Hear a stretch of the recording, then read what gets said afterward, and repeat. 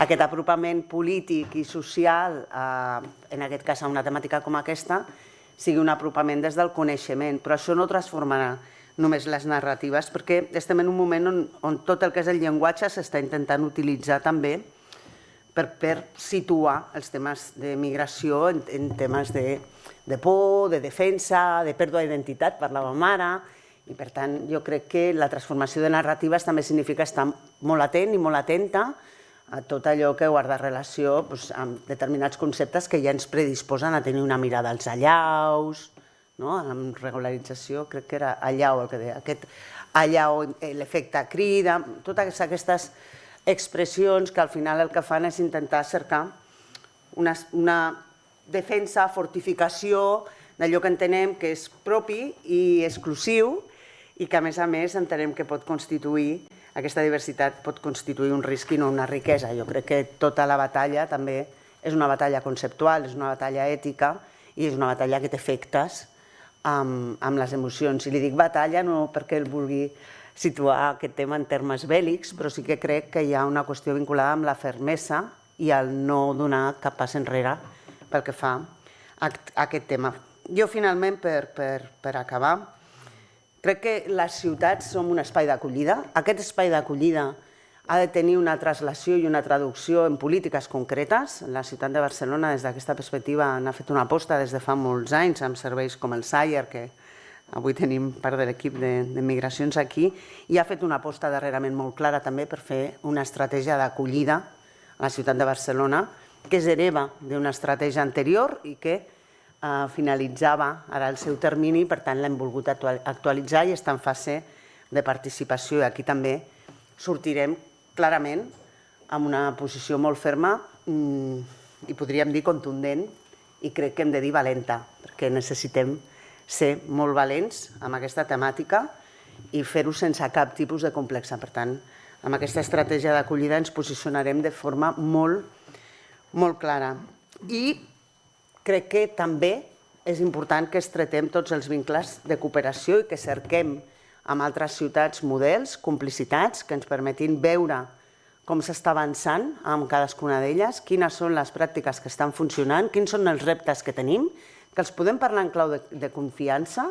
Finalment, al final, el poder aprendre de manera compartida significa també tenir aquests espais de confiança i de construcció i que això també ens possibiliti innovar i situar les polaritzacions per poder-les identificar clarament.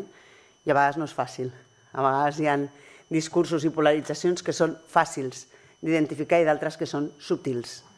Jo diria que hem de fer les dues coses, perquè els que són més evidents sempre ens generen una alerta, però els que són més subtils no sempre és fàcil. Per tant, tancaria agraint aquesta possibilitat de continuar treballant i també emfasitzant aquest compromís de continuar amb aquesta línia de treball.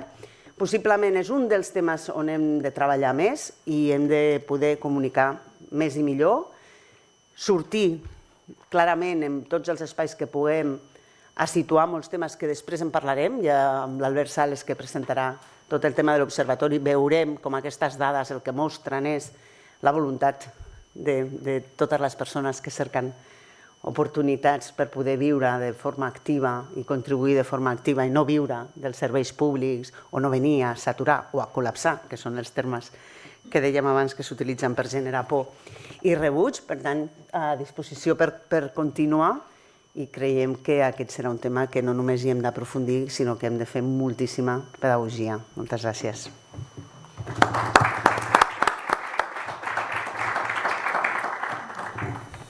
Bé, molt bon dia a tothom. Bé, és un plaer altra vegada estar amb la comissionada d'Acció Social de l'Ajuntament de Barcelona, Sònia Fuertes, i amb els representants de l'Ajuntament, membres de la nostra Junta de Govern.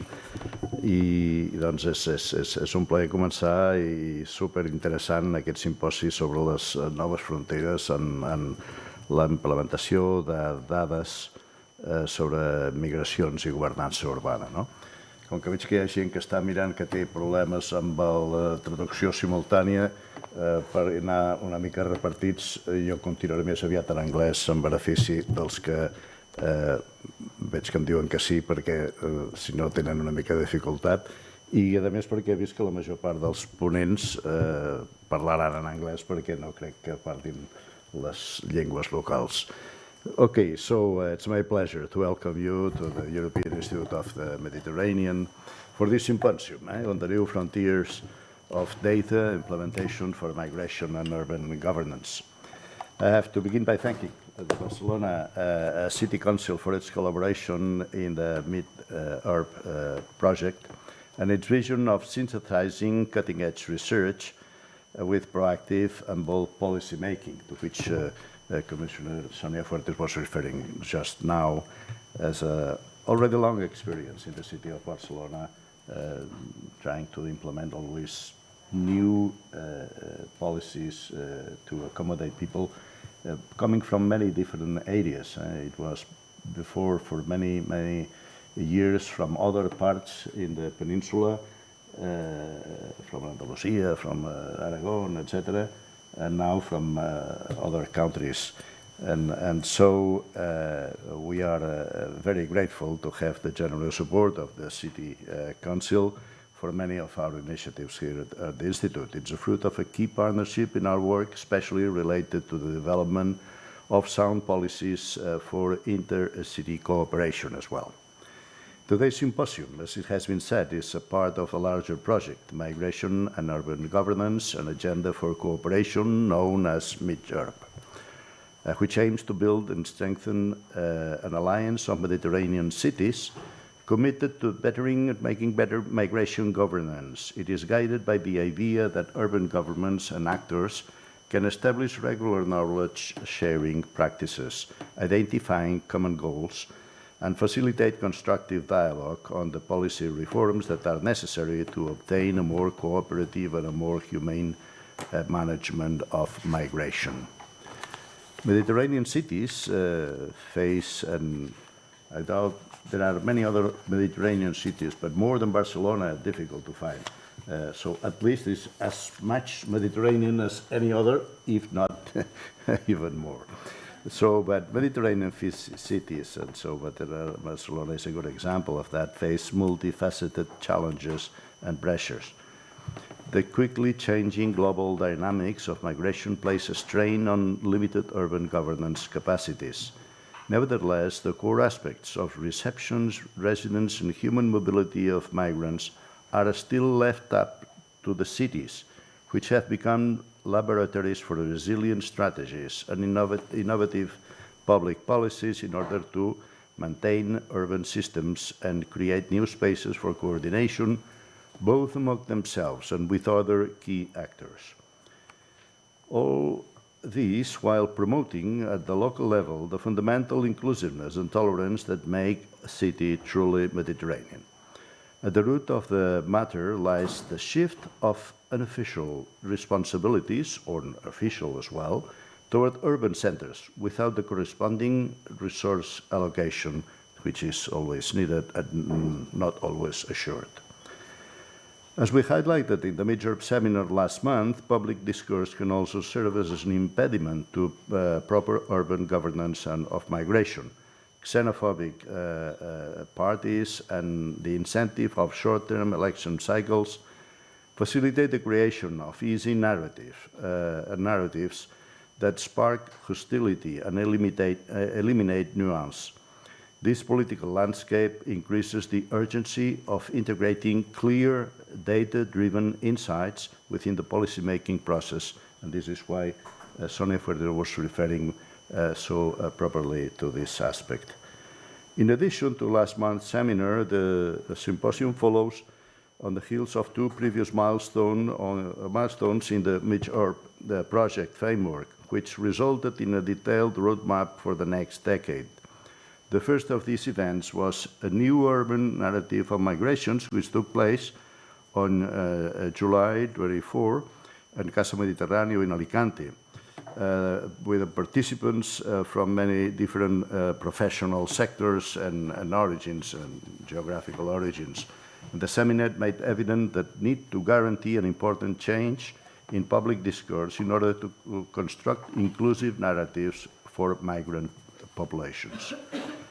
The seminar was followed by an international conference in October 2024, Migration Governance Capacities for Mediterranean Cities, a Strategic Urban Agenda for the Next Decade, in close collaboration with a network of academic experts on migrations, Euromed Mig, GRITRIM, of the UPF, Universitat Pompeu Fabra.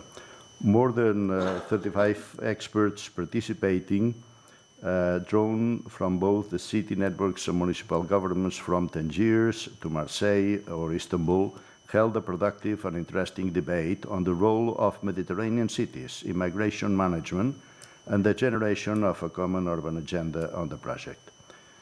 This debate readied the ground for today's focus on a question of central concern for all Mediterranean cities: how we can best apply the production, collection, and management of data to the necessities and priorities of city governance. Any analysis that exclusively focuses on height politics and state-level lens will fail to clarify the complexities of migratory flows, their causes, and the direct impact they have on our societies, let alone frontline reception and accommodation of immigrants. These dimensions are best understood through the study of sub-state actors, among which cities play a especially crucial role. The present symposium of today is concerned with a variety of angles on the bridge between data and governance, including existing initiatives across our region, the production of city-relevant data to support innovation and the ethical challenges such initiatives, together with new technologies, can rise. By bringing together leading experts, policymakers, and academics, we hope to generate meaningful exchange that can generate trust, incentivize innovation, and build evidence-driven, ethical, and responsive policies to address our new urban realities. With that, I welcome you again to the European Institute of Mediterranean. I thank again the City Council of Barcelona for the trust they placed on what we do at this house, and I welcome you very much and have a very productive symposium. Thank you for your attention. Thank you. All yours.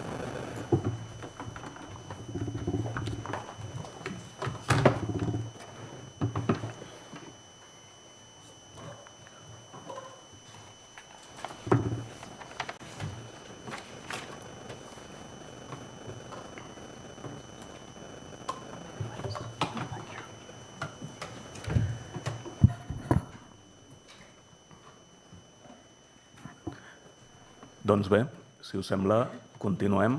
Disculpeu que el meu anglès no sigui de lo millor que hi ha en aquest moment, per tant, m'adreçaré a vosaltres en català perquè voldria que aguanteu fins al final de la taula rodona i quan comenci a parlar en anglès, possiblement la majoria direu, ostres, Déu-n'hi-do. Com deien tant la comissionada com el senyor Florença, important el que estem fent avui. Primer de tot, permeteu-me que em presenti. Jo soc el Xavi Cubells, soc el director d'Immigració i Refugi de l'Ajuntament de Barcelona i avui el que estem fent és la segona part del que vam començar fa un mes. Vam començar fa un mes amb una jornada semblant a la d'avui que vam fer a l'Ateneu Barcelonès, amb la idea de lligar dues parts que jo sempre dic que és de la mateixa moneda. La part del que seria les dades, que és el que avui parlarem, sobretot, la part de dades, però de les dades que no tenen cap sentit, pensem, si no estan incloses i treballades des d'un relat. És a dir, la dada per si sola té el valor que té, però sabeu que una dada, si no està dins d'una explicació, dins d'un relat, dins de tot un tema que posi un context i que pugui dir cap a on anem, doncs perd moltíssim el seu sentit. Important aquesta idea de lligar relat i dades. Avui us presentaré als diferents companys que estan aquí a la taula. Avui el que volem és començar a posar sobre de la taula diferents observatoris, crear un principi, aquesta xarxa de diferents observatoris de diferents ciutats i veure una miqueta com tot això té la seva part de semblança, la seva part de no ser exactament iguals, amb l'observatori que hem tirat endavant a la ciutat de Barcelona. Per tant, avui crec que és una molt bona oportunitat perquè puguem veure com encaixen els diferents observatoris que estan dins d'aquest arc mediterrani, dins d'aquesta idea d'anar creant dada i anar creant relat. Sense més, us presento a les persones que estan aquí avui a la taula. Per una banda, en Luca Disciulo és de l'Observatori d'IDOS sobre la migració a Roma i al Lazio, sociòleg i actualment president del Centre d'Estudis i Recerca IDOS, un centre de recerca de referència especialitzat en estudis sobre migració i asil, que publica periòdicament el prestigiós dossier estadístico sobre immigrazione de referència per conèixer les migracions a Itàlia. Jo li dono la benvinguda. Welcome and thank you very much. Thank you so much. Soini Potot, que es connectarà online, és de l'Observatori de les Migracions dels Alps Marítims. Soini Potot és sociòloga i investigadora del CNRS i al Centre de Recerca sobre Migració i Societat de la Universitat de la Costa Blava. La seva recerca se centra en la migració, el treball estranger i els efectes de les polítiques migratòries en les experiències de les persones migrants. Des de fa uns anys treballa sobre les fronteres europees i les xarxes de solidaritat a França, Itàlia, Polònia i Grècia. I l'Albert Sales, que és el cap de l'àrea de Drets Socials i Polítiques Públiques de l'Institut Metròpoli, ha dirigit l'informe de 2025 de l'Observatori de les Migracions i el Refugi de Barcelona. Hem tingut el plaer de treballar conjuntament durant bastant de temps i continuem amb aquest observatori treballant aquests informes. La seva àrea principal de recerca és l'exclusió social a les zones urbanes. Ha assessorat en diverses ocasions els serveis socials de l'Ajuntament de Barcelona en l'anàlisi de la pobresa i l'exclusió social a la ciutat i en el desenvolupament de polítiques per a la inclusió i la reducció de les desigualtats. Hem demanat que ens expliquin breument com és cada un d'aquests observatoris, quines són les dades més importants que estan trobant des dels seus punts de vista dels diferents llocs geogràfics i, sobretot, parlar també dels punts forts i aquells punts que són més reptes que no punts forts dels diferents observatoris per veure una miqueta com entre tots podem anar creant i podem anar construint altres alternatives diferents.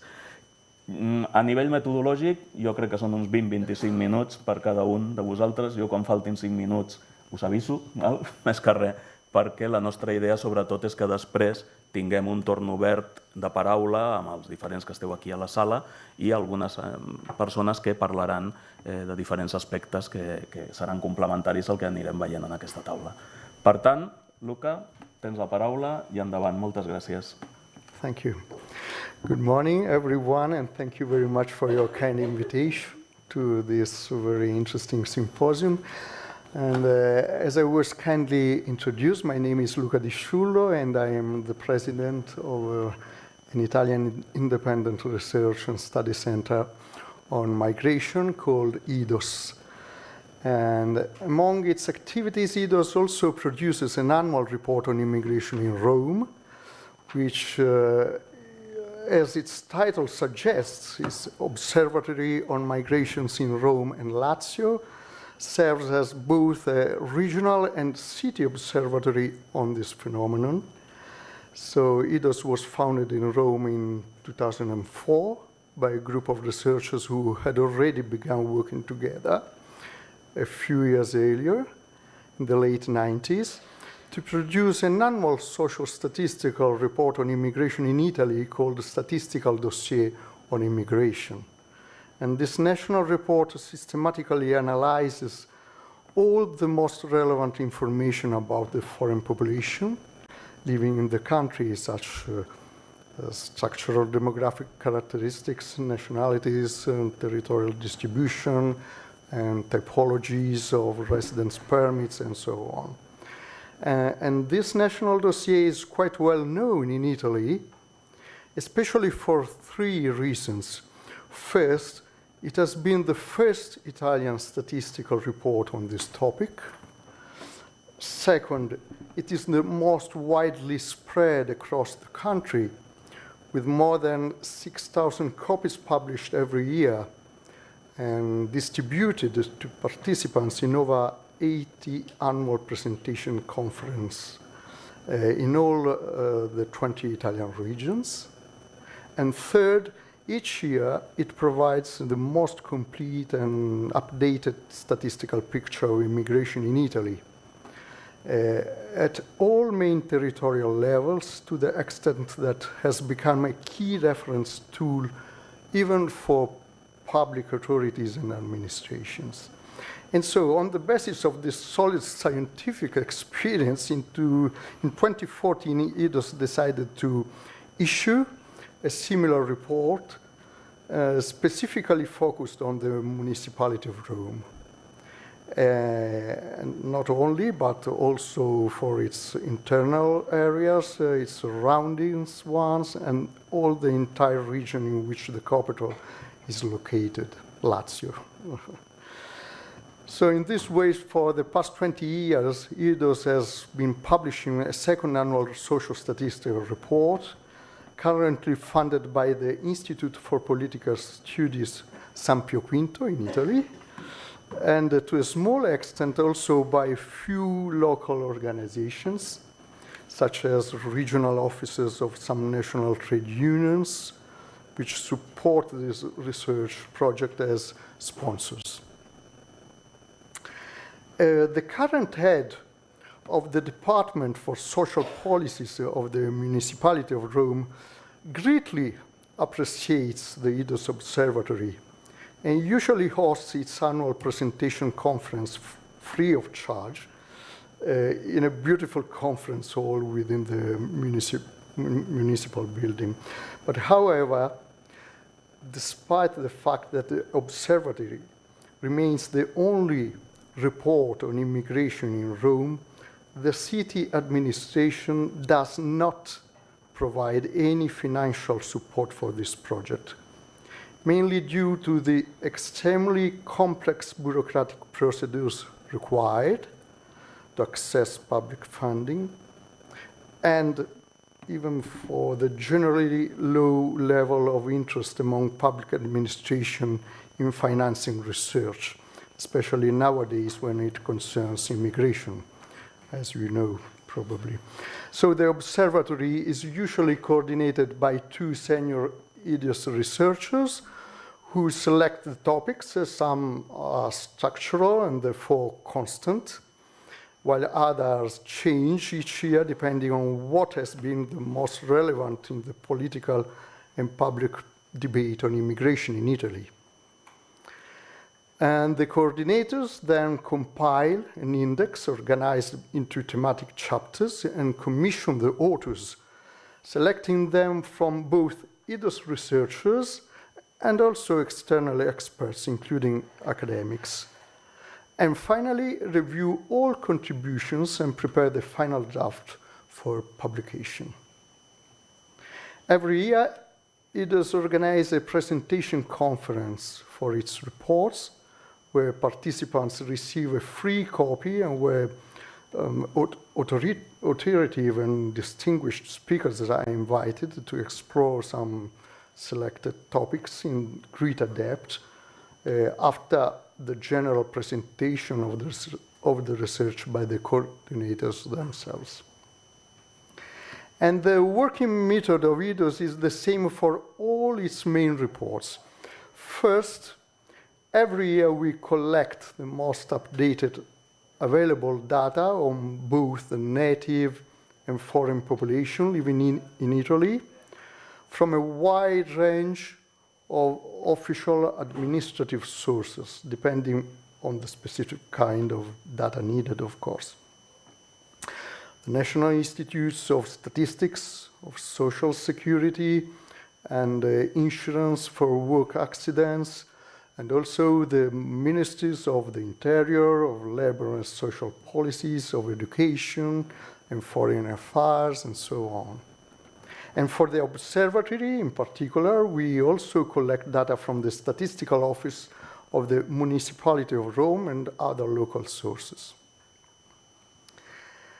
The second step, on each data set that is always broken down by the most relevant territorial units, IDOS carries out a regional statistical analysis also by cross-referencing different data sources in order to calculate rates, indicators, and other figures.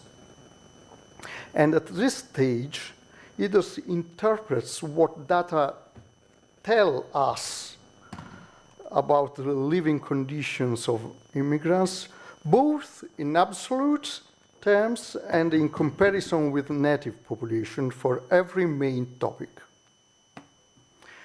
Third, and finally, as mentioned, we organize the study into thematic areas and divide each area into chapters on specific topics, commissioning highly qualified authors.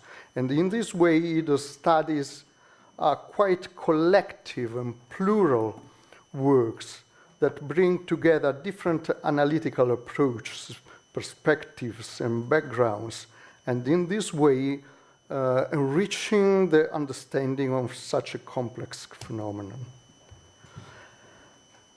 Now, since Italy became a country of immigration in the early 1970s, and after having been one of the world's major immigration countries for more than a century, with almost 20 million Italians immigrating between 1870 and 1973, and 6.4 million still living abroad now, well, Rome has always been one of the main destinations for incoming migrants, together with Milan. And over more than 50 years of immigration history in Italy, millions of foreign nationals have arrived from abroad and from other Italian regions, especially from the south, to work and settle in the capital, often reuniting with their families through family reunifications. And today, just under 391,000 foreign residents live in Rome, accounting for 13.9% of the total populations, and the national average is 8.9, so we are just 4 percentage points upper. And this figure rises to over 517,000 if we include those living in the surroundings areas of the capital. And considering that the total foreign resident population in Italy is about 5.4 million, this means that about one in 10 foreign residents in Italy lives in Rome, where the largest foreign community is Romanian, followed by Bangladeshi, Filipino, India, and Ukrainian communities. And Rome, indeed, is not only the political center of Italy, and of course one of the most important towns in the country for its cultural activities, economic relevance, and artistic treasures, but also it's the global heart of Catholicism, as we know, and it hosts both the largest mosque in Europe and the oldest Jewish community in the continent that established there even before the arrival of Christianity. And for these reasons, cosmopolitanism, multiculturalism, and religious pluralism have long been characterizing and defining features of Rome since the time it was the capital of one of the largest empires in the history, and continuing through the centuries as it has been welcoming millions of tourists and pilgrims, especially during Jubilee years. But nevertheless, over the past 30 years, Italy has adopted increasingly restrictive immigration policies, both for economic migrants and asylum seekers. And as a result, Rome has experienced many of the same dysfunctional and excluding dynamics observed at a national level, particularly in terms of social and labor market insertion.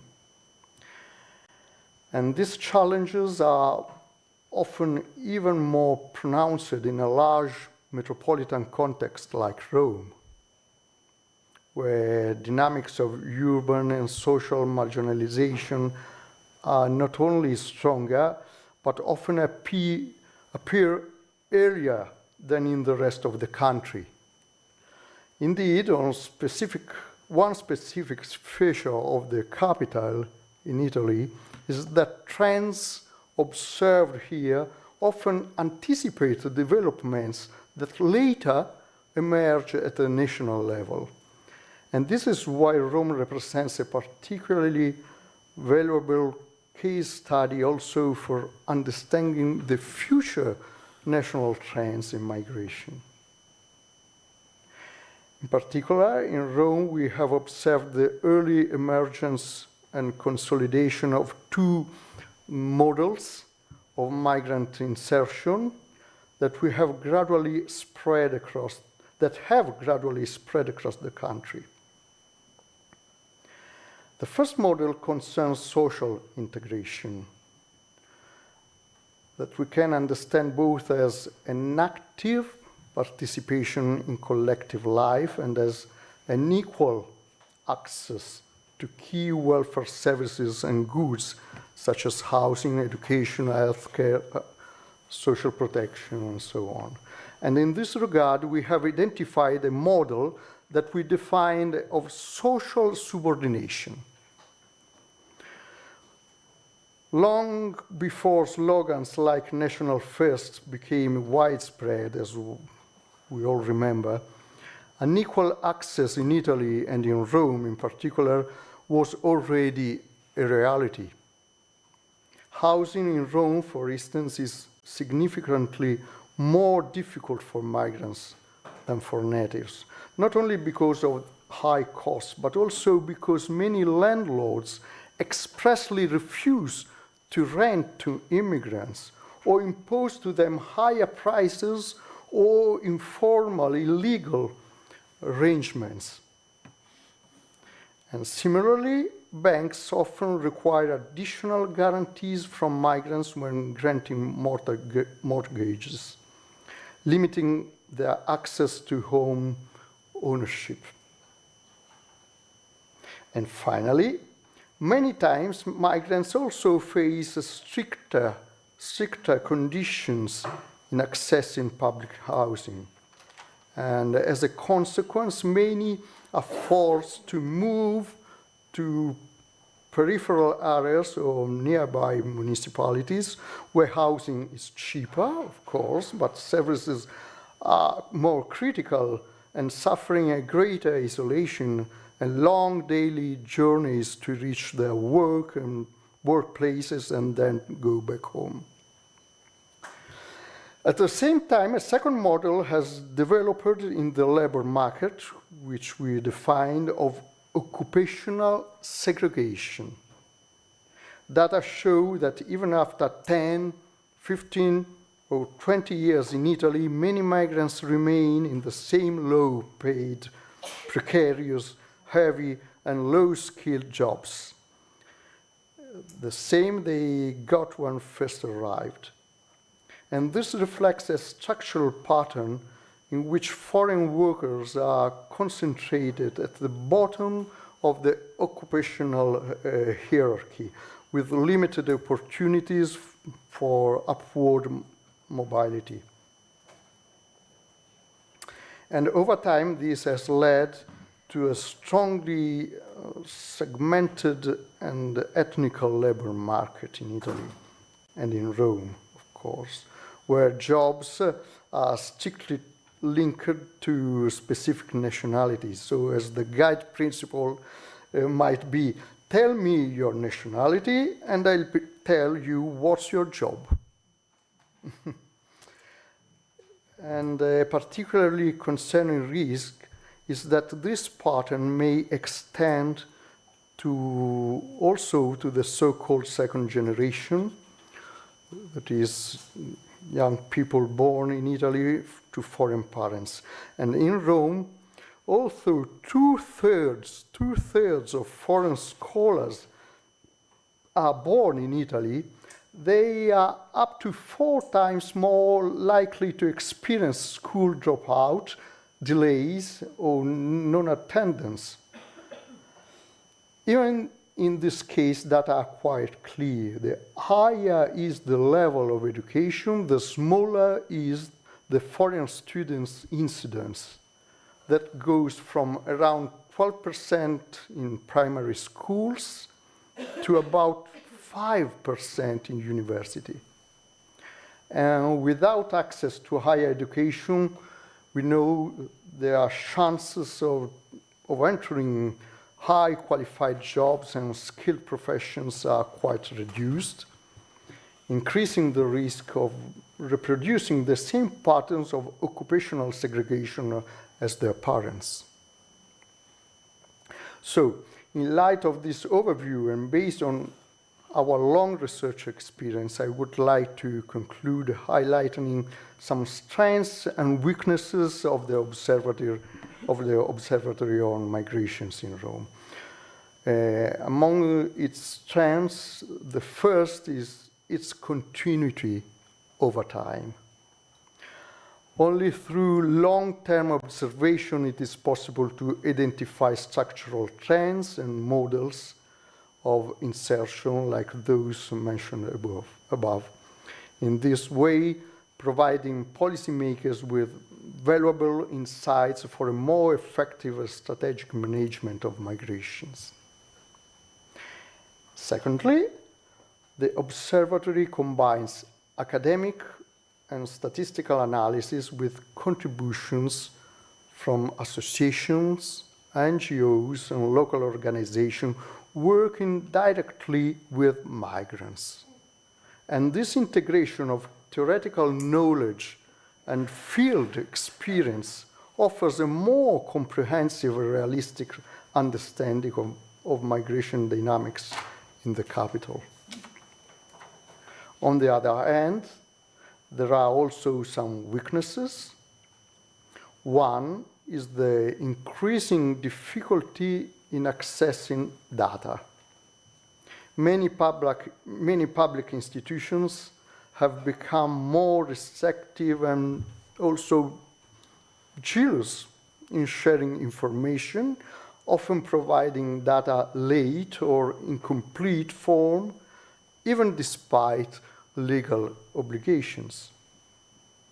And another critical point, as already mentioned, is the limited priority given to research funding by public authorities, particularly when it concerns migration, which, as we all could see, has become a highly politicized and divisive topic in many Western countries. This makes it increasingly difficult to secure adequate financial support for long-term research projects like an observatory. The hope is that international conferences and symposiums, such as this one, can encourage public institutions to invest more in research and to promote in-depth territorial analysis and foster broader exchanges of knowledge and experiences in order to address in a more systematic and coordinated way those crucial challenges posed by international migration in the complex contemporary societies where we all live. Thank you very much.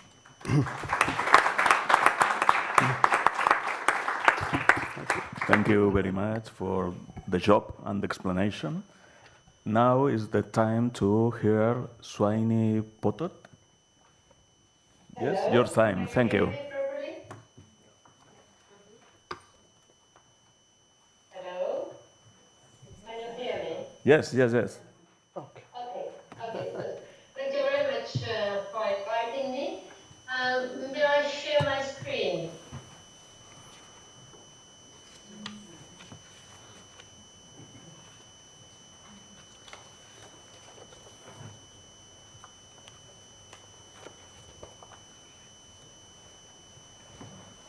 Okay, you can see it. Yes. Yes. Yes, yes, yes. Okay. Okay. So, for this invitation, I'm very pleased to be here with you. And I'm here to present the Observatory of Migration in the Maritime Alps in France. Actually, I'm from the University Côte d'Azur, and the observatory is in this university, which is settled in Nice, in south of France, on the Mediterranean border. And first, I want to begin by telling you a few words about the local situation, because it is in reaction with the local situation that we created this observatory. So, Nice is in the south of France, very close to the Italian border, and it has always been a territory affected by migration since, from a long time, specifically migration coming from Italy. So in the past it used to be Italian coming, but also now since the 90s, migration coming from south part of Mediterranean, which was going through Italy, and part of it would go to France through this path, which is between the city of Ventimiglia and the city of Nice. Most of the time, these people don't really stay long in Nizza, but they used to pass and to go to Paris or to Calais, to other places. And until 2015, this border was not problematic, meaning it was not seen as a problem, as a migratory pole in France. And so people could cross, because we are into the Schengen space, people could cross this border and just carry on their journey. But what happened is that in 2015, with what politics called the migration crisis, things changed. It changed also because in France there have been 2 terrorist attacks, and so the situation became worse. And France decided to resettle controls at the borders. And so we now say this border is closed. Actually, it is not closed at all. If Italian people pass through or French people pass through, they will not even notice that there is control. But if you are black, actually, you will be arrested, controlled, etc. And so the situation changed completely in 2015 as the migration path became a real political and authority problem that was to be managed. So I put here the map of the local place between Nice and Ventimiglia. We have this valley called Guaya Valley that I put in red. It is the large line in red.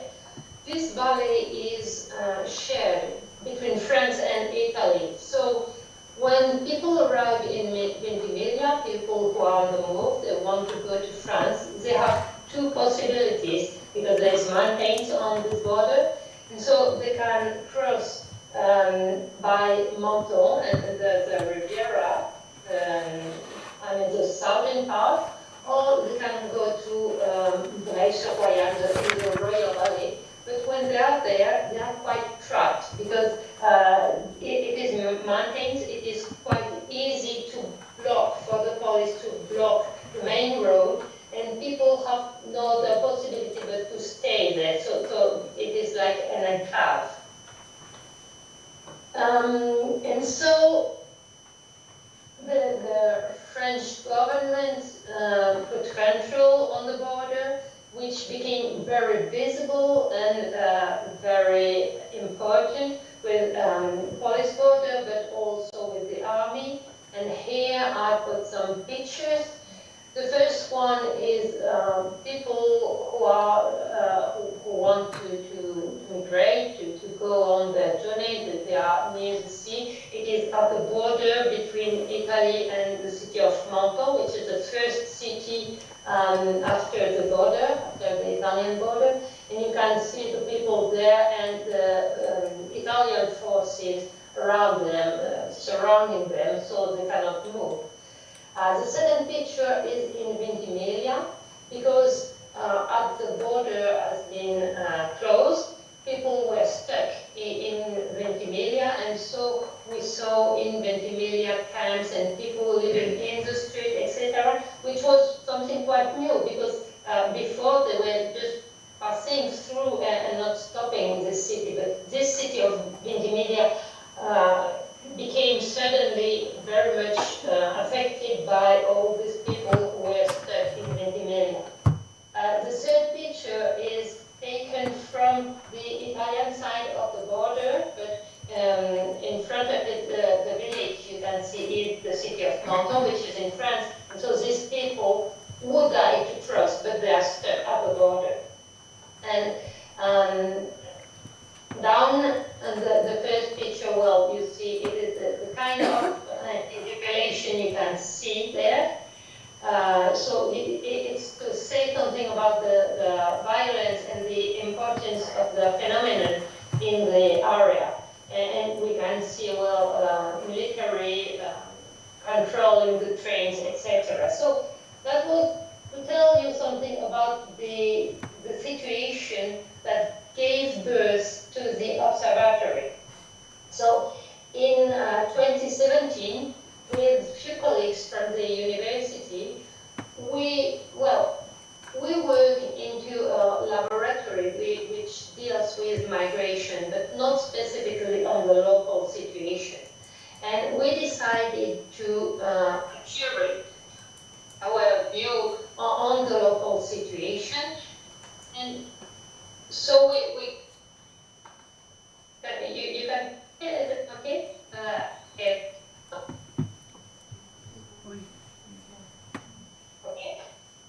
Okay, I carry on. So we decided to create this observatory with several missions we wanted to give it. The idea was to focus on the local situation in Ventimiglia and Nice and all this area of the Maritime Alps. In order, well, first it was to unify the knowledge which was created about this area. And there were many researchers working on the border or in the cities of Ventimiglia or in Nice, but they were quite disseminated. And we wanted to have at least a place, a virtual place, where all this knowledge would be unified. So if you are interested in the situation, you can consult all this knowledge, which was, for example, PhD thesis which were done, or people working on the situation of the solidarity movement, or on different kind of knowledge about the situation. So we did this website in order to give that to the general public. to increase the topic's visibility as actually what I did not say is the part of the local politics toward this migration phenomenon. We are not in Barcelona here. We are in a right and far right political situation. Last week we had new elections in Nice, and we now have a mayor who was elected with the far right parties. So it tells you something about the situation the local authorities developed toward migration, which is something very hard, and it gives the image of the migration as a threat, as something very, very problematic. And the idea of our observatory was to give another image of the migrant and of the migration phenomenon, which is something more settled on the knowledge and not on the plasma. So it was one of our points. So we wanted to create a reference center about migration in the maritime arts in order not to let people say false information about it. We wanted also to present a different image of the social-political area, as we wanted to show that there were many solidarity networks around. There were many people who were involved toward migrants in order to help them, etc. So it's not only an area where people are xenophobic and reject all kinds of migration, but that there is also people of different nature. And so we did studies on this kind of solidarity, etc. We also wanted to have a center who worked not only with academics, but also with association, NGOs, and the local population who was involved in the phenomenon. And so we developed many projects with the civic society. And we also tried to link research and artistic activity. We worked with several artists, local artists, and we had several exhibitions about migration, also in order to give a different image of migration. So we create a collaborative space with a website, which is our main entry. We worked on different cases. We wanted to compare words, so the local situation with other situation, and that's why we are interested in the Observatory of Barcelona and in Roma. As far we work with the Observatory of Refugee and Migrants in the Aegean Sea in Greece, and we work with them in order to compare the situation, to see the evolution, etc. We published a collective book called Le Manège des Frontières, with the will of giving a view of the situation, of the local situation, but for a broader public than academics. We wanted it to be read by any people who are interested in the subject. And so it's a small book, very easily readable. We also take students each year in internship, and we work with them on studying the migration in the local area. And we also work with NGOs, and we send students, because we have a master's degree in migration studies. We have many students who want to do internships, and so we send them in local NGOs in order to develop studies with them. So for example, I had yesterday a student who will do her internship in an association, and she will work on the situation of woman migrants just arriving in Nice, in order to better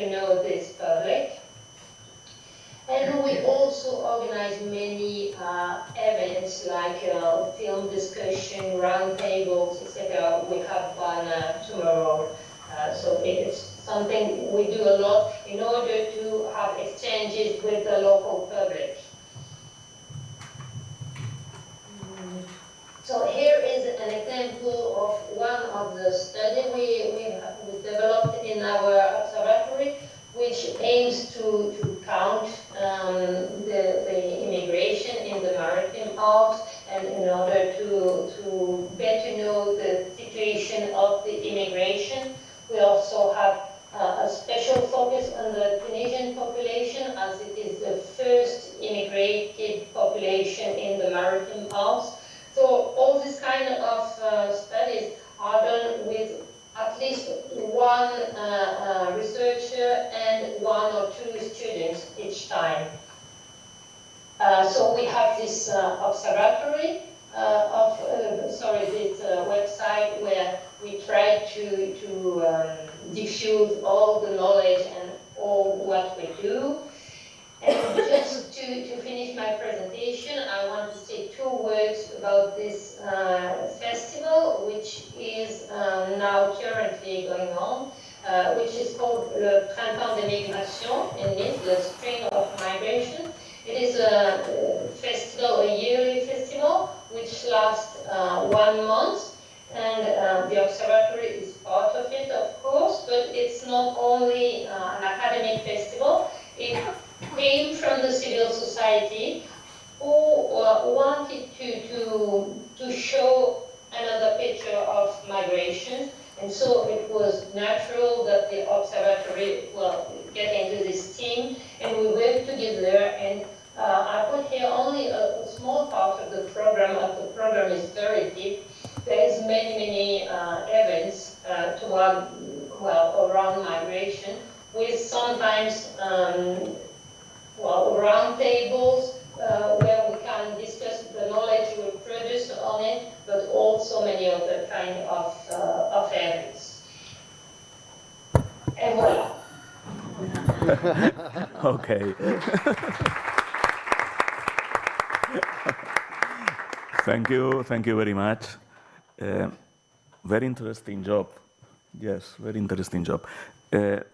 I per tercer, el tercer dels convidats avui a la taula és l'Albert Sales, que ens explicarà també una miqueta tot el tema, de manera resumida, tot el tema que s'ha estat treballant des de l'Observatori de la Ciutat de Barcelona. Mica en mica ja anem veient com les coses van fent una connexió entre els diferents observatoris, coses que tenim molt semblants, que ens trobem en situacions molt semblants, d'altres que són molt característiques de l'observatori en qüestió que hem anat explicant. Per tant, Albert, tot teu i endavant. Gràcies.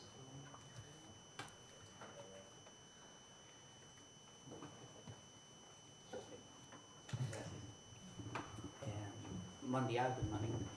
Thank you very much. If you allow me, I will do my presentation in Catalan. So taking advantage to the fact I'm playing at home today and we have translators. So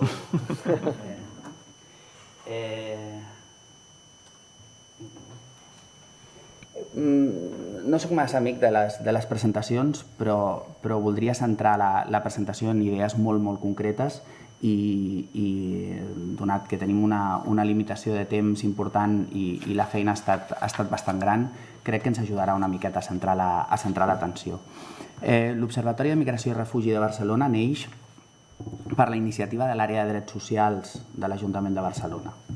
I això posa un context molt determinat. És a dir, estem parlant d'un observatori de ciutat, intenta explicar la realitat d'una ciutat i això té les seves limitacions administratives i geogràfiques, i a més la iniciativa ve d'una àrea que es dedica a un tipus d'activitat molt concreta. Per tant, ens hem centrat molt, sobretot en aquesta primera edició, en entendre la interacció entre migracions i l'acció social que desenvolupa un ajuntament o un ens local.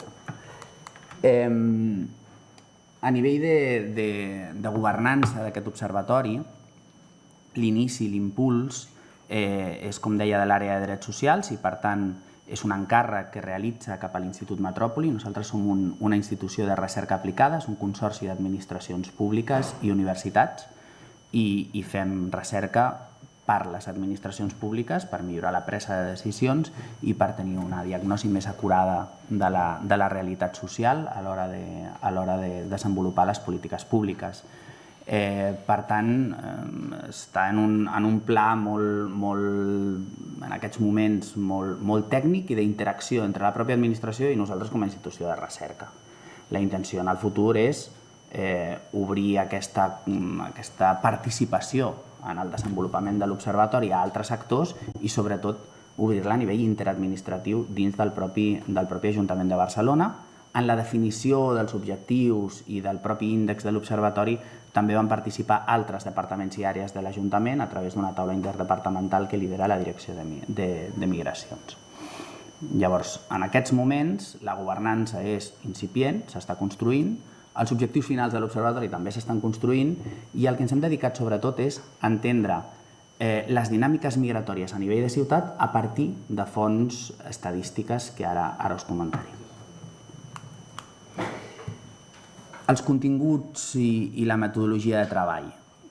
A partir d'aquesta definició que hem realitzat conjuntament amb els equips tècnics i directius de l'àrea de drets socials i amb aquesta taula interdepartamental de migracions de l'Ajuntament de Barcelona, es van definir 6 capítols. I aquests 6 capítols els hem anat treballant amb fonts molt diverses. El primer capítol és el de demografia, intentar explicar les característiques sociodemogràfiques de la població migrant. Després veurem que hi ha un repte amb la definició de què és això de la població migrant.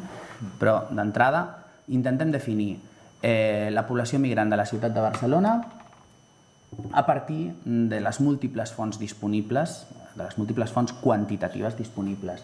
Tenim el propi padró municipal d'habitants i després altres fonts. L'Observatori Permanent de Migracions de l'Administració de l'Estat, dades que venen de la sistematització que en fan IDESCAT o Eurostat, però sobretot aquí la nostra font principal és el padró municipal. El segon capítol és el capítol de pobresa i exclusió social. Com us deia, per nosaltres és essencial en la mesura en què és un observatori que impulsa l'àrea de drets socials de l'Ajuntament. Per aproximar-nos a les situacions de pobresa i d'exclusió social tenim eines molt interessants a la ciutat de Barcelona perquè tenim força enquestes que són representatives de la ciutat. En aquest sentit, la font principal és l'enquesta metropolitana de condicions de vida i disposem també d'estadístiques que provenen de l'agència tributària que s'han hagut de sol·licitar ad hoc per poder-les treballar per aquest observatori. El tercer capítol és el de mercat laboral i fiscalitat. Aquí disposem de dades a nivell de ciutat de l'Observatori del Treball i del model productiu de la Generalitat i la mostra contínua de vides laborals, que també s'ha hagut de sol·licitar a l'administració de l'Estat, a banda de l'enquesta sociopolítica del centre del CEO, del Centre d'Estudis d'Opinió. He fet un quart capítol sobre desigualtats educatives, també treballant les dades de l'enquesta del Centre d'Estudis d'Opinió realitzada l'any 2024, del Departament de Recerca i Universitats i del Padró Municipal d'Habitants. Un cinquè capítol sobre l'atenció social a la població estrangera, que és treball intern de l'Ajuntament de Barcelona. És a dir, aquí hem explotat les bases de dades dels serveis socials per intentar veure quines eren les dinàmiques d'atenció a la població migrant. I segueixo amb aquesta etiqueta de migrant, que després ja explicarem com hem hagut d'operacionalitzar-la. I per últim, un capítol sobre anàlisi d'opinions i actituds en clau migratòria, és a dir, sobre l'explotació més a fons d'aquesta enquesta sociopolítica. Aquesta estructura és la que vam acordar de tirar endavant en aquesta primera edició durant el 2025, és la que estem treballant per l'edició del 2026. De moment estem treballant l'Observatori en clau d'informe anual d'actualització de dades. El projecte ha d'evolucionar cap a una disponibilitat de dades més en temps real, malgrat que sabem que moltes d'aquestes fonts s'actualitzen o anualment o bianualment o algunes són puntuals, la qual cosa et dona un altre problema metodològic. L'enquesta del CEO es va fer el 2024, ja està. Llavors haurem d'anar jugant amb intentar tenir un cos de dades actualitzables en temps real o anualment i una altra part de les dades que s'actualitzaran en la mesura en què les fonts estiguin disponibles. Sobre els resultats hi ha algunes idees clau. Faig una introducció sobre Barcelona perquè penso que és rellevant posar Barcelona en context de la resta de l'Estat. Barcelona és la ciutat de l'Estat espanyol amb més proporció de població nascuda a l'estranger i amb més proporció de població amb nacionalitat estrangera, amb unes xifres bastant elevades. Aquesta característica de Barcelona no la fa molt diferent a altres ciutats globals. El que la fa diferent realment a altres ciutats globals és la rapidesa amb la que ha crescut aquesta proporció de població d'origen divers o d'origen estranger. Estem en una ciutat on fa escassament 30 anys la proporció de població nascuda a l'estranger no superava el 9%. Estem en un país on fa 30-40 anys la proporció de població estrangera no superava el 3%. Estem actualment amb unes proporcions de població estrangera que ronden el terç de la població de la ciutat de Barcelona. Amb algunes franges d'edat és majoria la població nascuda a l'estranger. En les franges d'edat centrals d'activitat laboral hi ha més persones nascudes a l'estranger vivint a Barcelona que persones de nacionalitat espanyola. Llavors, la característica principal de la ciutat de Barcelona no és tant que tingui una proporció elevada de persones d'origen divers o estrangeres, sinó la rapidesa amb la que aquesta proporció ha crescut. I a més hi ha una percepció de la ciutadania barcelonina i de tota Catalunya de que això ha estat així i que a més està polaritzat. És a dir, tenim una població estrangera amb rendes molt altes que genera una sèrie de problemes i externalitats i una població estrangera amb rendes molt baixes que en genera uns altres. I llavors, en funció de qui parlis, les preocupacions basculen d'una banda cap a l'altra. Llavors, a nivell de resultats no us els narraré amb l'estructura de l'informe, sinó que farem unes quantes idees clau.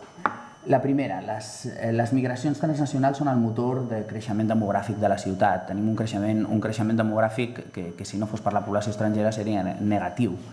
Per tant, si la ciutat creix, si el país creix i si l'estat espanyol creix en població, és per la població estrangera, si no estaríem decreixent. Un terç de la població resident a Barcelona és nascuda a l'estranger, l'any 2000 només representaven un 5%. Per tant, com us deia, el creixement ha estat espectacular i sensible per part de les persones, o molt fàcil de copsar per part de les persones que viuen a la ciutat. La nacionalitat més nombrosa és l'argentina, seguida la colombiana, després la peruana, però en qualsevol cas en proporcions relativament baixes. Per tant, és com molt dispers.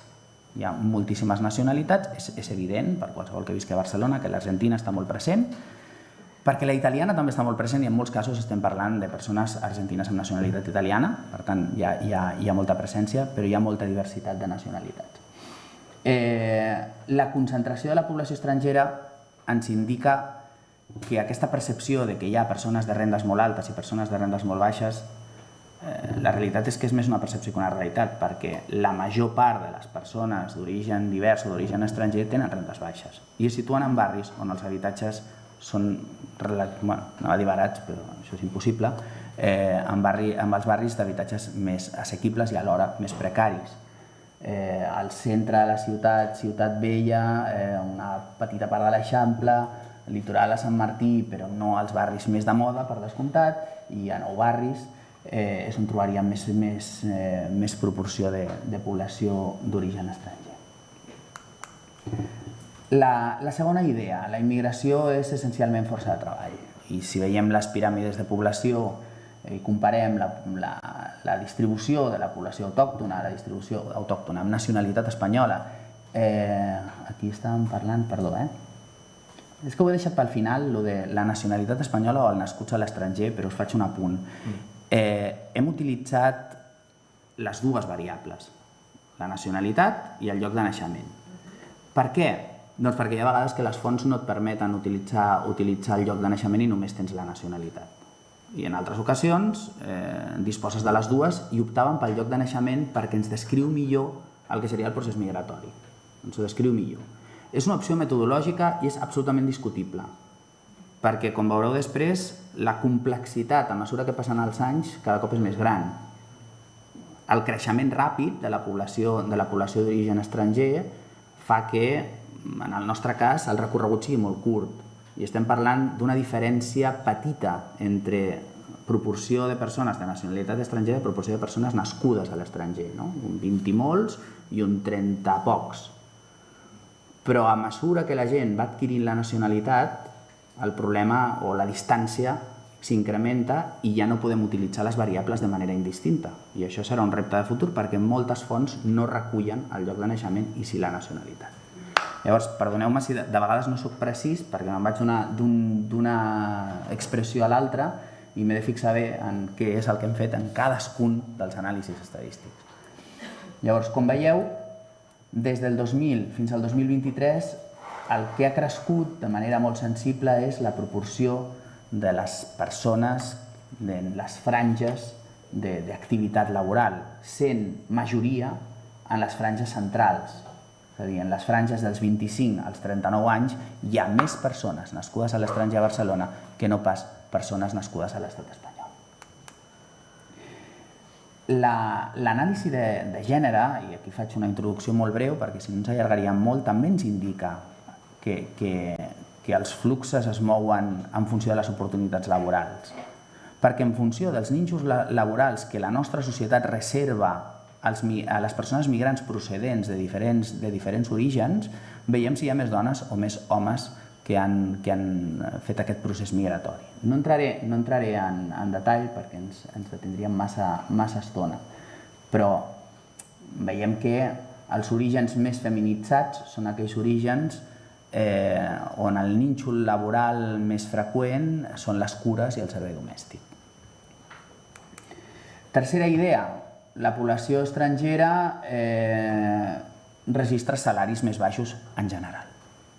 La bretxa salarial entre població nascuda a l'estranger i població nascuda a l'estat espanyol és força elevada, aquí la teniu per orígens, en el cas de la majoria d'orígens, la bretxa salarial juga a favor de les persones amb nacionalitat espanyola. Aquí sí, perdoneu, aquí són nacionalitats. Excepte aquelles persones procedents d'Amèrica del Nord, les nacionalitats agrupades sota el paraigua d'Amèrica del Nord, on la bretxa salarial és positiva cap a les persones estrangeres i a més positiva amb una quantitat molt gran. Seguint amb la idea de que la població estrangera registra salaris més baixos, això té molt a veure amb els sectors productius en els quals s'està desenvolupant la seva activitat. El 60,5% de les treballadores de la llar i de les cures són estrangeres i el 47% de les persones assalariades a l'hostaleria a la ciutat també són estrangeres. En conseqüència, la població d'origen estranger ingressa rendes més baixes i està més exposada a la pobresa. Les proporcions de població d'origen estranger entre la població d'ingressos alts és molt baixa, un 15%. Quan parlem de població d'ingressos mitjans, els estrangers representen un 22%. Quan parlem de població d'ingressos baixos, ja estem amb un 40%. I quan parlem de població amb ingressos per sota el llindar de pobresa, estem parlant d'un 54%. No és només un efecte dels mercats laborals, també és un efecte dels mecanismes de protecció social. Les transferències públiques, o si calculem les taxes de pobresa, la taxa de pobresa relativa abans i després de transferències públiques, veiem que la capacitat de reducció de la pobresa de les transferències públiques entre les persones autòctones és molt més elevada que entre les persones d'origen estranger. Les persones d'origen estranger tenen un 44% de taxa de pobresa relativa abans de transferències, després de les transferències públiques, pensions, etc., encara estan en un 39%. Quan parlem o quan ens referim a població nascuda a l'estat espanyol, abans de transferències públiques la taxa de pobresa seria del 44,5%, després de transferències públiques estarien un 12,7%.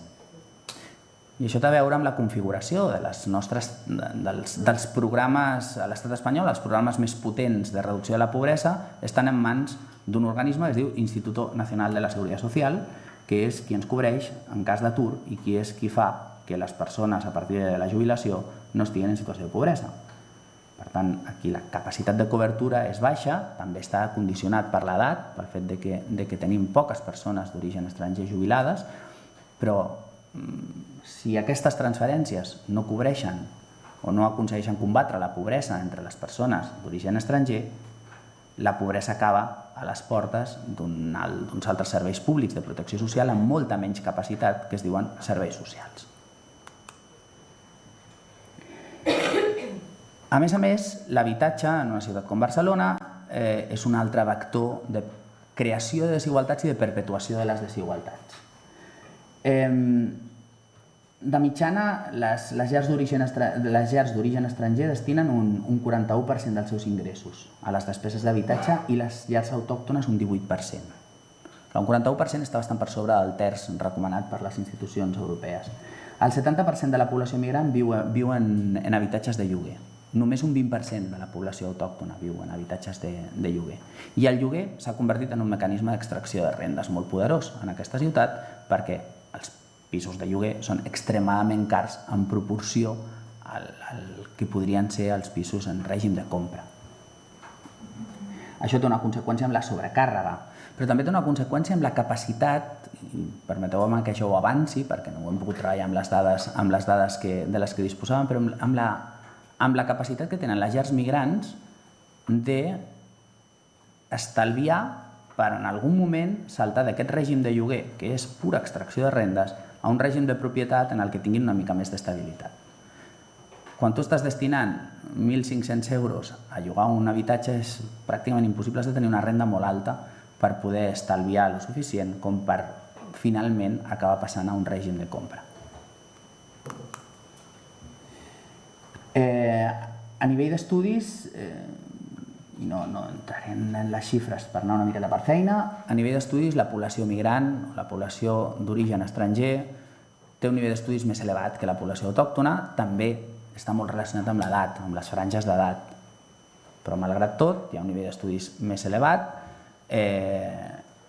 que es troba amb barreres a l'hora d'homologar títols i a l'hora de realitzar una activitat professional fora d'aquells nínxols de mercat dels que parlàvem abans, on s'acaba situant a la població migrada. Hem detectat amb l'anàlisi de les dades de les institucions educatives una certa segregació. Podríem pensar que la segregació per nivells d'estudis hauria de portar cap a una sobrerepresentació de la població estrangera, per exemple, als estudis de formació professional, però el que hem vist és que no és tan així, com que l'alumnat d'origen estranger acaba estant molt sobrerepresentat en aquells estudis que no requereixen haver-se tret la titulació de secundària, haver acabat la secundària de manera satisfactòria. Per tant, els estudis de garantia professionalitzadora. En general, la percepció social, si anem ja a la part de percepció de les migracions, la percepció social bascula entre les migracions són bones perquè generen riquesa i estem preocupades per la integració social de les persones migrants. Això és el que ens diuen les enquestes d'opinió. Ara bé, encara estem en un clima en el que el 94% de les persones de Barcelona que tenen nacionalitat estrangera i el 87-88% de les que tenen nacionalitat espanyola fan una lectura positiva en general de les migracions, que tenen en compte el panorama mediàtic i polític no està gens malament. Això en quant a les 10 idees clau per entendre quina és la narrativa que hem pogut instal·lar a partir de l'anàlisi de les dades estadístiques. Com a conclusions i a nivell d'intentar fer un resum de quines són les fortaleses, debilitats del projecte i què ens trobem de cara a afrontar els reptes metodològics dels propers anys, jo diria que una fortalesa clau és el compromís institucional en tenir aquesta eina. Aquí hi ha un encàrrec directe d'una institució pública, per tant no estem subjectes a convocatòries de recerca, etc., ni tenim un ambient hostil en el qual no es vol saber res dels fluxos migratoris a la ciutat. Hi ha una complementarietat en l'ús dels registres administratius i les dades d'enquesta que ens permet l'escala de la ciutat de Barcelona i l'interès que sempre ha tingut la ciutat de Barcelona perquè les enquestes que es fan en àmbits territorials més grans tinguin representativitat per la ciutat.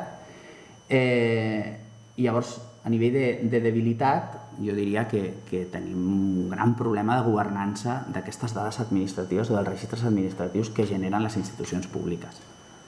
En el nostre cas ens trobem coses, no sé, en el dia a dia, no per explicar interioritats, però que moltes vegades es posa molta confiança en els registres administratius a l'hora d'explicar coses, a l'hora de passar de la gestió al coneixement, inclús de, no, tranquils que això amb eines d'intel·ligència artificial ho solucionem, i al final les solucions no són tan fàcils.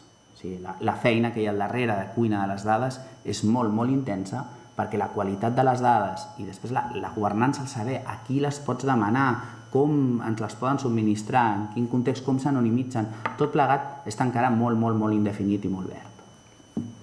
A nivell de reptes metodològics, quines variables utilitzem per recollir l'experiència migratòria? O sigui, ara mateix estem barallant-nos constantment entre la nacionalitat estrangera o l'haver nascut a l'estranger, perquè tenim al cap la idea de que hi ha gent que acaba aconseguint la nacionalitat espanyola, però no és aquest l'únic factor que ens distorsiona la lectura. No és només això, també hauríem de veure què passa amb aquelles persones nascudes de pares de nacionalitat estrangera dintre del territori espanyol, aquelles persones ja naturalitzades que tenen fills, aquests fills que els considerem, com obrim el debat de les segones, terceres generacions, expressió que a mi no m'acaba de convèncer gens, com registrem aquesta experiència migratòria més les experiències de discriminació, de racisme. Llavors, sí que l'observatori té per davant certes reflexions metodològiques que s'han de dur a terme i que s'han de traslladar a les dades, i també el repte d'incorporar no només dades quantitatives, sinó altres abordatges de la temàtica i la inclusió d'altres actors a l'hora d'enriquir el coneixement del fenomen migratori a la ciutat de Barcelona. Moltes gràcies.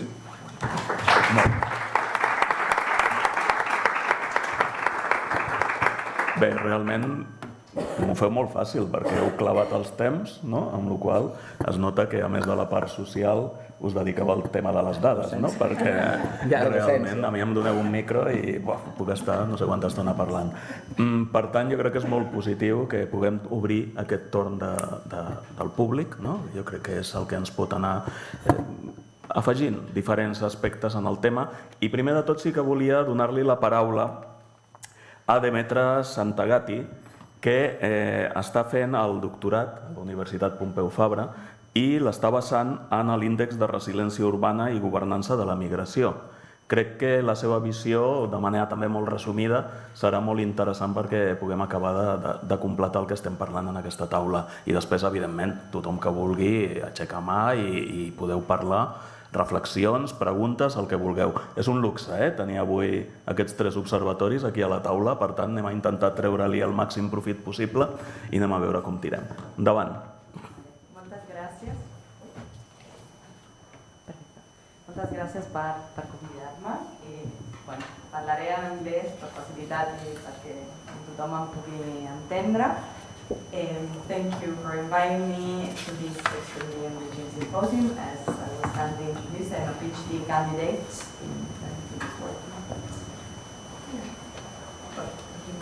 Yes, I'm a PhD candidate at the Universitat Pompeu Fabra within the Government Doctoral Network, which probably some of you already know, but for those who don't, is a network aimed at producing knowledge on migration from all the shores of the Mediterranean.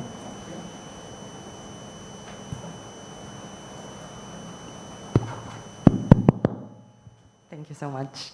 So I'm currently working on my project together with my supervisor, Professor Zapata Barrero, on migration governance capacities in the main Mediterranean cities, and more specifically, I'm addressing a concept that has been discussed a lot in the field, in the literature, that is that of urban resilience in migration governance. Basically, the capacity of a city to assess risk and to undertake action to both respond to and also anticipate migration-related challenges in ways that support adaptive change. And again, this issue, this concept has been widely discussed, but what I'm attempting to do is to operationalize it and measure it through a composite index, which would be this Urban Resilience Immigration Governance Index, grounded in empirical data collected in Mediterranean cities, precisely to capture, as we have said so far, their shared migration challenges despite their markedly different governance capacities and resources to allocate. Data collection in my project will start from a restricted sample of cities, Barcelona, Marseille, and Gaziantep, 3 very different cities that, however, are all considered in the academic literature best practices. Actually, they were also included in the policy report produced last year by Yemet and Gritim, the one that was mentioned, that was produced after the symposium that was mentioned before. And then once this pilot index will be completed, I will then expand my research to other Mediterranean municipalities to validate the tool, to apply it more broadly to the Mediterranean region with the aim of employing it both in future research and responsive policymaking. Thank you very much for having me. Thank you. Thank you very much. Moltes gràcies. A partir d'aquí... Podeu aplaudir, sense cap problema, sense cap problema, perquè crec que la intervenció ha sigut molt interessant també. A partir d'aquí obrim torn de paraula també per a aquelles persones que vulgueu fer algun comentari, reflexió, pregunta, el que considereu.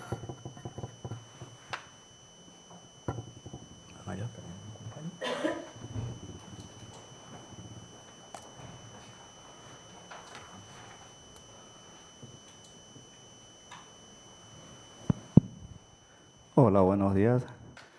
Bueno, soy Alejandro Moreno, soy de una entidad en la ciudad de Barcelona. Bueno, lleva más de 23 años mi entidad. Y yo pisando calle en el mundo asociativo más de 18 años. Entonces, me ha permitido que mi abordaje sea muy amplio, ¿no? En temas de inmigración, igual en temas locales. Un poco ya centrándome en las intervenciones referentes a Roma. Da la casualidad que estaba mirando, yo me acordé que dice que el primer concejal de origen latino en Roma, yo no sé si extranjero en general, pero lo que me aparece fue boliviano. Entonces, pero no aparece más datos si es que eso sigue, no sé si conoce algo, ¿no? Sé que la comunidad extranjera en Roma es un poco dinámica. Comparando un poco con Barcelona, ¿no? Que aquí en Barcelona, hasta donde tengo conocimiento, hemos tenido un primer alcalde de origen argentino, tenemos una regidora que ahora es de origen colombiano, hay la figura de conseller de barrio, que también hay argentinos, uruguayos, colombianos, y creo que venezolanos también, un comisionado reciente también de origen venezolano. Tenemos una regidora, ¿no? De origen árabe por primera vez. Entonces, no sé, claro, pero la figura en Roma es que dice que no sé si por ley se permite que tiene que haber un representante por continente. Algo así estaba leyendo, ¿no? Ahora en Google, un poco chafaldeando, buscando. Claro, yo quiero comparar un poco en Barcelona. Para mí Barcelona yo creo que es una ciudad única en el mundo. Y yo la considero, no sé si los demás conocen, claro, la capital mundial del asociacionismo. Es increíble, digamos, es muy único el movimiento asociativo que hay aquí. Pero, claro, sería viable una figura, por decir así, como la ley diga, mira, un hombre, una mujer y un inmigrante que en la vida política se podría, no sé, quizás podemos ser valientes en aplicar las políticas, ¿no? Comparando que la idea es de la inmigración, claro, que no se quedara solamente en datos, en conocimiento, sino un poco hay que trasladar, ¿no? esos derechos a que el inmigrante un poco se implique más, porque claro, 20 años, claro, el inmigrante de acogida que llega recién o al que lleva ya 20 años aquí, ¿de qué manera, digamos, está implicado en la sociedad? Porque yo creo que la única manera de darles derechos y luchar contra cualquier situación discriminatoria o racial es dándole derecho a ese inmigrante, ¿no? Entonces, Barcelona en ese sentido está muy avanzado, pero yo creo que falta más en temas de conseller, ¿no? De 180 y tantos, creo que no llegan ni a 10 los consejeros de origen extranjero. Y en Roma no sé cómo llevan este tema, ¿no? De la implicación de la inmigración en ámbitos políticos, administrativos, etcétera. Gràcies. Perfecte, gràcies, Alejandro. Si us sembla, agafem 2 o 3 paraules i després fem resposta des de la taula. Alguna altra intervenció?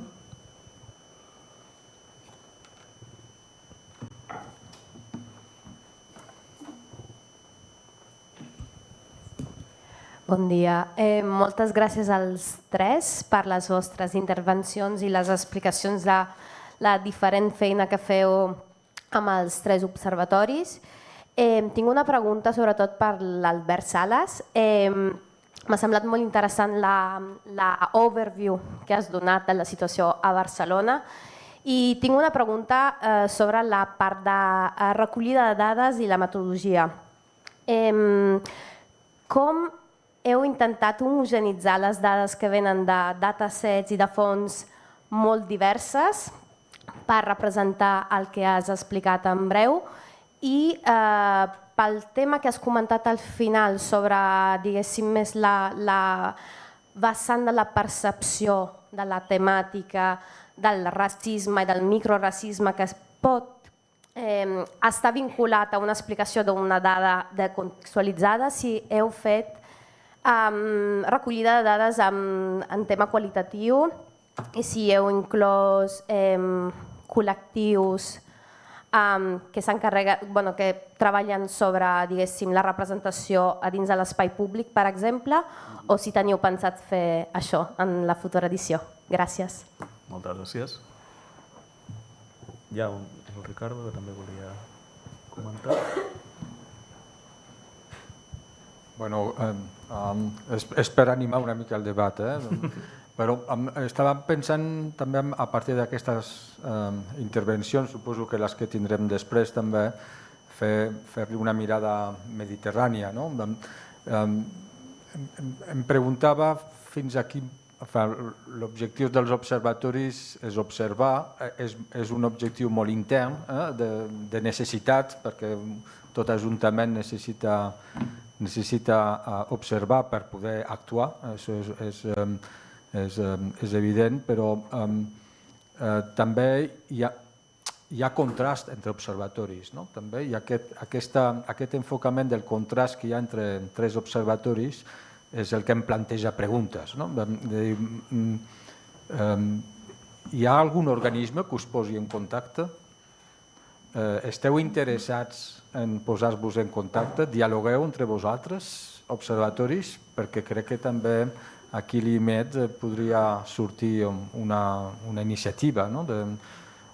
Penso que seria molt enriquidor, no solament això de best practice, sinó que estem parlant d'una cosa molt sèria, perquè observar és narrar, que s'ha dit abans, però és actuar i és contraactuar també, i l'observatori pot ser també un element de resistència per molts i en molts aspectes. Per tant, no sé si això, com ho veieu vosaltres, el tema d'ajuntar-vos una mica, o que hi hagi un observatori d'observatoris, però també amb aquesta dinàmica mediterrània. Crec que aquesta dinàmica mediterrània és important tenir-la en compte perquè és veritat que hi ha molta immigració que no ve del Mediterrani, però hi ha molta immigració que ve del Mediterrani també, i per tant això també pot ser un element de diàleg entre diferents observatoris de problemes comuns i com gestionem, o com deia molt bé Albert Sala, com governem les dades.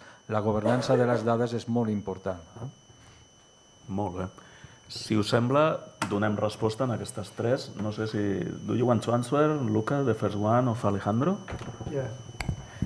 Thank you very much for your question.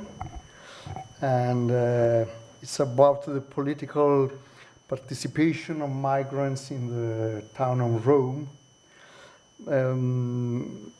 Well, you know, political rights in general in Italy, as social and civil ones, has been progressively reduced by the law on migration in the last 30 years, because Italy has been adopting for all this time continually, even if the governments have been changed, of course, but we see just like a very continuous line in policies, in immigration policies, more and more restrictive.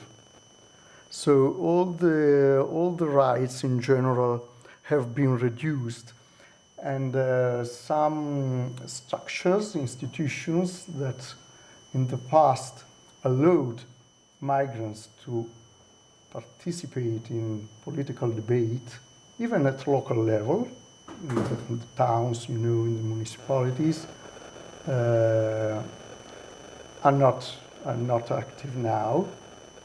And in Rome,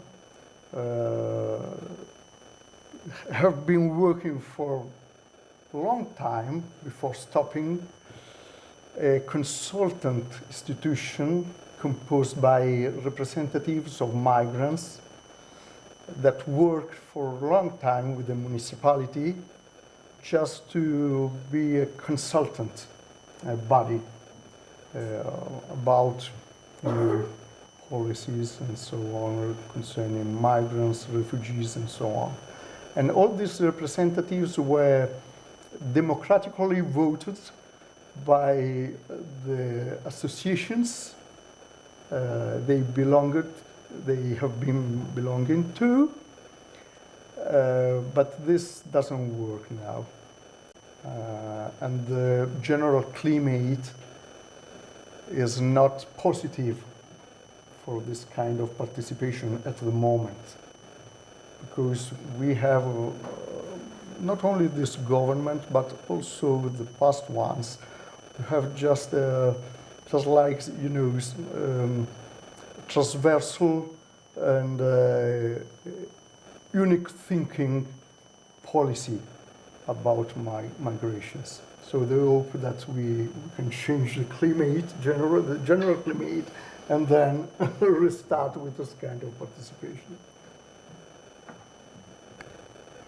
Jo, si em permeteu, una apreciació, no? Seguint amb el fil del que deia l'Alejandro, tenim un repte en aquest moment. Tenim un repte, com deia l'Albert, a Barcelona en aquest moment tenim prop del 33% de la població empadronada, jo sempre insisteixo, no? Que és la dada que tenim, empadronada, és de naixement d'altres llocs diferents a l'estat espanyol, no? Jo sempre intento parlar d'origen, també. Soc molt conseqüent amb el que dèiem d'origen o nacionalitat. Ja veurem si d'aquí a uns anys hem de parlar d'una altra manera, però de moment encara parlem d'origen. Aquesta realitat, en aquest moment, a nivell polític, comença a presentar-se diferents persones que ja estan dins del món polític i de la representativitat. Com a mínim parlo de l'Ajuntament de Barcelona, que són d'altres orígens de naixement, i mica en mica això es va veient sobretot amb el que deies, consellers, ara hi ha regidors, regidores que estan en aquesta situació, però hi ha un hàndicap aquí, i és que quan vas a la institució, Ajuntament de Barcelona, el 33% de les persones que t'atenen no són d'origen divers en aquest moment. I aquí hi ha un hàndicap molt clar que és legislatiu. El fet que tu puguis ser funcionari públic en aquest moment et suposa que has de tenir la nacionalitat espanyola. Jo soc funcionari, tinc nacionalitat espanyola, però la realitat és una altra en aquests moments. Conforme vagi avançant aquesta, crec que anirem augmentant també aquesta possibilitat, conforme vagi passant temps i aquesta nacionalitat es vagi produint. A no ser que hi hagi un canvi legislatiu que de moment dubto que arribi d'una manera molt ràpida en aquests moments. Però sí que és cert que aquí hi ha un hàndicap important, un tema important a anar treballant. Per tant, és un repte que hem d'anar veient. Com és aquesta representativitat de la realitat de la ciutat en les nostres institucions. I no només amb el que seria atendre, sinó en la part participativa també de les institucions. Has parlat molt bé de la part associativa, amb l'Alejandro ens coneixem del Consell Municipal d'Immigració, i la part associativa d'aquesta ciutat ha seguit una manera de fer molt determinada, és un treball molt proper de col·laboració público-privada amb les associacions de tot tamanys, de tota tipologia, que en altres ciutats no ha sigut exactament igual que aquí a Barcelona. Per tant, aquesta participació està en aquest moment molt en el món associatiu, però com aconseguim que això entri en el que seria el món més institucional? Jo crec que aquest és el repte que tenim en aquest moment com ciutat de Barcelona també. L'altre tema que havia sortit també, Albert, si vols donar alguna resposta. En part, algunes respostes no estan a la meva mà, perquè recordo que l'Observatori és un producte de l'Ajuntament de Barcelona que realitzem nosaltres com a equip de recerca dins de l'equip de treball de Drets Socials i Polítiques Públiques de l'Institut Metròpoli. Per tant, el que serà l'Observatori depèn, en aquest cas, no tant de diferents actors que es posen d'acord per impulsar que un equip de recerca faci un observatori a través de finançaments múltiples, sinó que aquí la decisió és de l'Ajuntament de Barcelona i de la voluntat política que tingui per tirar endavant el projecte. Llavors, jo aquí podria fer la part reivindicativa de dir que em semblaria fantàstic que aquest projecte estigués dotat amb més recursos i que d'altres que em semblen menys interessants no els encarreguessin a altres institucions de recerca, però igual no és el lloc ni el moment. Dit això, la part que comentaves d'homogeneïtzar les dades, nosaltres no hem aspirat a homogeneïtzar diferents bases de dades per tenir llistes que siguin creuables amb identificadors comuns. No és tan ambiciós. És a dir, hem anat explotant base de dades per arribar a conclusions parcials que òbviament no ens permeten una llista comuna. És a dir, no és que totes aquestes fonts es puguin arribar a creuar per tenir identificadors comuns anonimitzats de cadascuna de les persones nascudes a l'estranger a la ciutat de Barcelona. Això seria una feina titànica.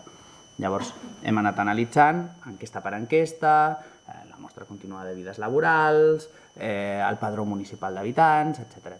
No sé, des d'una posició com molt privilegiada, en la mesura en què des d'un equip de recerca universitari potser és molt més complicat accedir a totes aquestes bases de dades perquè no treballes tan conjuntament amb l'administració pública. Llavors, en el nostre cas, és una posició en part privilegiada, en part es depositen moltes expectatives quan després, com deia, és molt més difícil treballar-les del que sembla i aquí els professionals de l'àrea són excel·lents i aconsegueixen resultats meravellosos.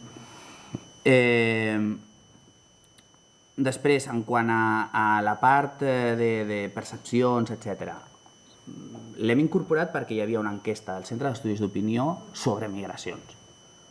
Vam poder analitzar aquesta enquesta.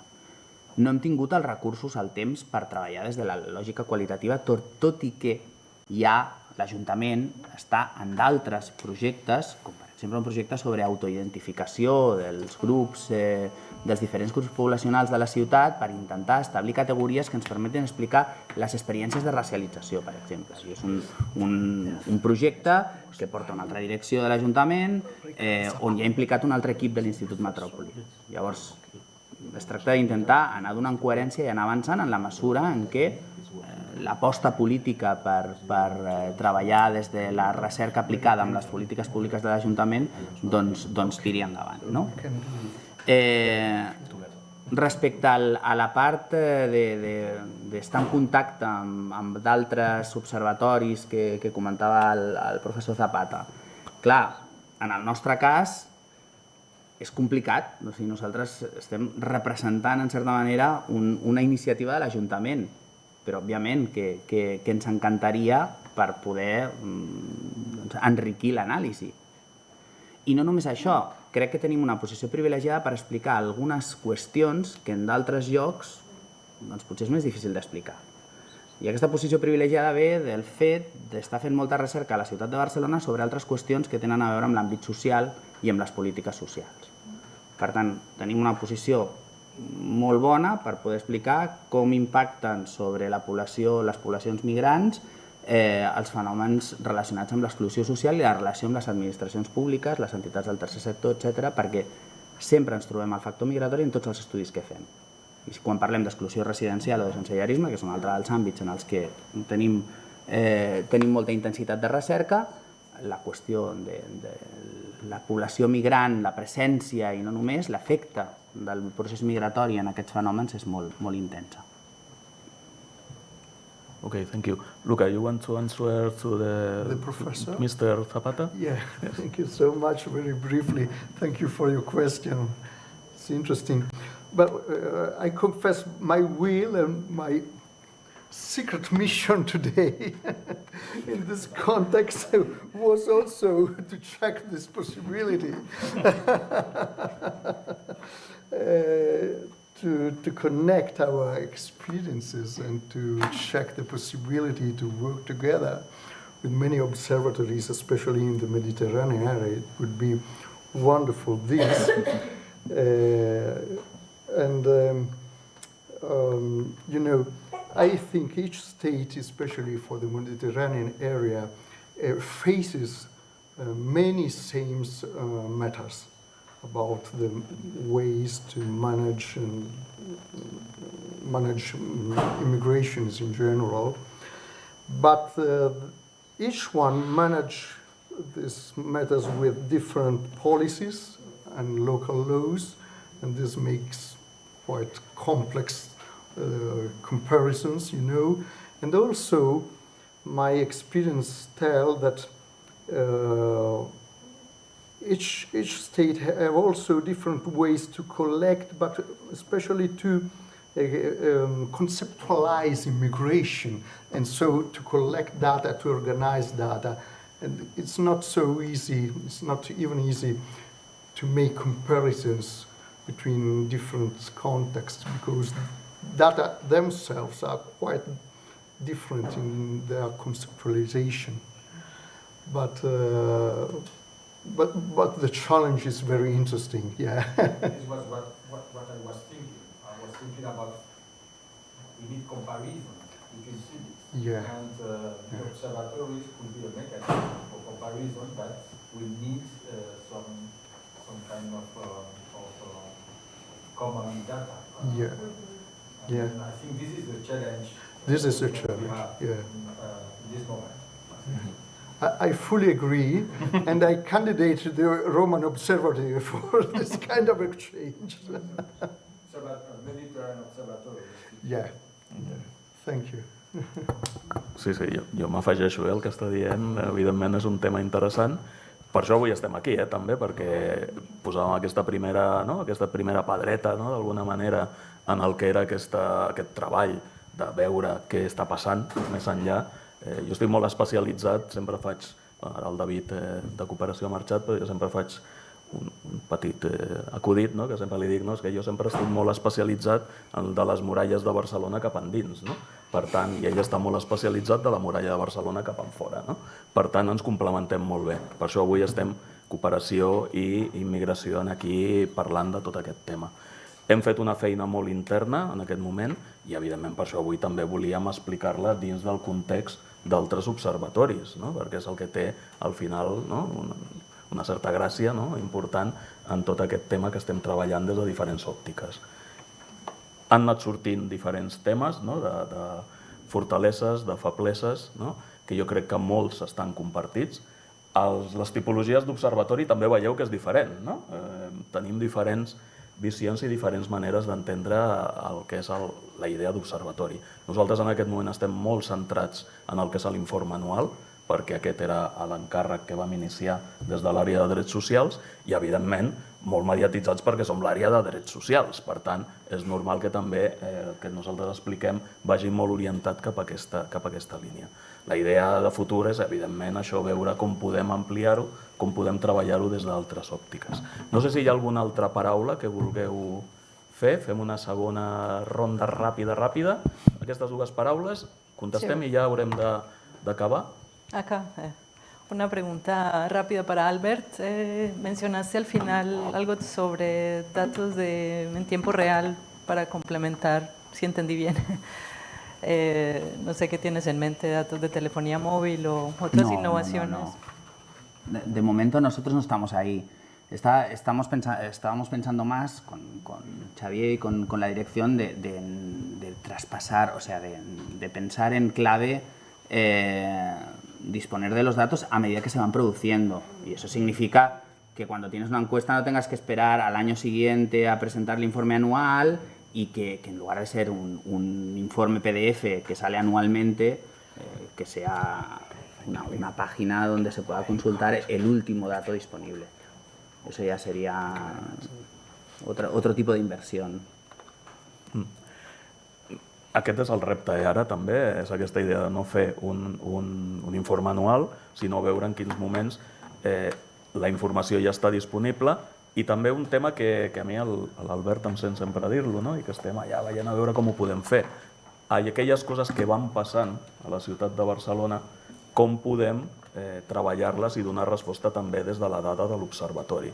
Ho dic perquè aquest és un món que està molt viu, contínuament estan passant coses, només heu de llegir els diaris, de sobte apareixen unes dades del Ministeri, unes dades de no sé qui, i amb unes apreciacions que es fan determinades, que nosaltres voldríem que fossin el més científiques possibles, dins del relat, sempre, insisteixo, però que de vegades es fan aquestes apreciacions. Per tant, pensem que també amb aquesta voluntat de la institució i política que hi ha de poder-nos anar posicionant, en alguns moments determinats de l'any que van passant coses, també pensem que hauríem de sortir i explicar alguna cosa com a Ajuntament de Barcelona. Hi havia una altra paraula també? Yes. Thank you so much for your presentations. I had two questions. So the first one is related to this idea of conceptualization of migration and integration in general, like what is the process of thinking, like what even is, like how do we measure integration? So what are the indicators we want to use? So a little bit about how you design that. And also the second question is more about like how you share the data as an observatory. So related to the Italian context, for example, which is the one I know the best. So we know that there is a lot of manipulation of data in politics and in political discourse, and that data is not neutral, and how you share it and how you build the narrative and the discourse around it is very important. So I was thinking, for example, of how the UN report on replacement migration as a solution for, as we were saying, declining and aging populations were then used by the far-right movements and all of that. So how do you navigate the process of deciding what to share, how, and ethical concerns around that? Thank you so much. I think your questions are quite related. Yes, I would begin from the last one. Yeah, in Italy we have a very problematic situation because, mystification of data and of representation of migrants is at the historical top. So it's quite difficult now to convince people that reality is quite different, only exposing them data, because the same data are manipulated and interpreted in a very different way by the ones who has interests to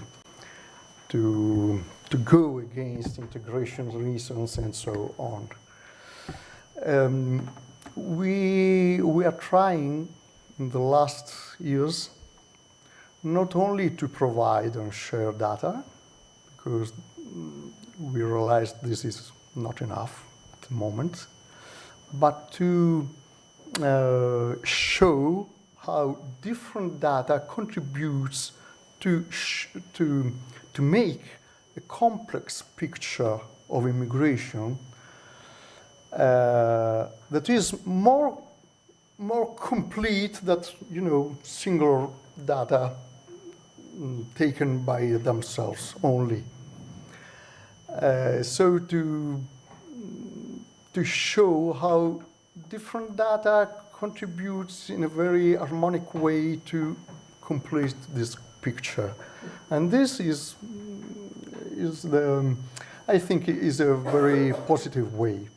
When people listen to that, scholars and universitarians and citizenship and young mothers and then working mothers, when you make a picture where all these topics are connected and you show how they are connected and why some particular data are so because they depend on the others, this is more convincing, in the public debate. And we are trying to do this more and more in these last years. And then it's quite positive. And this is also linked to what kind of indicators you must choose to, especially if you want to issue, studies with composite indexes and so on. And this is a very methodological question. In our experience, we have been issuing for 10 years for the National Council of Economics and Labor in Italy, an annual report on indicators and composite indexes at a territorial level. And this is a very complicated question because some indicators that in a first approach you might be sure that are very relevant can be interpreted in different ways. It's not sure.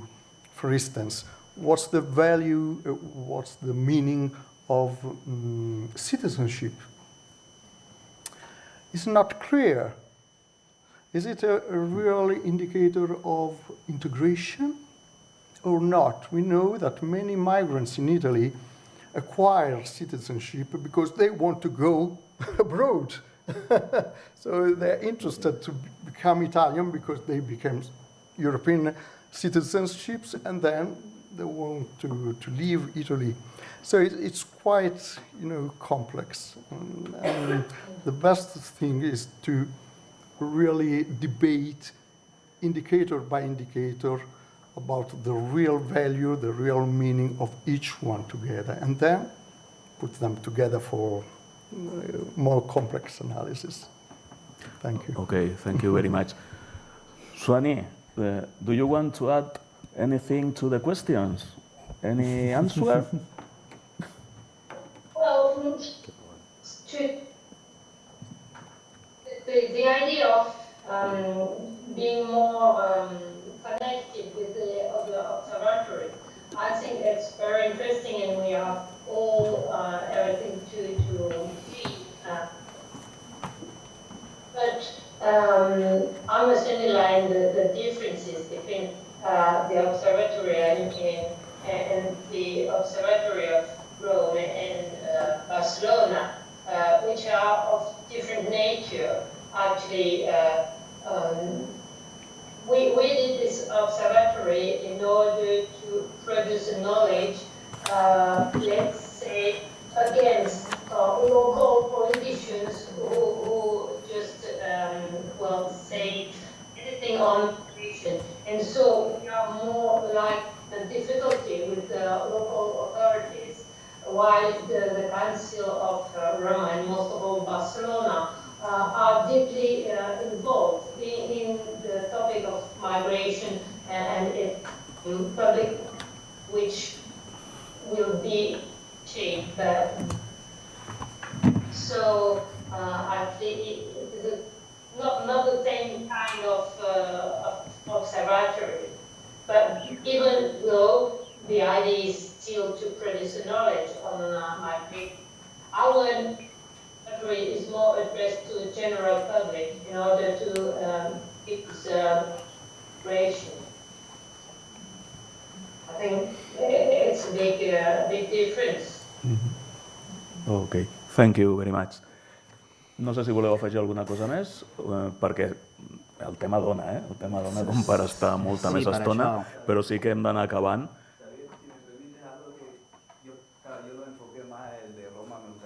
Albert también, si puedo añadir algo. Pero muy rápidamente, Alejandro. Sí. Concreta mucho que vale. el concretando, tema ya está fuera vale, de tiempo. Concretando. Hay buena voluntad, o sea, yo me pongo en lo local. Hay buena voluntad, hay hospitalidad en la ciudad, las administraciones están volcadas, hay los recursos y sobran, pero creo que ya centrándome en las 3E, la efectividad, la eficacia y todo. Entonces, claro, yo la debilidad que considero que hay es, lo dijo al final casi de la integración social y cultural en los barrios. Yo creo que ahí está el secreto, ¿no? Entonces, falta cómo lograr que las personas que han venido de fuera y ya viven muchos años en los barrios, logren, digamos, esa convivencia normal y sean parte de la sociedad y sientan esta sociedad como suya, donde vayan y toquen las puertas y no que ya hemos elaborado los criterios y aquí te entras a lo que hay, pero claro, lo han elaborado, lo han diseñado sin parte de la diversidad. Las personas que integran las charchas asociativas, vecinales, etcétera, etcétera, claro, no hay ese diseño de la diversidad. Y yo creo que ahí está fallando, lo digo por experiencia también, ¿no? Entonces, lo que han elaborado un plan intercultural el ayuntamiento, que lo veo perfecto, pero tiene 73 barrios, tienen por lo menos 73 agentes interculturales municipales en los barrios, no lo tienen. Ahorita estaba mirando también que de los 10 distritos, solamente el único distrito es el de Nou Barri, que ha puesto el plan con perspectiva intercultural distrital. ¿Dónde están los otros 9 distritos? Por eso digo yo que al final... Sí, tienes toda la razón, Alejandro, o sea, pero no estamos hablando de interculturalidad en este foro, estamos hablando de observatorios de datos. Pero la inmigración no es eso, claro, es que... Totalmente de acuerdo, ese es el reto, pero claro, no de esta mesa. La inmigración es eso, si el abordaje es amplio. Claro, correcto. Si hacemos la técnica, la avestruz, y ahorita me decís que no estamos hablando de esto, pues entonces, ¿cuándo hablamos? No es de l'avestruz. Muchas gracias, Alejandro, por la intervención.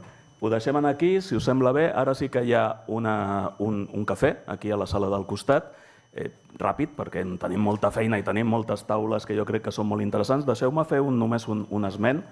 Jo crec que, com a conclusió final, que m'agradaria llançar, la dada és la que és, no? La dada és subjectiva, la dada és, jo m'atreveixo fins i tot a dir escèptica, no? Moltes vegades. Per tant, jo crec que el que és interessant del que hem estat aquí és parlar d'aquesta dada dins del relat. El relat no és asèptic, no és objectiu, has d'explicar coses en aquest relat. Per tant, jo crec que el que a l'inici també comentava la comissionada, un relat que ens porti també al conèixer l'altre, a l'empatia, i no sóc dels que són més coneguts dins de l'Ajuntament com més woke o friki o coses d'aquestes que ens diuen. No deixem perdre de vista que aquesta empatia també porta aquesta convivència i aquest amor. Per tant, jo voldria llançar aquest missatge, que és com estem treballant des dels serveis d'immigració i refugi de l'Ajuntament de Barcelona. Moltíssimes gràcies per tot, per la vostra assistència i per les vostres apreciacions. Vinga, gràcies.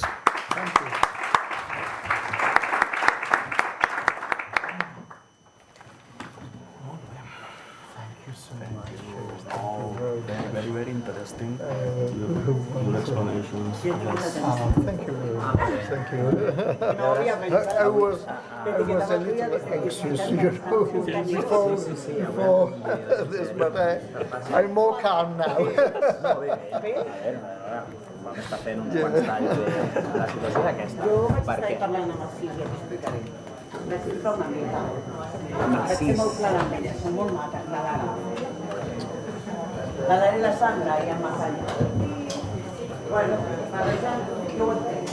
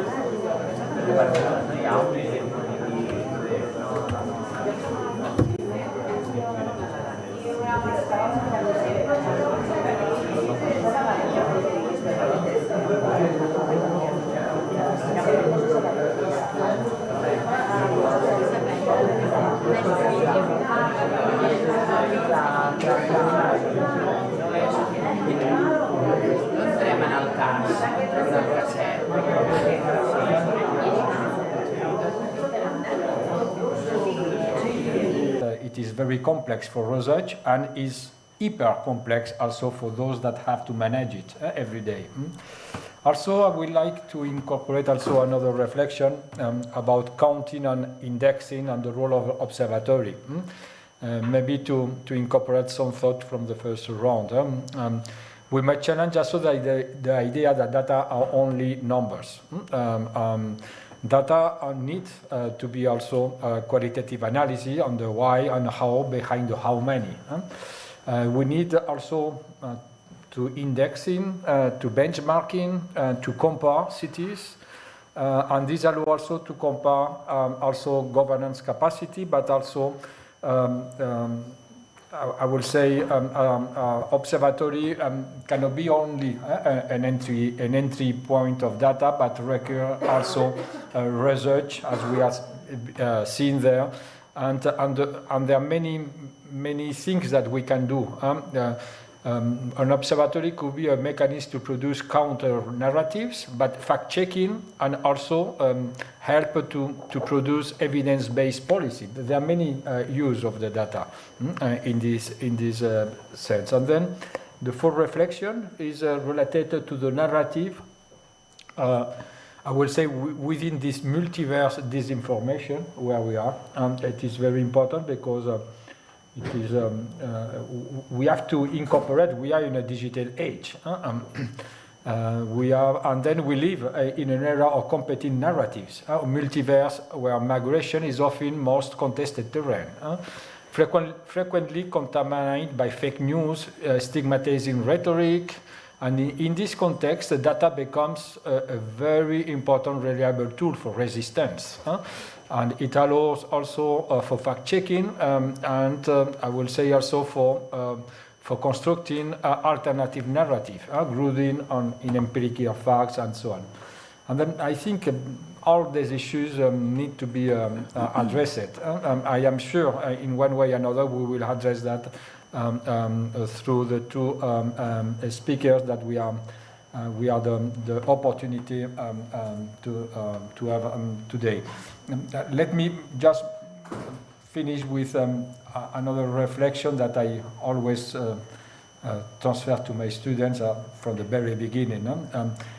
Knowledge production is very important. Who produces knowledge is very important because knowledge is polycentric. There are many ways states produce knowledge, but so often states produce knowledge that benefits the states. We have to do that. And we need also other center of knowledge. NGOs produce knowledge. Many actors produce knowledge. And then I think this polycentric view of knowledge and data production is very important. And not only where the data and the knowledge is produced, but who and how it is distributed. This is maybe the most democratic, but sometimes researchers, but also policymakers have difficulties because the distribution of data is unequal sometimes.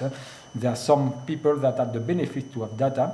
Data could be a secret, something that we don't want to share because data are power in one way or another. And then I think this kind of issues also are important to address. And also, the third question is not who produces, but and how it is distributed, but who benefits from data. That's the key.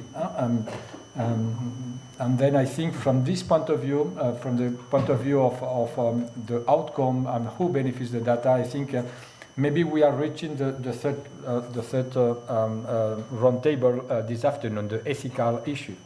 But I think this is also important to address. And then to address that, but other things, I think we will have the opportunity now to listen to very, I would say, very important and stimulating speakers that are in each one with the one angle, but they will provide this kind of global view of the local, I think, and that could be interesting to incorporate in this discussion.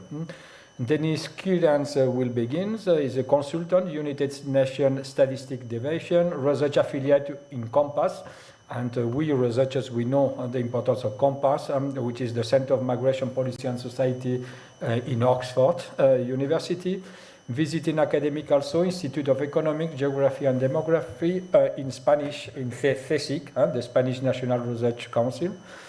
And then will follow Isabel Moreno Monroy, Head of Territorial Statistics and Analysis Unit at the Center of Entrepreneurship and also the Small and Medium-Sized Enterprise, the PYME for us, regions and the city or the OECD. Thank you both to provide also more argument to this very interesting seminar series, and hopefully we will enjoy also the discussion after. Okay. Lovely. Thank you for the introduction, and thank you all for having me here. Let's just see if my presentation is up. While that's happening, I'll just say that I hope to hopefully bridge the gap between local and national, primarily in my presentation. And then I think that might set up very well for Anna Isabel to kind of speak more about the international. But we'll just wait for my PowerPoint to come on.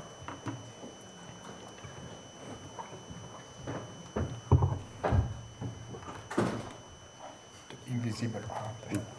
I didn't know, maybe I have to be there. Maybe I did.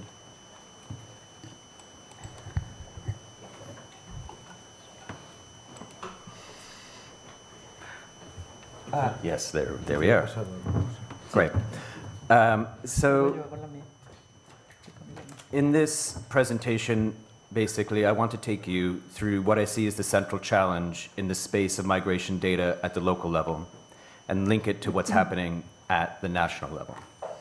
And really what I'm going to do is I'm going to take you through some practical responses to what this challenge is and what these practical responses look like, drawing on my own personal work, primarily in the UK. There we go. Before speaking about this, I thought it was just worth adding, particularly after conversations over dinner last night and some confusion about what Compass is and the whole kind of institutional setup, I wanted to just talk about Compass just for a quick second, because a lot of this work is coming out of it. As you can see, it's divided into essentially 4 pillars. This is a research center, sorry, I should start. This is a research center at Oxford. It sits within the School of Anthropology and Museum Ethnography. It's a research center that operates fairly independently, around 30 people as staff. You start with our research, which is the kind of peer research you might associate with the University of Oxford, really intense research projects, ERC, Horizon grants, and so on. We also have a master's and a DPhil in migration studies that we run jointly with the Department of International Development. And then these latter 2 bits, the Migration Observatory, yes, another observatory, and the Global Exchange on Migration and Diversity. The Migration Observatory, which is, I've worked for them for ages now, basically looks to set up, to provide information, quantitative information to furnish public debate and political debate in the UK.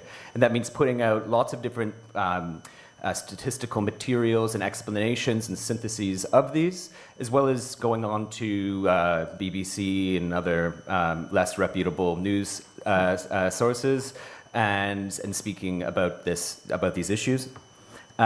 The Global Exchange is the knowledge exchange arm of Compass, and so it does a lot of work directly with policymakers.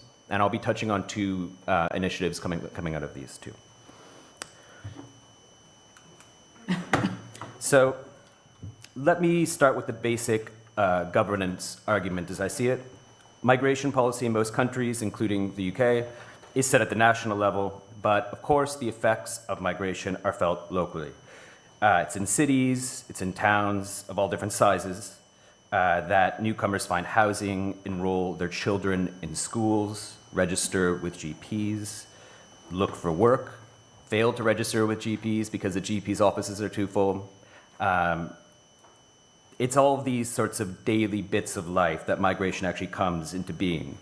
And it's where integration happens or doesn't, and often both kind of at the same time.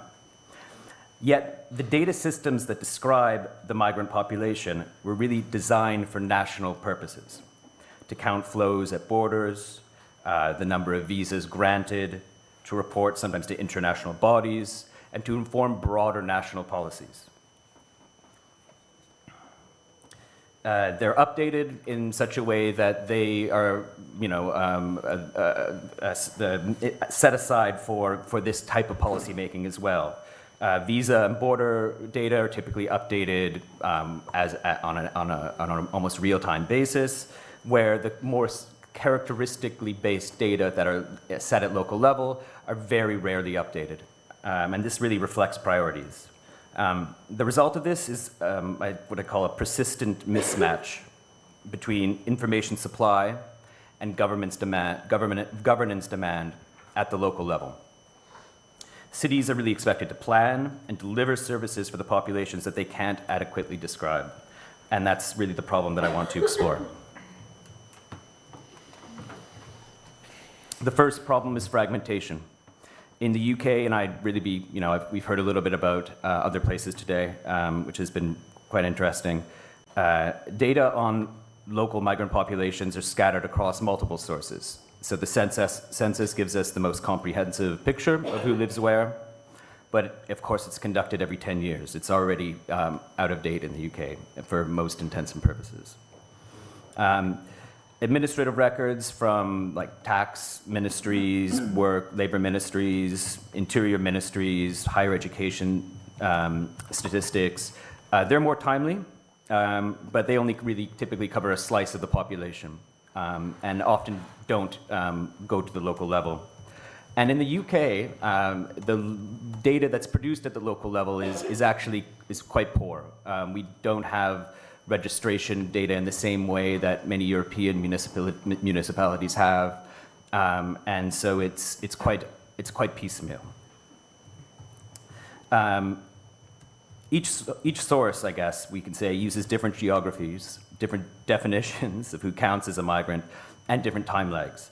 And so the result is that no true single source gives this picture. And it's, as was said today in Barcelona, and as in the case in Rome, this isn't a UK city problem. It exists all over.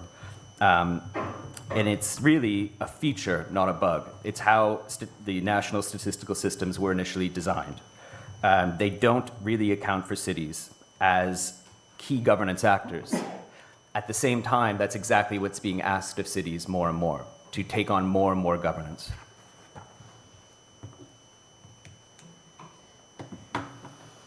The second problem, we can call the moving target problem, is instability.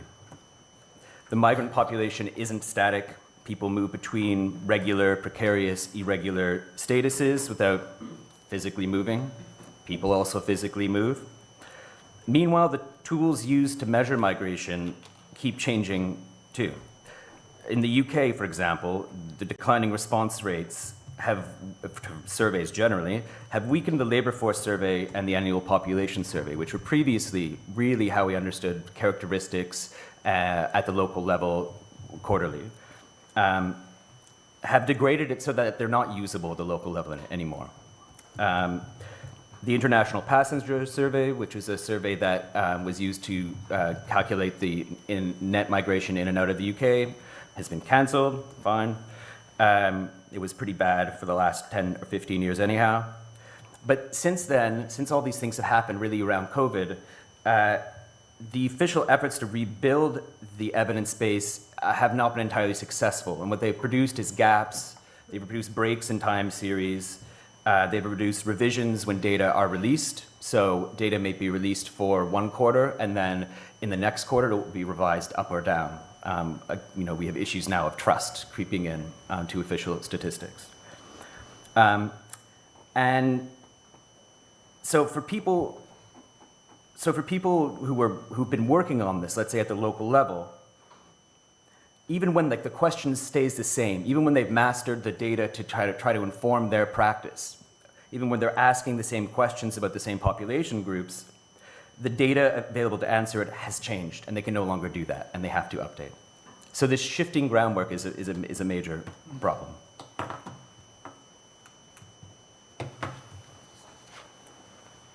So the third problem, I would say, and this is, I've kind of been hinting at this anyway,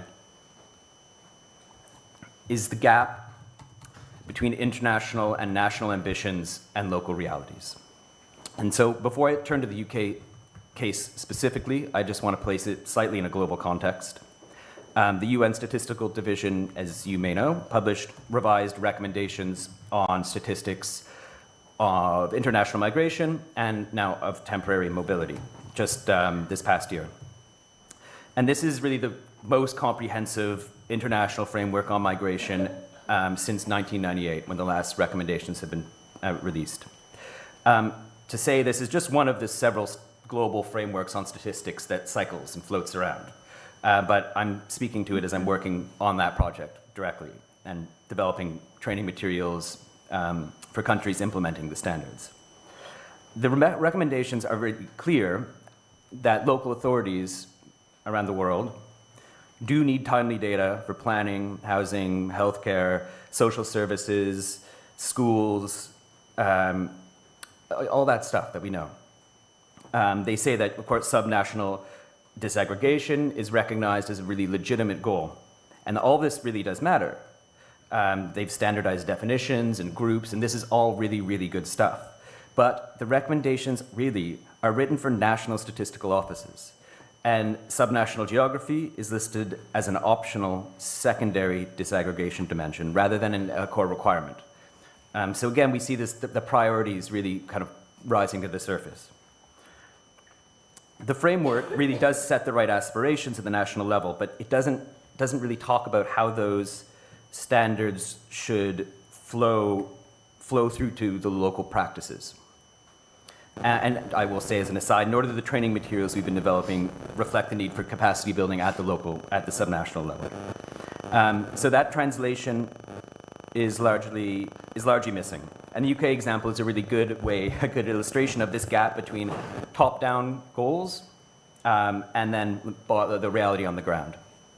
So this will hopefully kind of touch a little bit on a question before about how defining integration and indicators. But in 2019, the UK's Home Office, their kind of Ministry of the Interior, published a work called Indicators of Integration Framework, and it was done with academics and with the sector and a whole lot of stakeholders, IOM, various other international bodies. And it really covered everything from housing, employment, social connections. I think this is, yeah, we're still good. Yeah, so, social connections, and digital skills, a whole lot of different things. And it's genuinely a useful framework, I must admit that. But when you look to the suggested indicators, there isn't any data to actually to measure them, you know? And that's sometimes at the national level, but it's most certainly, frequently, almost always the case at the local level. So officers in municipalities and local authorities, as we call them in the UK, basically handed a framework, a quite ambitious framework, with no real data infrastructure that corresponds to it. And they were asked to use it and report on it. So you can see this problem here. And then the LGA, which is the Local Government Association, which is the body that's supposed to recognize municipalities across the UK, represent them, explicitly calls for a radically improved approach to collecting and sharing data. Okay. And then we have a recent paper published, the English Devolution White Paper, promising to empower local areas. You have this push, this massive push to shift a lot of responsibility for governance and reporting to local authorities, but without the investment in local capacity. So you have essentially a system in which devolved governance rests on a kind of an anecdotal reporting system that's more imagined than real.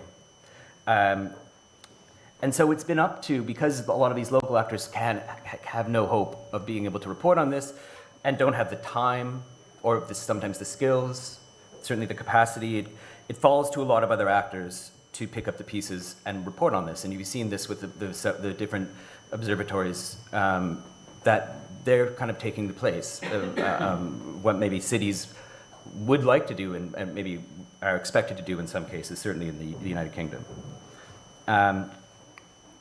So I'm going to touch on a couple of efforts I've made that attempt to bridge this divide. One of them I show there, which is this handbook I wrote called the Yorkshire and Humber Handbook, which is a region in the UK. And they basically said that the local authorities in their region had been tasked with all these things, all these data collection tasks, and they just literally didn't know how, and the data were available online. They didn't know how to go through and get the data from the government website and then, clean it up a little bit and report, very basic statistics. So, I mean, that's the level we're kind of at. I wrote a kind of a handbook laying out steps, very much step 1, go to this link. Step 2, download here for the main data sources. But of course, these things change, and the government and various ministries change the way that they produce and format data so frequently that these types of efforts to train up staff frequently kind of evaporate. But at any rate, there are other ways to support. One of them I'm speaking about comes out of our migration observatory, which is, again, it's a bit different. It's looking at the our kind of purview is the national level, the whole of the UK, and so what does a practical response look like?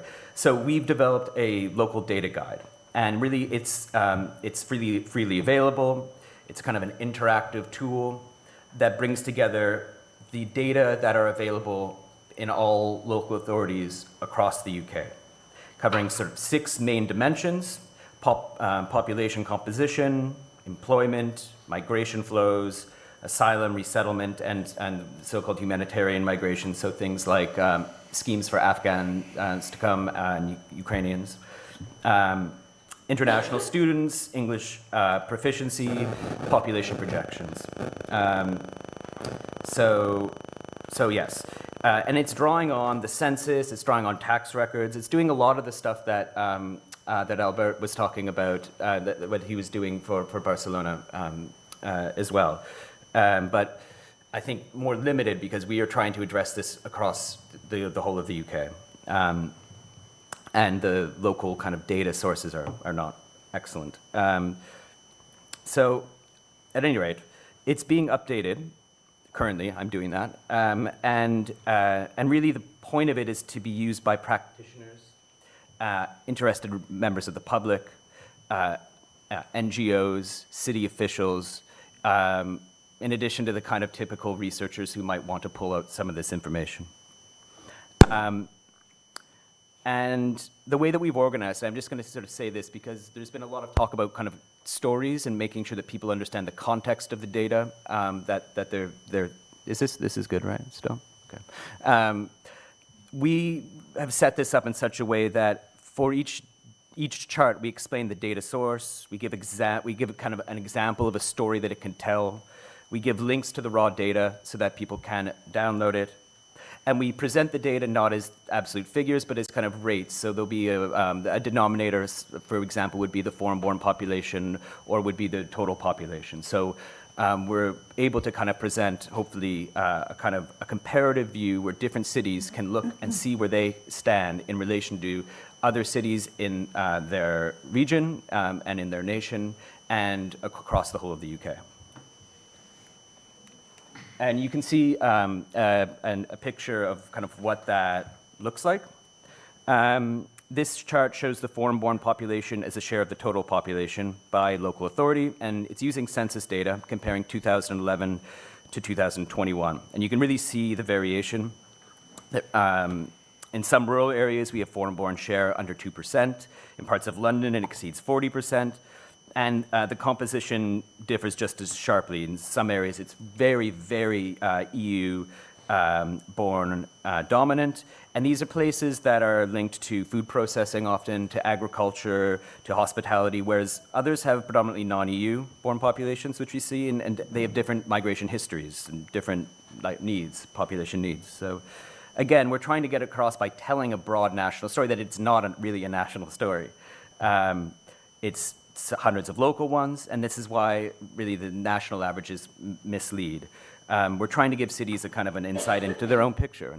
And I was thinking a little bit about how a comment earlier on the point of population projections and how they can be used two ways to say, okay, we're making the demographic argument that population is replacing and replenishing, a diminishing population in the country, and then you can have the critics be like, well, we don't want that. Like, we're fine if the population goes down a bit. But there's a very different reaction when it comes to a small town that's on the verge of no longer existing, and migration is actually keeping it alive. And we're not talking about the difference of 100 or 200, 1 million or 2 million, but we're talking about the difference of maybe 1 or 2,000 being the breaking point. So these are the sort of stories that I think can really cut through. I'd like to, how am I doing for time? Just a couple of minutes. A couple of minutes? Yeah. Good. We are, Yeah, okay, we can do this. So, sorry for that. No. I thought that you were our... No, it's good. I'll just keep on going, so please.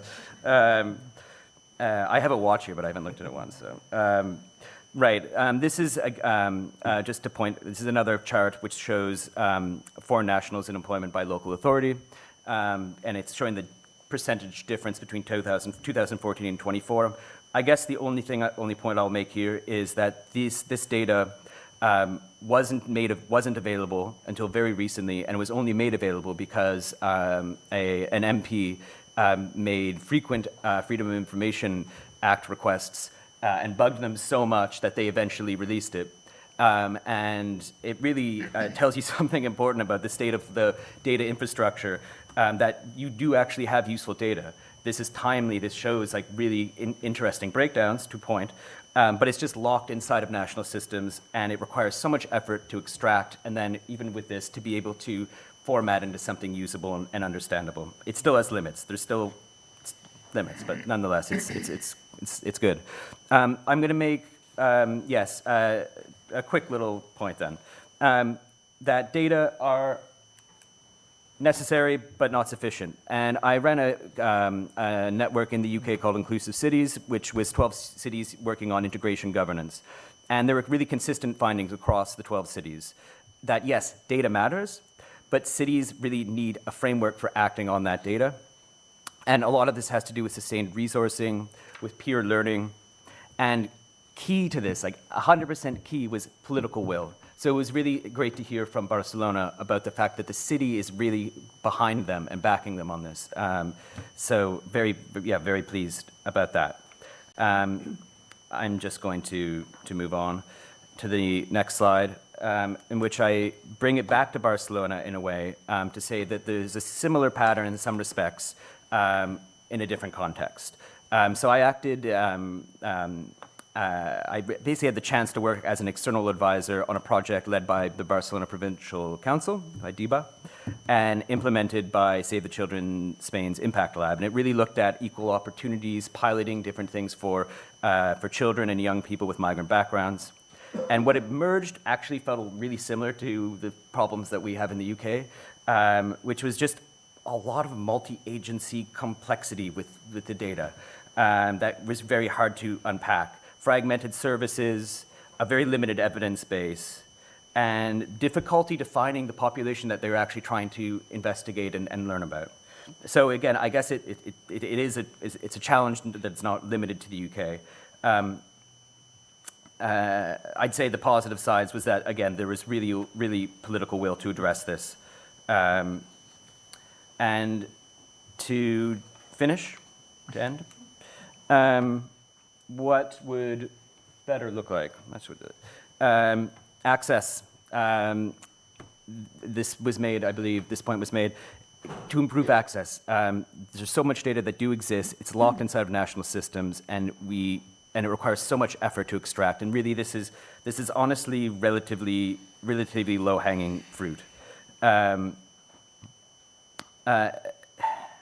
Cities really should be inputting into publications and the decisions that are being made at the national and as well international level. And there are examples of that, I know, but it doesn't really carry through in the end. So rather, yes, I would say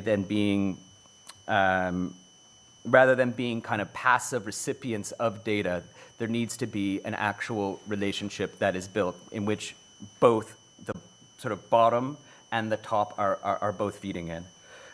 Second, right data at the right scale in time to use it. We don't want headcounts, we want composition.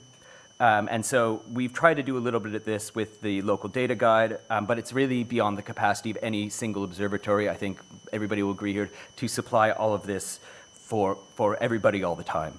It takes significant resource that is just not sustainable, and this kind of brings me on to the third and last point. What would better look like is infrastructure. And I mean this in two senses. The first, ethical infrastructure. It's been brought up several times today. Data systems need to be designed to protect people, especially those who are hard to count. I didn't mention this earlier, and I don't think it will be covered in the next session, so I really look forward to that. But it's a point worth repeating, especially when it comes to children in the case of the Barcelona project I was talking about, or irregular migrants in another project I was working on, or asylum seekers, other vulnerable population groups. I also mean infrastructure in terms of sustained investment. So switching from one-off research projects with competitive funding pots and limited timescales of a year or 2 years at most, 3 years at most, to something that is actually treated as national and local infrastructure together. So whatever country they may be located, whatever the size of the city, they need to be part of building this evidence base. And so I think I'll just leave it there because I think I'm over time. Cheers. Thank you, Denise.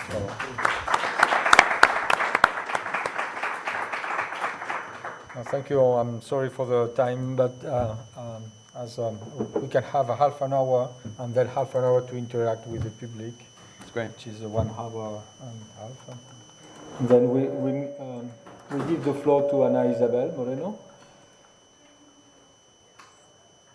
¿Sabes cómo poner full screen? Sí, que la controle, pero no. Para ponerla en full screen.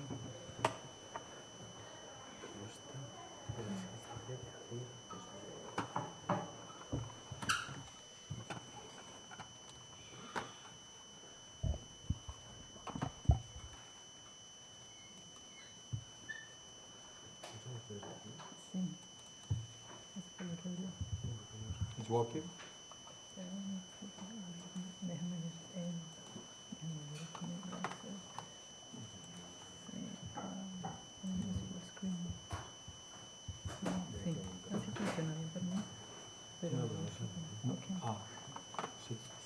¿Se pasa aquí?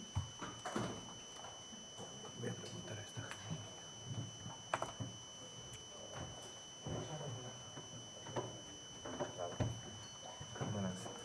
Ya abrió el micro, pero...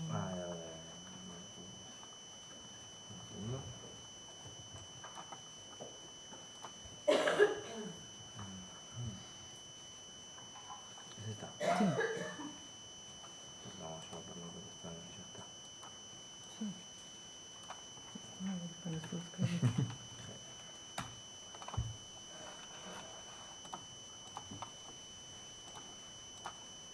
Super. Perfecto. Thank you very much for the introduction and also for this very interesting presentation that actually is a pretty great cue because in this presentation I will show you some patterns of the data that we have managed to collect across the OECD countries. But I have to disappoint you because there will not be a lot on the outcomes of migrants. There will be a lot of headcounts kind of analysis. And thank you, Dennis, for explaining why that's the case.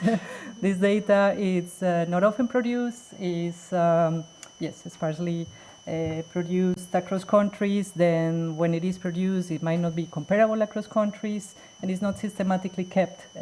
So like what we're trying to do at the OECD is to keep this data at different geographical levels, but we're missing a lot on the outcomes, which is of course a very important question. But I hope to give you a perspective of how these settlement patterns of migrants look like, some regularities to show you that maybe Barcelona is not so different to other cities in OECD countries. There are certain regularities about the settlement patterns of migrants.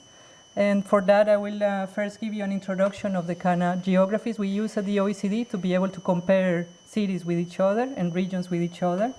Then I'm going to show you some data zooming in from regions into cities and within cities, but I have to disappoint you again. There will not be much about neighborhood level analysis or intra-city analysis. It will be staying at the level of city centers and the commuting zones. But okay, with that in mind, let me start by saying that at the OECD, we believe, of course, that migration is very important, and one of the main angles is this labor supply side. So like a lot of OECD countries, and especially regions in OECD countries, are experiencing population decline, and it is true that the channel of net change, so going through fertility births, is not going to work for stopping that problem. It is migration the only solution to keep regions in a non-negative growth path. That being said, what we observe is that migrants go particularly not to the regions that are shrinking, and that's what I will try to show you. They are very attractive to places that are growing anyway, reinforcing this pattern. So there's a double challenge there. But we believe they make a very important contribution, but this contribution, of course, depends also on the local conditions. So just to give you a sense of the evidence what we have found at the regional level, especially in that report from 2022, the contribution of migrants to regional development is a bit cut, but it's a 2022 report that analyzed the effect of migrants in regions through different dimensions. So for instance, we found that they make a positive contribution in income per capita, especially in regions with lower income levels, so they contribute to this convergence effect. They also raise innovation as they bring new ideas, especially in regions that are already innovative. They help also with exports and imports, but of course there can be effects in the short term, for instance, competing with the employments with natives. So there could be negative effects on the employment rates in the short term. So you can find all of those findings in that report. That was a kind of one-off project where we tried to collect all the available data at some national level and analyze that data against some of the outcomes at different geographical scales for many countries. And unfortunately, that was a kind of one-off. So the data is now a bit outdated. It's until 2022. So this is also one of the problems we have, that these efforts are pretty big to try to bring all of these things together, and it cannot be sustained as part of our normal data collection. And that's why I won't present a lot of those results today, because they're not very up to date, but we believe it's important to set the scene. So with that in mind, let me talk you a little bit of theory. It will be only 2 slides, but it is very important for me to brainwash you on the importance of territorial definitions. This is our bread and butter. So hang with me while I walk you through this system of territorial comparisons. Not very difficult. You have the national level, then you have the regional level. So Catalonia would be a TL2 region, what in Europe is known as NOTS 2. And then below that, you have something called TL3s or NOTS 3 that are compositions basically of municipalities, local areas. And then the smallest geographical level that we have are municipalities. So usually our small regions, we use a classification to help us make sense of the data. This classification is based on the access that these regions have to functional urban areas that I will explain in a minute, that we built based on these local units. So we are also trying to build now functional rural areas that will complement the picture of the functional urban areas. And I will be using these classifications throughout my presentation. There are different geographical levels. The point here is that municipalities by themselves are not very comparable. And The next slide will show you that more clearly. So how do we build a functional urban area? It is the place where people live and work. So we're trying to capture the fact that people move a lot within the city. They may live in municipalities outside and go into the city to work, and do other activities. So the way we capture this is first we identify where is the urban center. This is a contiguous high-density cluster of people. Then we draw the city boundaries around this cluster. Then we say, okay, 15% of people from the municipality commute every day to the center. That's part of the commuting zone of the functional urban area. And this whole thing in blue that you see there, it becomes the functional urban area. So we think this is the right geography for analyzing, for instance, what happens with migrants. And this connects with the discussion we had in the morning, because, of course, then they are being pushed to housing markets that are further apart from their jobs. They might access services in different places. So if you only focus on the urban center, disconnected from the rest of the functional urban area, is a very incomplete picture and not the right geography for policy. So we try to push this idea that all of those municipalities that make up the functional urban area have to work together, and especially all the data and policies have to evaluate it at the right scale. And in this sense, if there are these kind of daily movements, and this is connected to job opportunities, to the housing market, to services, then the right level is the functional level. If you look at Athens in the picture, for instance, one of the issues that comes up is this administrative boundary. So you see Athens in red. That is the city of Athens, like you will find it in the data. Is a subset of what the whole of the city of Athens is, and a very small part of the functional area of Athens. So if I took a point for Athens and compare it to a point to Barcelona, of course it would be very misleading, because we are only taking a very narrow picture of Athens. So the idea is that I have similar boundaries, and like this I can compare across. So that was for theory. Now that I convinced you that that's important, let me now go to show you some nice pictures that we prepared on the settlement patterns. So first, how do these geographies that I told you about look like in the data? This is a map of Spain, of the share of migrants in total population. When I say migrants here, is we take not citizenship, but country of birth, just to be clear. And you see there is a multi-scalar problem. So if you look at it from the perspective of regions, it shows you a picture. Once you go more granular, you see, well, it's actually a problem of some regions within that bigger region. And then if you go to the municipal level, you see it's a very concentrated problem. So even within these large regions like Catalonia, when you go down, then the places where migrants concentrate are very particular, then mostly cities, coastal areas. Therefore, you have to take the problem into account at all of these different scales, and this is what the data reveals once you go granular. So that's why it's so important.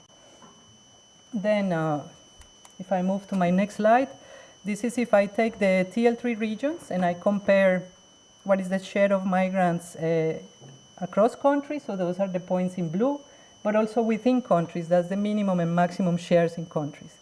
What this picture shows you is that in a place like Jaén, the share of migrants is as little as a country like Poland or Mexico. So for them, the problem seems like at that level. But for the TL3 region in Spain, Fuerteventura, that has the highest share, the problem might seem even more present, not problem, the issue or the concentration of migrants, let's not call it a problem. Even higher than in Australia or Switzerland. So you see the variations within countries can be as large as the variations across countries, and that's why it's so important to have this picture. And then if I did this map by municipality, you would show even wider and wider differences. So that's, like it says there, an average gap of 22 percentage points. Now for just 2 slides on outcomes, unfortunately, are the only ones I'm going to show quickly. This is data produced by Eurostat, for instance, on employment gaps, and it reveals a very diverging picture in Europe. In some countries, you see regions where the employment rates of migrants are below the employment rates of natives. Those are the places in red. And you see other places where it is the opposite situation. Those are the places in green. And you see in Spain, there's a variety of cases. Depending on the region, you have a positive or negative employment gap. And what we know for Spain particularly is that this gap has been increasing in the last decade. So if I did the same picture 10 years ago, it would mostly look green. Now, with some territorial differences, it's been increasing over time. So this is data available in Eurostat if you want to take a look. Then the other picture that I can show you, it's not on outcomes, but it's on characteristics, which is also important because they're good predictors of outcomes, is the education level. So in this case, tertiary education. It's a very diverging picture too. The educational level of migrants, the places in red, are relatively low shares of migrants with tertiary education. So you see in Spain, that's mostly the case. Migrants have relatively low shares of tertiary education, but in other places like Sweden, and if we open this up, for instance, to Canada, Australia, UK, will be mostly green, meaning that the migrants that are going there have tertiary education. So now here, Italy looks more like Italy sobre. We can hear about that later. But yeah, it's the probably many explanations for this, but the point is that this is also an important indicator that we don't have at lower geographical scales, and it's not necessarily easy to maintain for all countries. Now let me turn to patterns of geographical concentration using the typology that I mentioned by access to functional urban areas.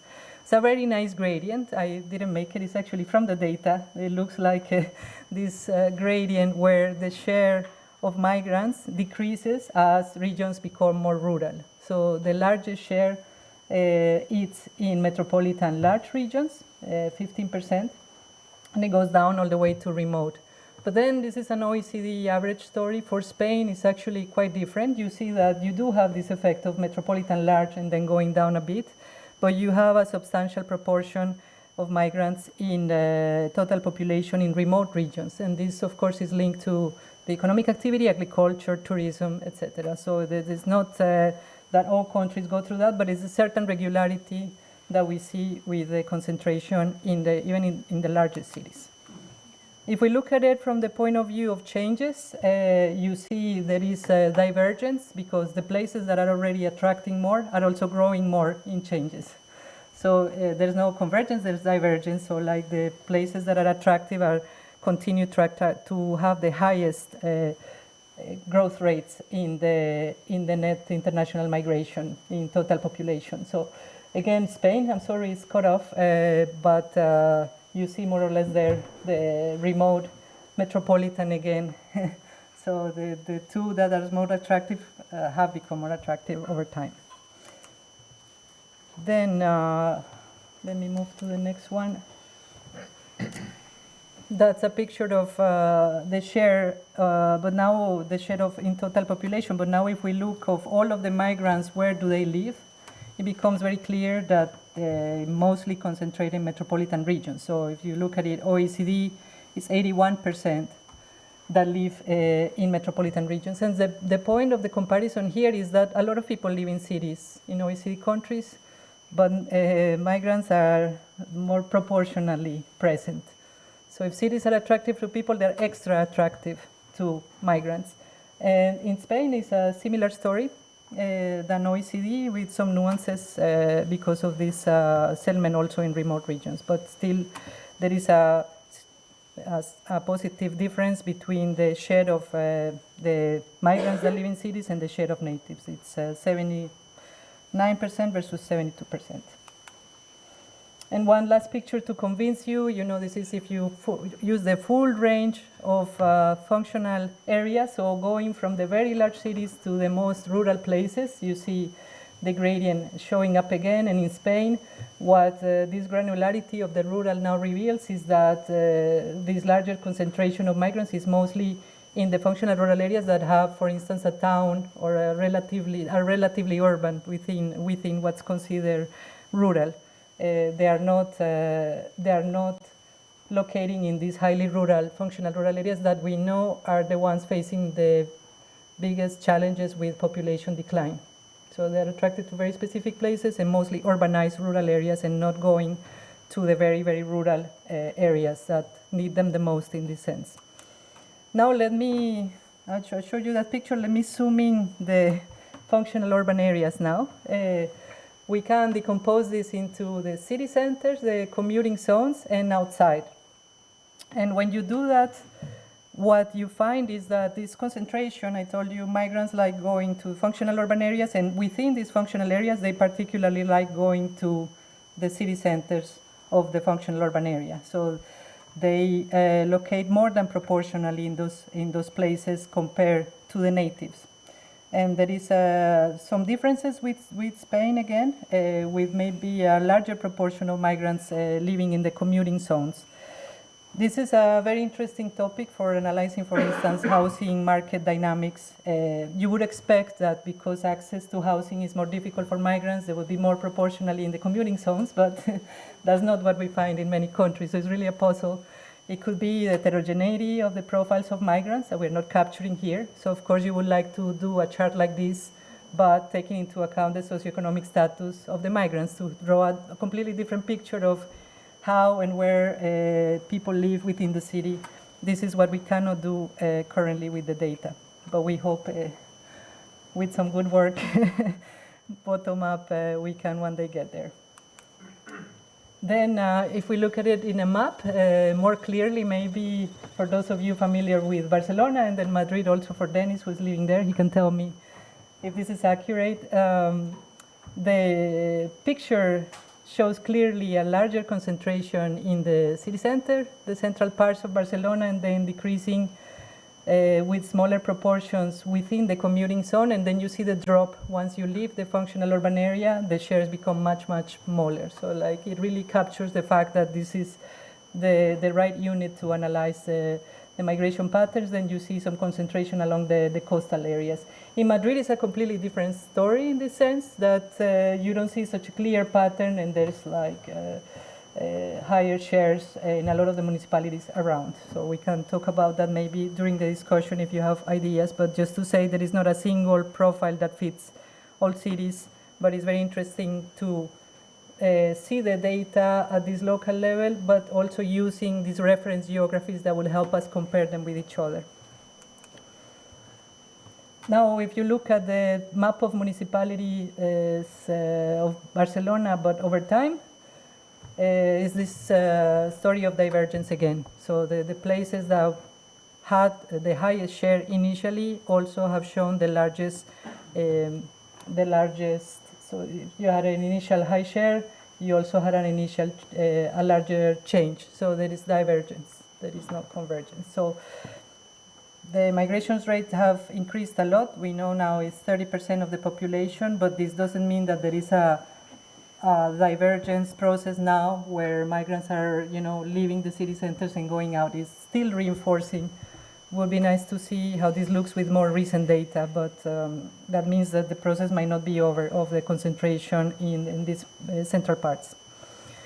And then the final picture before I show you some data tools quickly.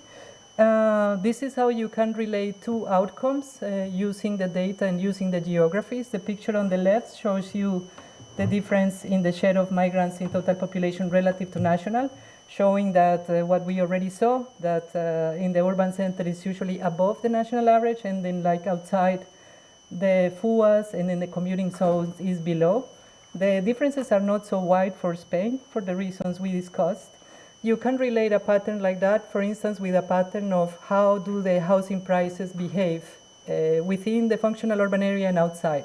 And we see a very similar pattern. Unfortunately, the picture is cut, but you can see for Spain, the urban centers or city centers have housing prices above the national average, and then it very quickly goes to below national average, even in the commuting zones. So both problems, the housing affordability, it's worse in city centers, and at the same time, these places are the ones that are attracting the migrants.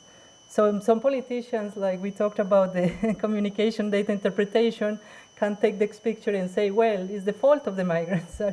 This is the danger, and this is why it's so important to use the right data and the right analysis to draw conclusions, but it's clear that this is a process that it has its own dynamics. Of course, the contribution of demand from the migrants is part of it, but it cannot just be, put on completely on that, and it requires deeper analysis for sure. And I will come back to that in my final slide. These are just some data tools for you before I wrap up. The first ones are from my colleagues at the International Migration Division. It's a different part of the OECD, but they do mostly the national part. You might know some of these database on immigrants and the indicators of migration integration that they maintain. They also have a flagship on International Migration Outlook, showing you some of the latest trends in data. And then from our side, we have all kinds of tools for regional development. So we have the database on region, cities, and local areas. We have a local data portal that I will talk about. So you can scan the QR. I guess the slides will be shared with you, so you can access all of these resources. The database covers many topics, as you can see there. So you could relate migrant population with all kinds of other variables at the right geography.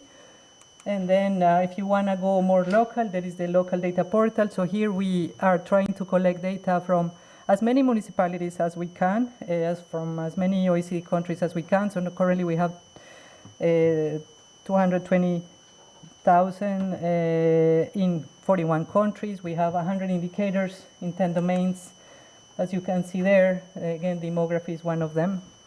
And it has a nice feature where you can compare your regions. So if you, for instance, can choose Barcelona, and you can choose the different territorial scales, city, FUA, TL2, TL3, and it will generate a report of how Barcelona compares, for instance, to the average of Spain. You could do this for any municipality where the data is available, compare cities with each other, so it could be interesting for you to explore. And my point with this is that we do see this consistent territorial pattern. I hope I convince you of that, but we know very little about the outcomes, and that's the biggest gap we have at the moment.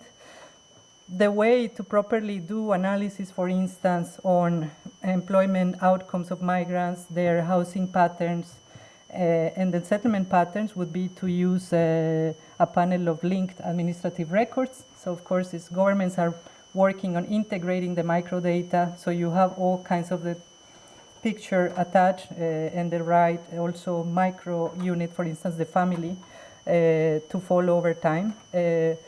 This exists for countries, is the kind of data that we have used, for instance, in the Netherlands and Australia, but it's quite difficult to access. It's not publicly available, and it has a lot of entry costs. But the point is that, for instance, if you were interested in knowing the impact of migration on housing or how migrants are faring in the labor market, the way to do it is to take them at a point in time and follow them over time.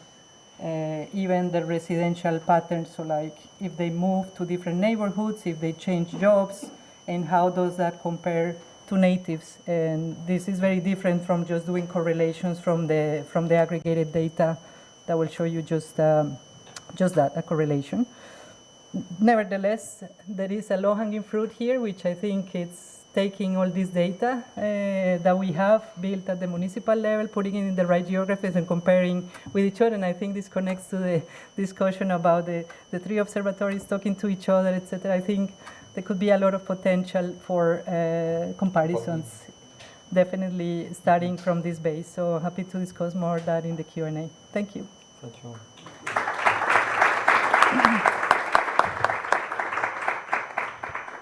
That's perfect. Huh? We have half an hour to discuss together, and the floor is open. I have myself some questions, but I wait.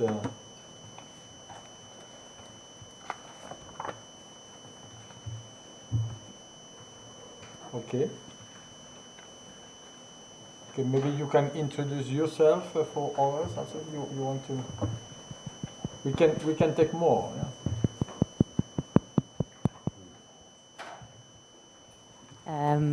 Okay, I think it doesn't. Okay.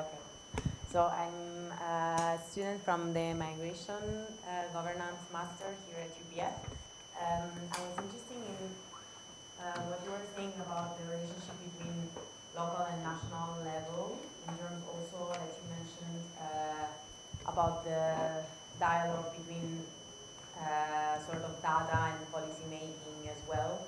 So do you think that this bottom-up dynamic can also lead to policy change that starts from the city level when talking about like conflicts between city level and national level, also, for example, European level or international even, in terms of like, since cities are where policies on migration are basically implemented, and they are the main implementers and also could be the main evaluators of whether policies have an impact and how good it is.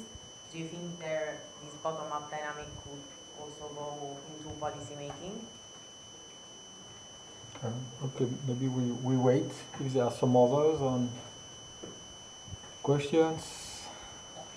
I had myself some questions about that and about between different scale, because you are scaling the data from national to regional and also to the local, and sometimes the relationship could be I would say collaborative, because we need to know.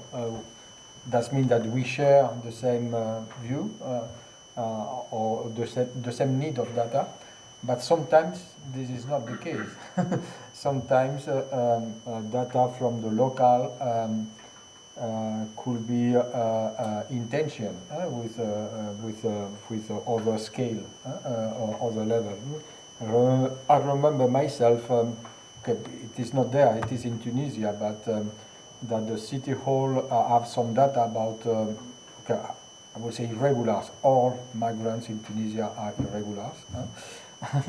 But there are some data because they need to build some solidarity policies to them, and then they need to know who they are. And they needed also the first task was to build trust with them, to ensure them that the data will not be transferred to the state. It was very important for them, because the state has other purpose with the data. This is a way to say that data is basically a power thing. And I think that this story is interesting because interviewing myself, they say, no, the only way I have to protect this data is through international organizations that are with me, okay? Because the state cannot go there, and then I give the data that. This woman is in jail at this moment because of that.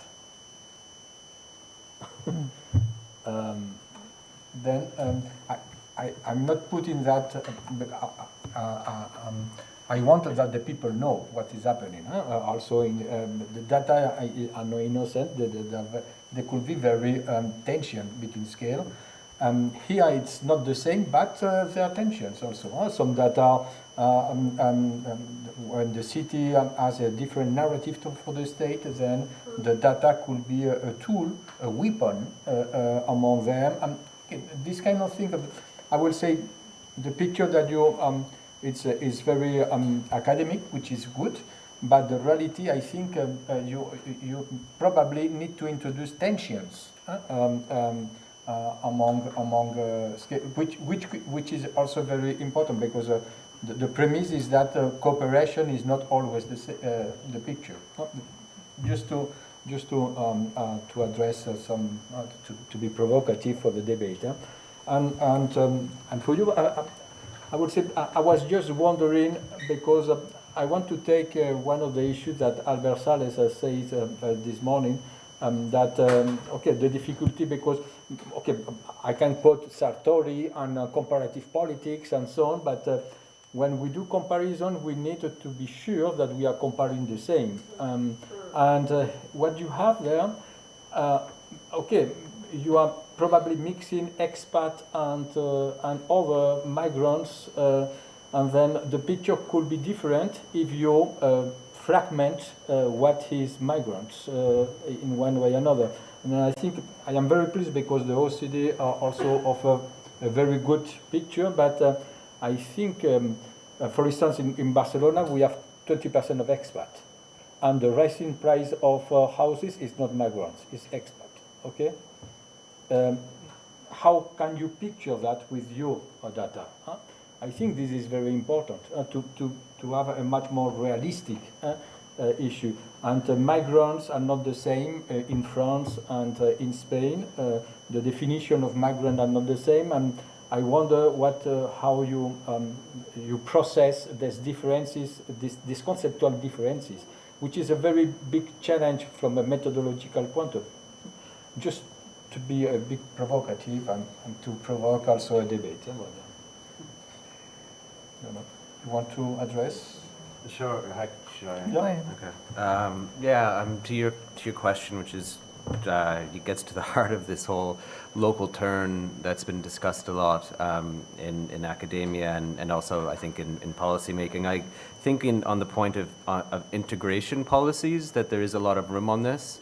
That's often when working with local policymakers, I would say like that should be your.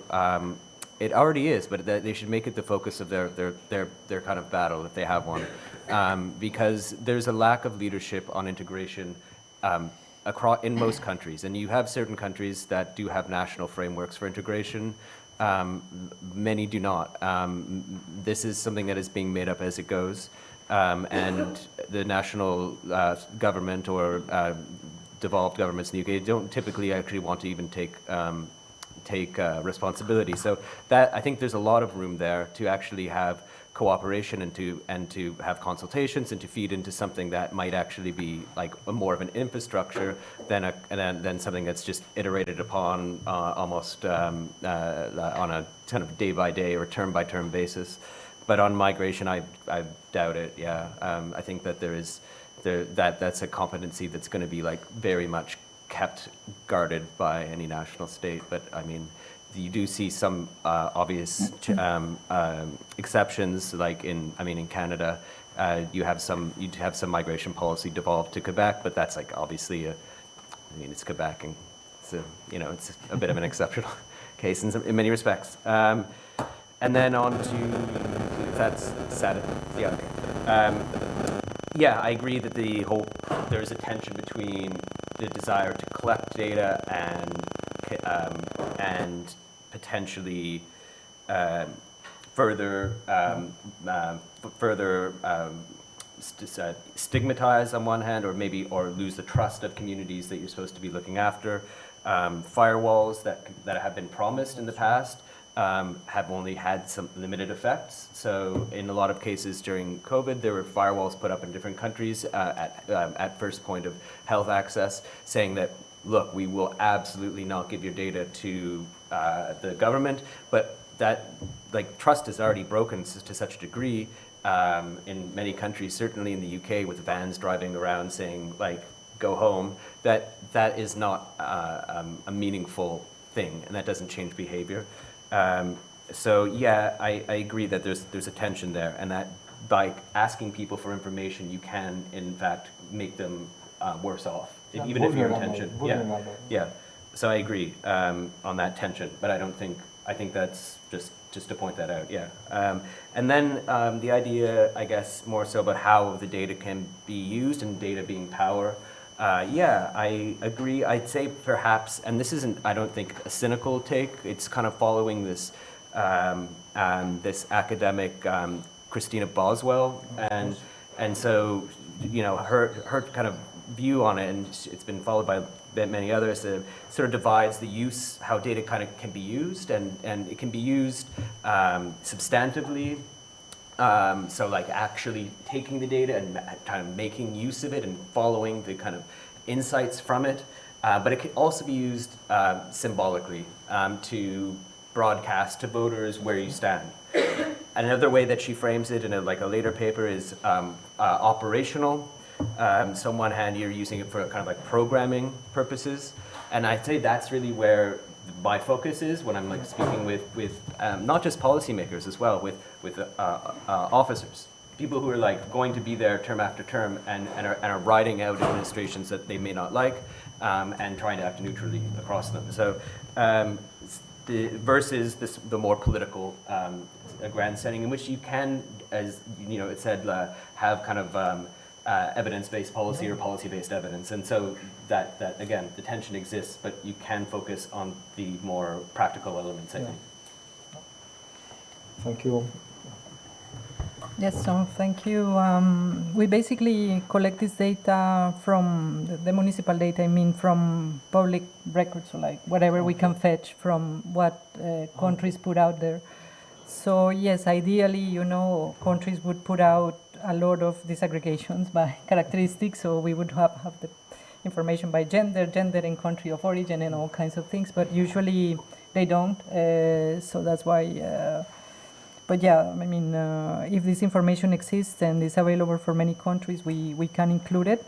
The point is that we know this data exists in the administrative records, but there could be a lot of differences on what municipalities do with the administrative records and what they report. So this is where the challenge is. And we have a working party of territorial indicators where we try to push some of these practices, you know, of linked records and granularity. It's not so easy because a lot of the agendas, like Dennis mentioned, were set at the national level, and there's a lot of national thinking still, even in statistical offices, where we are the people that come and say, no, subnational matters, you know.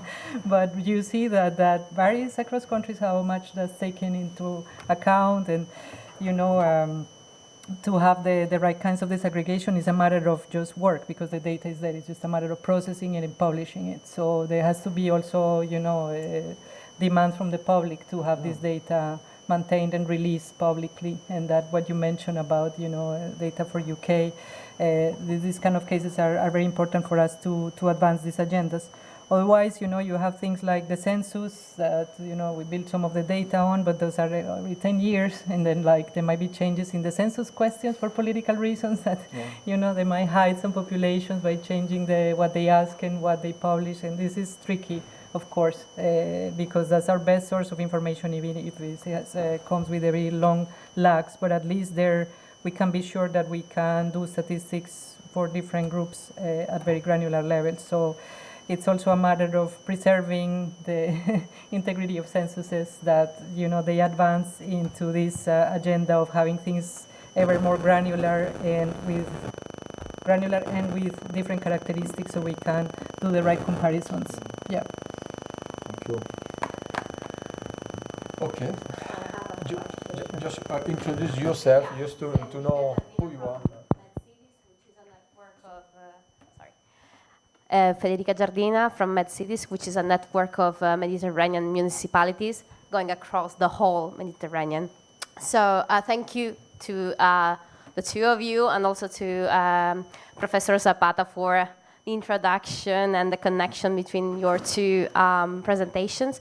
I was wondering, Ms. Moreno, you showed before a map with two different colors. So since when we work with our members, we try to support them in the activation of local strategies, social inclusions, and municipalities, especially outside of Europe, of the European Union, are very fascinated by visualizations. So I was wondering if in the visualization you're taking into consideration the national governance model of integration policies and strategies de-escalating to the local level, because it's very different to have a very centralized model like in Southern Europe, maybe, and a decentralized one, for example, in the Nordic countries. So I was wondering if when you visualize the data, you take this into consideration.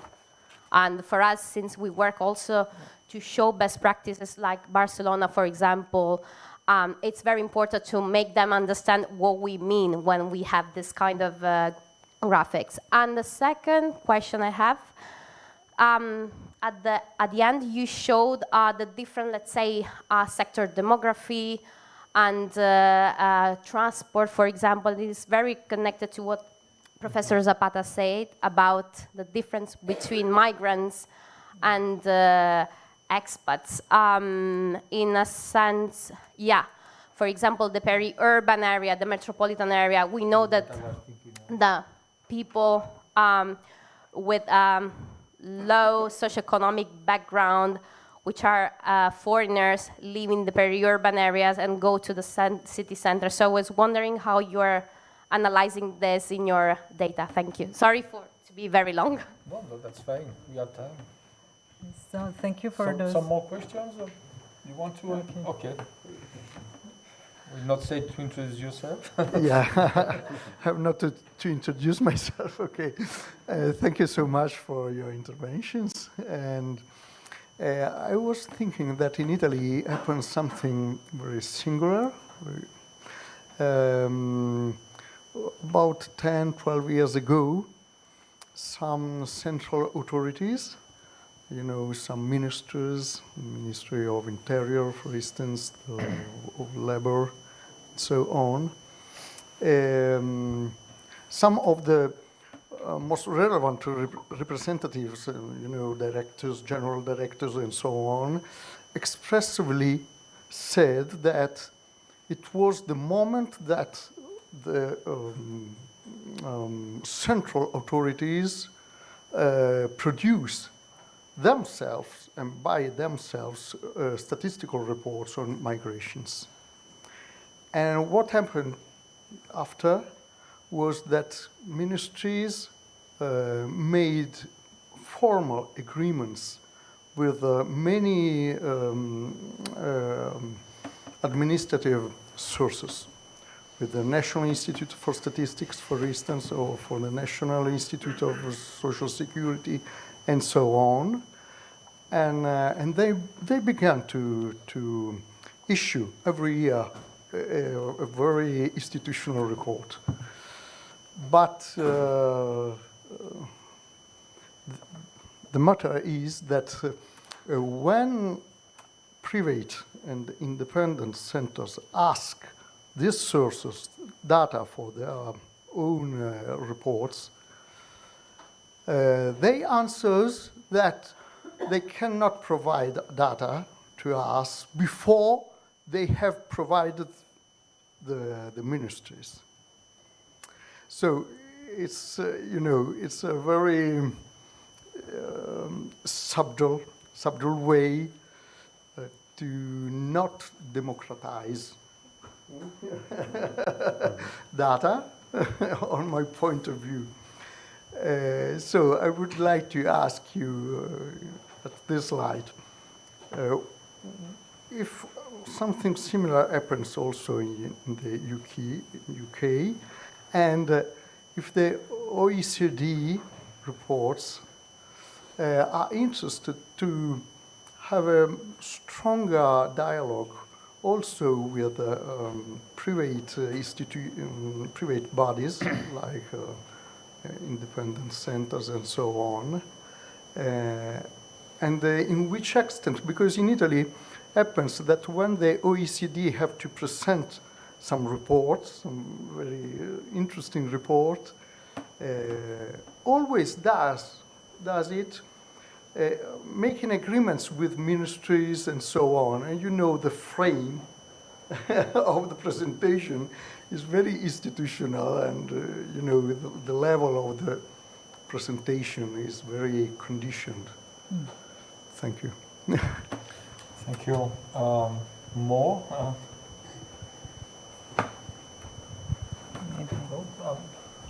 Okay, but then I can answer them. Yeah.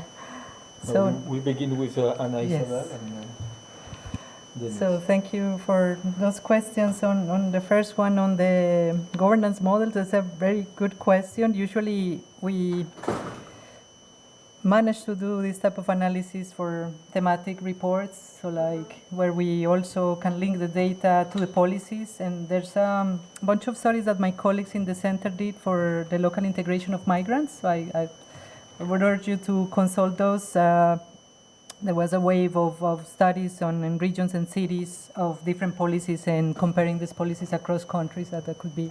But you're very right, like what you wish is to have, for instance, a typology of countries depending on the model they have and compare those with each other. And this is usually the next step that we don't manage to do in our base work, but that is very interesting things to do in specific projects.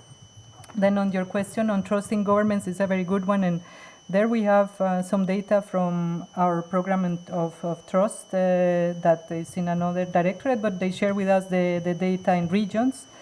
And what we see, for instance, is there are big differences, even territorial differences between trusting governments and trusting others. There's not always coinciding, and those are related to two very different things. So then you want to have that kind of granularity in the trust. The problem that we have is they collect their own data for these studies. It's usually at the large region, TL2 level, that is representative, and they cannot go very granular. And this is a general problem also connecting to the discussion about the report for Barcelona, the issue with surveys.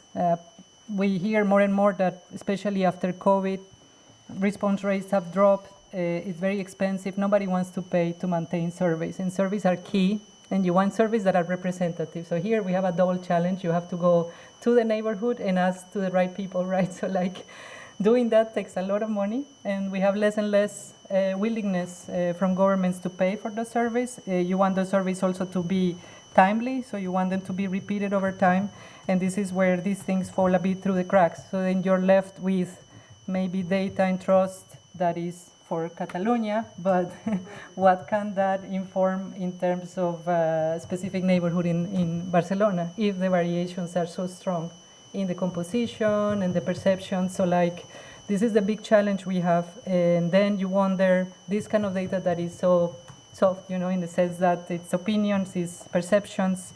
We cannot measure it from space, we cannot measure it from mobile phones. How are we going to measure it? How are we going to keep the pulse of those things is the big questions that we have, very important points. For your question, we usually preach, the principles, and that's what the OECD does. So for instance, maintaining open data, that the standards are not compromised, always be open with the public, etc. But usually what works very well is the dialogue, bringing different people together and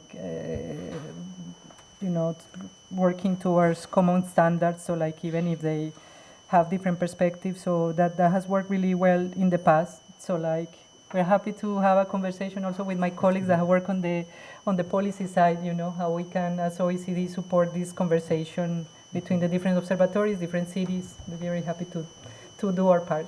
Thank you, Dennis. Great. Yes. You will close also. Sure. Yeah.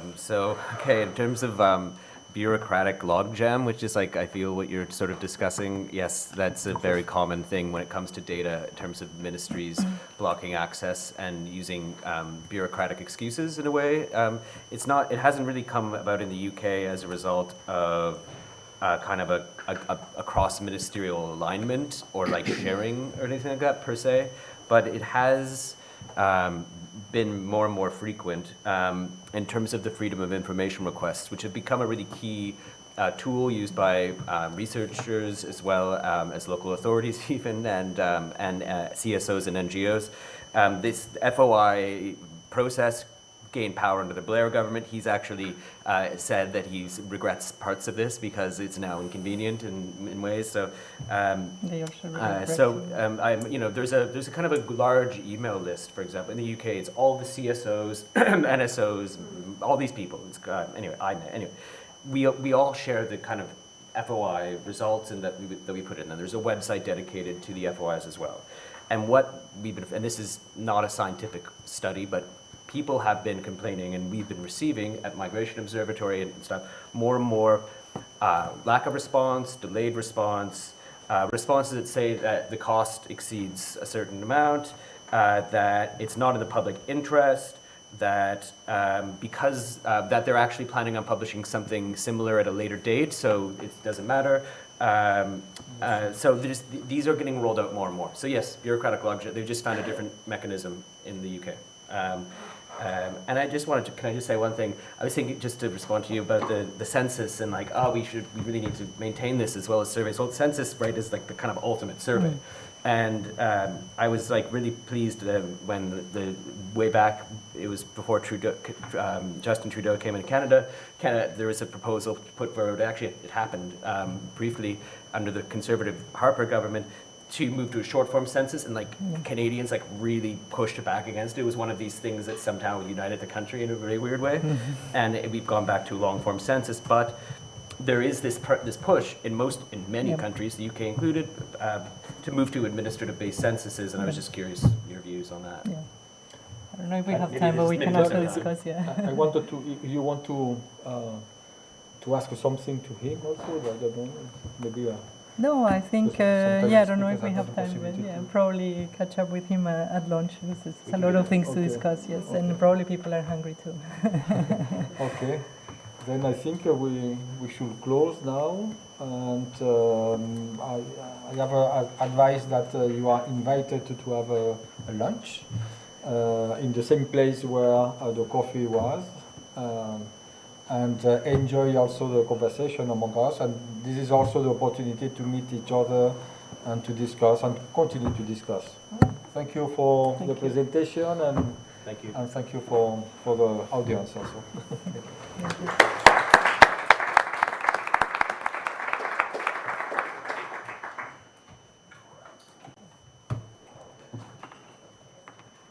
Thank you for the moderating. That was brilliant. Yes. Thank you, yes. I like this kind of interactive. You're good at kind of like pressing buttons as well. That's good. That's good.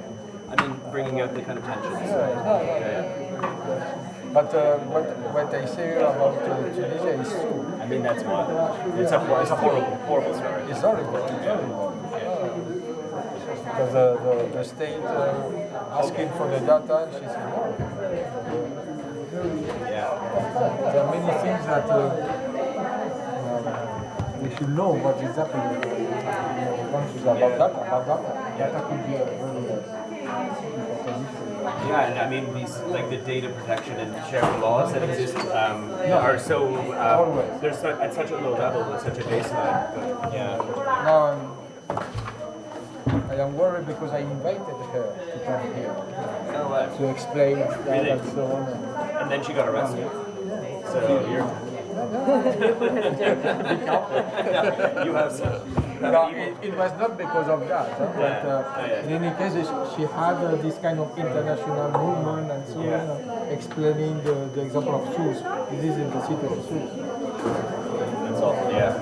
So, thank you for your very interesting. I'm sorry for the question, but it's fine, yeah, this is the I kind like of it, thing yeah. I think that stimulates us at the same time. I wanted also to say that one of the issues in Barcelona is also the center, because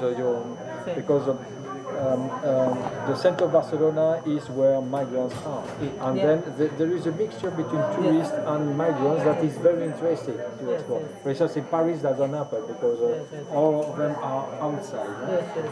And then, from a urban point of view, there is a process of gentrification that expel, and this is what is happening in Barcelona. Yeah, But it's I so think, interesting to do we did something like this in the Netherlands, and then we were focused on people receiving social assistance, but you could also do it by migrant, because once you have the administrative record, you have everything. So like you can break down by, and it's a universe of people. So like then you follow the trajectories, and we were following, for instance, how often people in social assistance move, and then they move more often. More often because of that, because there is a policy. And all of these mafias with the access of housing. Paris is very, I mean, they have to pay taxes to some intermediaries to access the housing, and they've been pushed and pushed far away. That's awful. But I like this territorialization. It's great. We do what we can,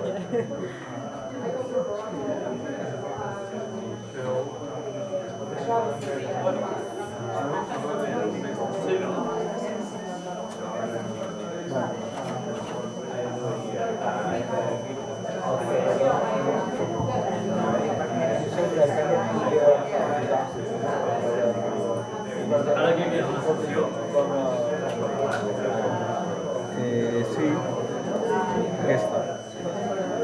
En 4 de 5, no ya. Sí, està ja. Queda una sessió i ja està.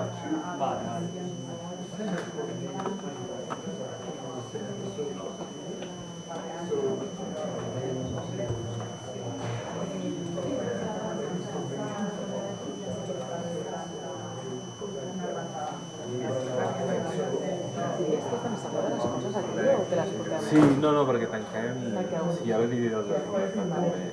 Genial, gràcies.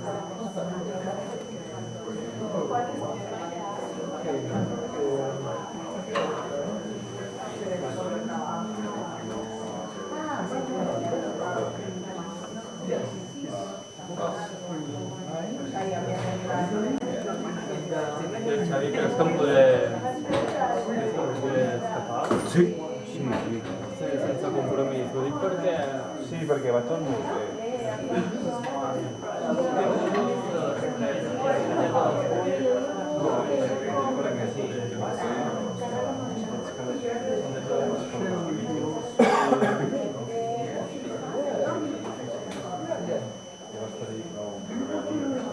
Sí, mira, ahir pensava que no m'havia passat factura i avui em dono que sí que estic una mica cansat,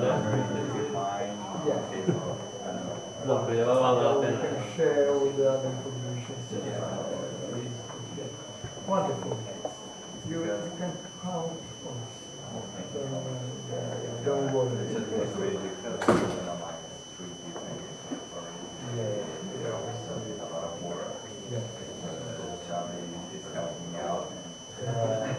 Wonderful person. A very wonderful accommodation he organized. So, with a double pleasure, I do it for you. Brian and Xavi is helping me, and if it works, and if it works, then it's going to be a good project, and so thank you so much. The other two observatories. The Barcelona one, Ah, that I have to talk to with also yeah, and the French one. Ah, okay, just the same that we introduced That's why I'm this morning. Yeah. Wonderful, wonderful. Okay, it's good. Thank you so much. All my compliments and yes, of course. Thank you so much.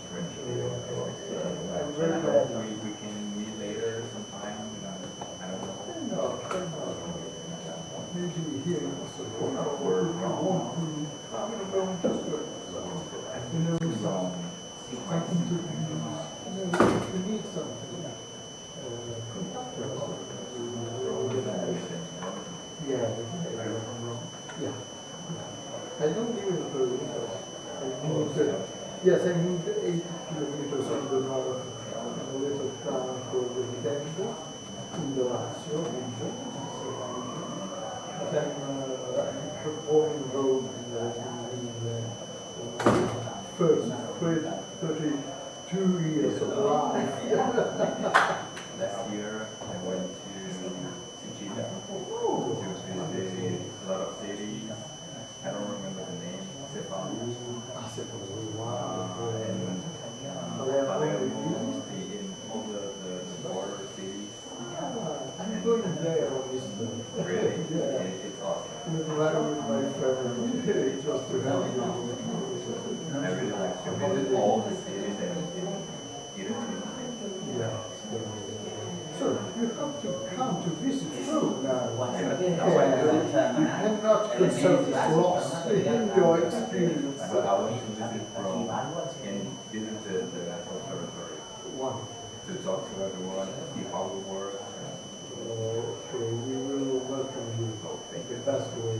So count on us. Thank you so much. Nice. My name is Arthur. Arthur, okay. I wait your script. Yeah, sure. In text, okay? Thank you so much. Bye, Arthur. See you.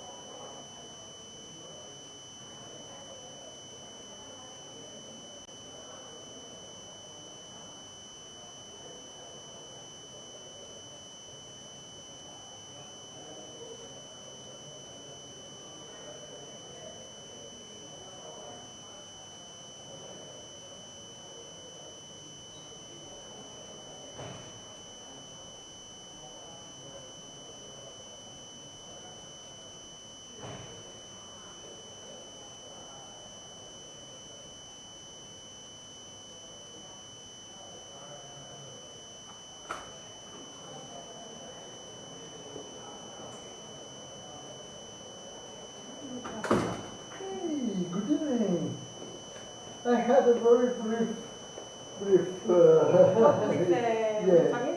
Yeah. We shared also this card. Javier. Yes. Oh. He's the only one who does that. Okay. But I want to keep in touch with you also. Okay. Not only the chief, but also all the others. Your friends. Okay.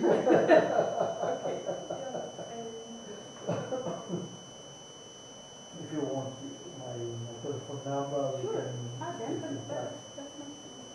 Yeah. With the WhatsApp, you can write and so on and share all the other topics.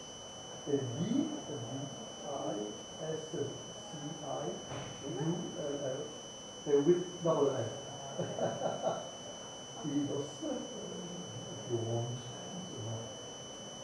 Okay, mobile is 334. No, +39 for Italy.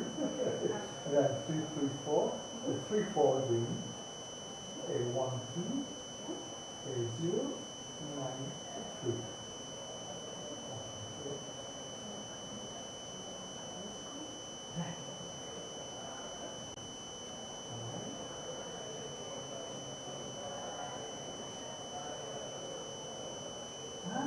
Because the ring is out.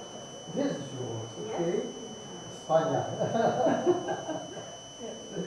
Okay, just one, because I would like to register the name.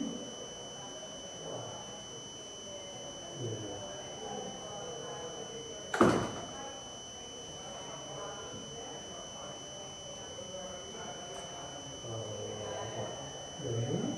Anna, A-N-A, Name, yeah. and the name, Roldan, R-O-L, Yeah. D-A-N. Is it? Oh. Barcelona municipality, okay? Okay. Municipality. And my new friend. No, this is. The good thing is that I don't have any other friend called Luca. Oh, yes, I have one. I don't know, but yes, Luca It's Gervasone. quite different. But it's Catalan. It's Catalan. Ah, It's not okay, Italian. okay. But the name is written in the same. Yes. Luca. Luca. Okay, wonderful. Because here normally you will find Lucas. Yeah, Lucas or Luca with K.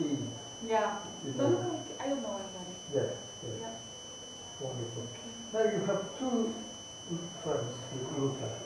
Yes. Named Luca. Yes. So I'm very glad to do this. For this. Thank you. Thank you very much. Sorry. You're welcome. Yeah, thank you very much. But all the panels, yes, all the two panels were very interesting, really. The thing is that the more I hear, the more I have the urge to put more and more. Yeah. So That's why now the time is short, so you have to. Lots of ideas that could be done.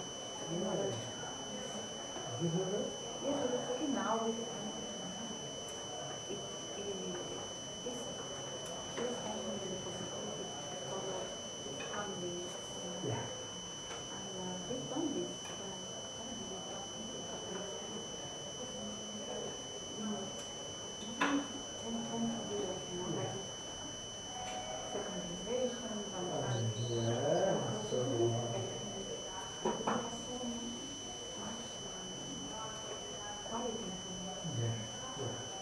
You know, the OECD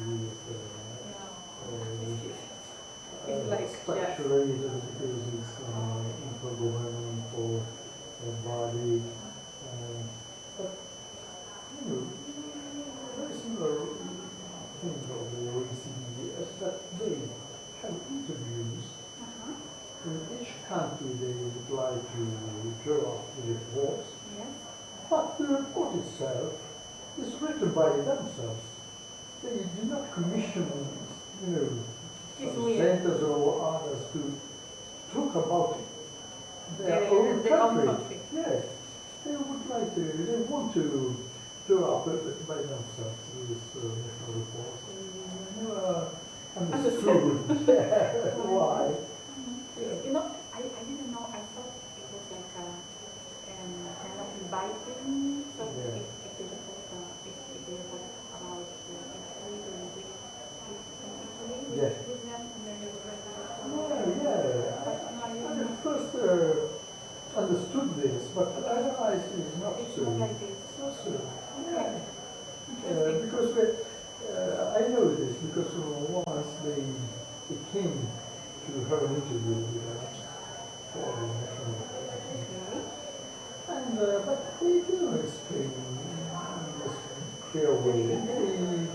They just said, we are interested to gain some information and some data. Can we provide you this kind of information? Yeah, of course.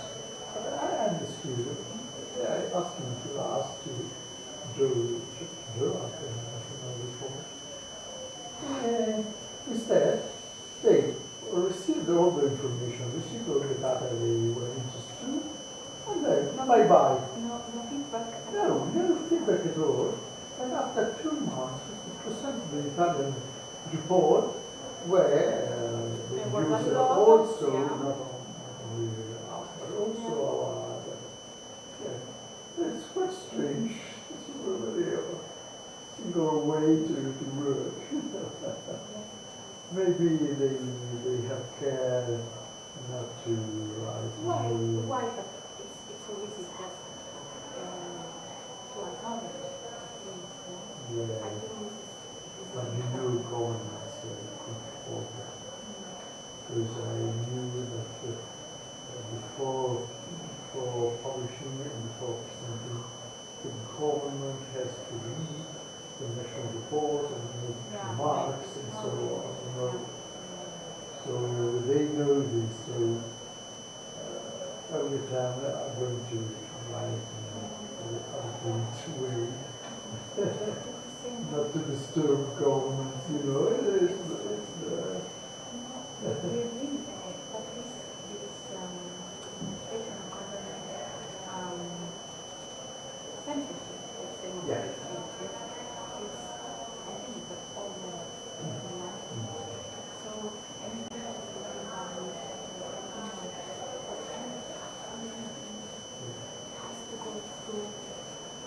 Yes, I mean, in a way, I understand because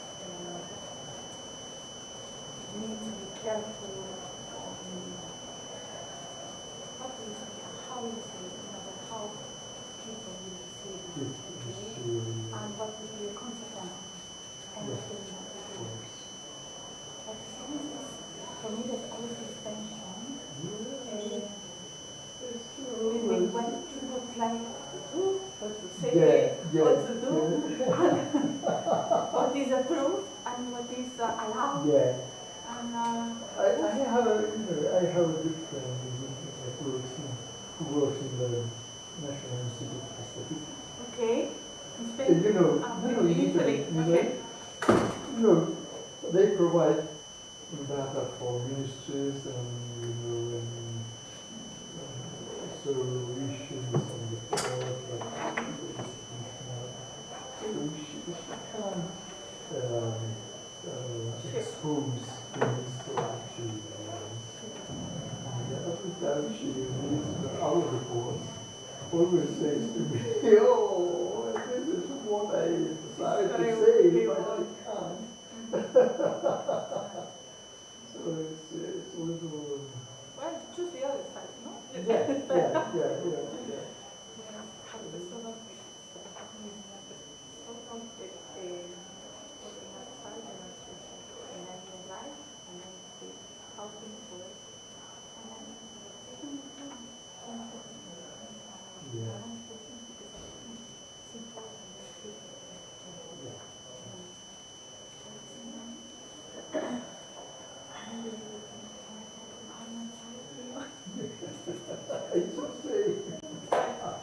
Anyway, I think I can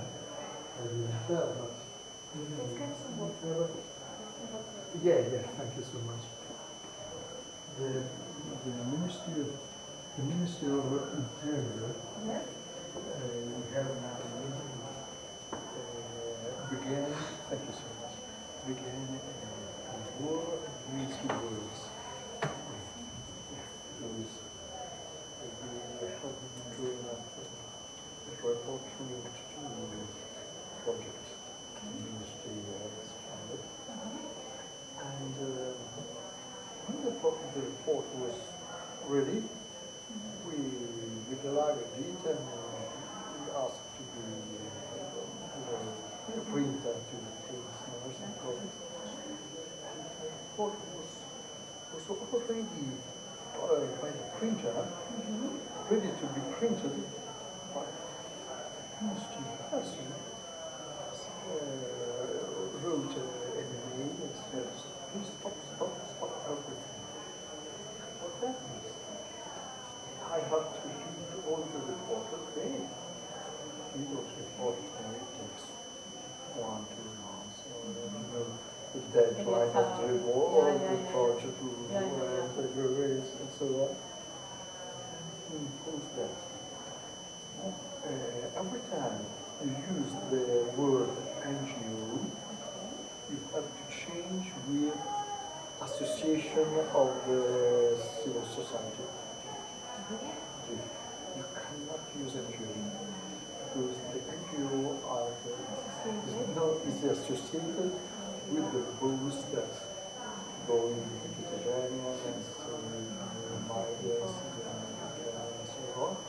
So they didn't want to use this single word. The thing is, if you stay with, if this is the way he finds keep funding, it's good. I mean, it's good. I don't know if it's good, no? It's not very brave. Yeah. But he keeps it because he could say,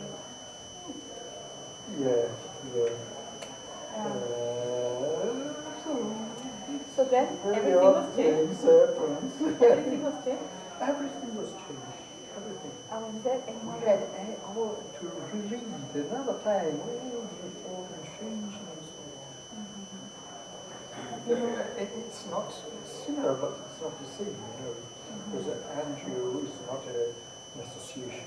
Not necessarily. No. They don't care. And people would read, I mean, the people who really interested. Yeah. No. What's saying that Shula? What's saying? I would like to say that no, it's the minister. No, I know, like a footnote saying Yeah, something. the minister wanted that. Imagine, no? Oh no, a note where you say, every time you read association, you have to understand what you go. Yeah, well, funny. But now it's don't you have the feeling that it's a war? And this is the media, Now with the regularization that it's foreseen in the next month or the start or something. Oh, really? Yes, like The largest was Spanish. of, I mean, the government. 500,000. Let's see. The largest one. Yes, Mm, I it's feel huge. really. It's huge. It's huge. Yeah. So the media, it's not helping. It's not helping. Oh, really? Because you can read the massive, this is a television for the people who are corrupted. Yeah. It's not like a pool of Income yes. violence. So, and even the people know that I el ritme, quin és el ritme? Al final, quan ho la té, o la de coure? Still some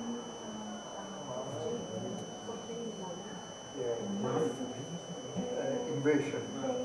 Oh, violence. Always everywhere the same less. The narrative. Yeah, the same You know, narrative. and it was interesting that the older symposium was small one, but they were talking about this narrative. And how we have to use to say how men, we were talking about the last session. To change the way to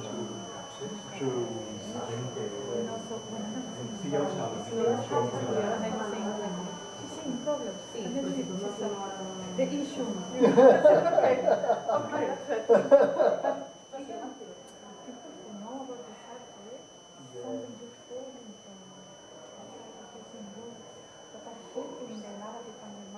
Yeah, this happens. It has been happening a long time in Italy. Because the narrative in Italy, such a narrative, has 30 years. It's been promoted for over 30 years. A long time. Even in governments, employments, change, equality, majorities, never changed. Because, the parties fight against migrants promote this narrative. The parties would have attention to integration and so on, feel fear on the topic. Because they know that if they talk about this, then census go down. Yes. Yeah.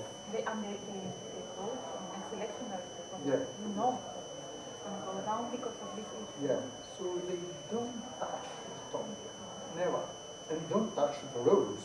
No, it's even So nothing has been changing for 30 years. It's more than a generation. And I like this because it's not so big a percentage, because it is 13, not so big in comparison to Barcelona. Yeah. I was like, wow. But people is convinced that it's ongoing invasion everywhere. We don't want it. We don't want to land. Pay third countries, as you know, probably, to stop them with all means. Where we have agreements with Libya, with Morocco, Niger. You're in the middle. So I was here checking. Where am I? Yeah, I'm just going to check with the technicians if Robert is actually already connected. I'm gonna about the centers in Albania. Yeah. They are illegal. No están. Ellos no, sí, es que se van al mismo tiempo que los necesitan. Es que quería, justamente fui a ver para ver si estaba conectado. From 2 countries.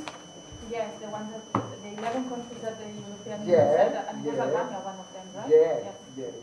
But before the EU stated that the list, the state country, we just used the same list. Of, say you cannot say that Egypt or Tunisia is the same.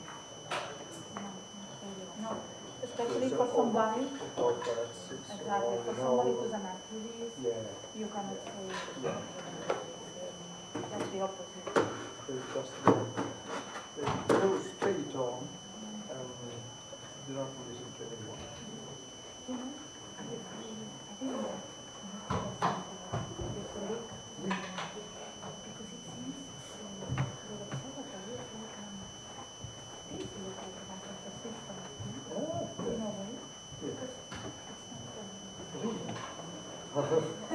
No, super wonderful. This is the way you have to pretend to wake be up cold. from the lunch companies. Thank you.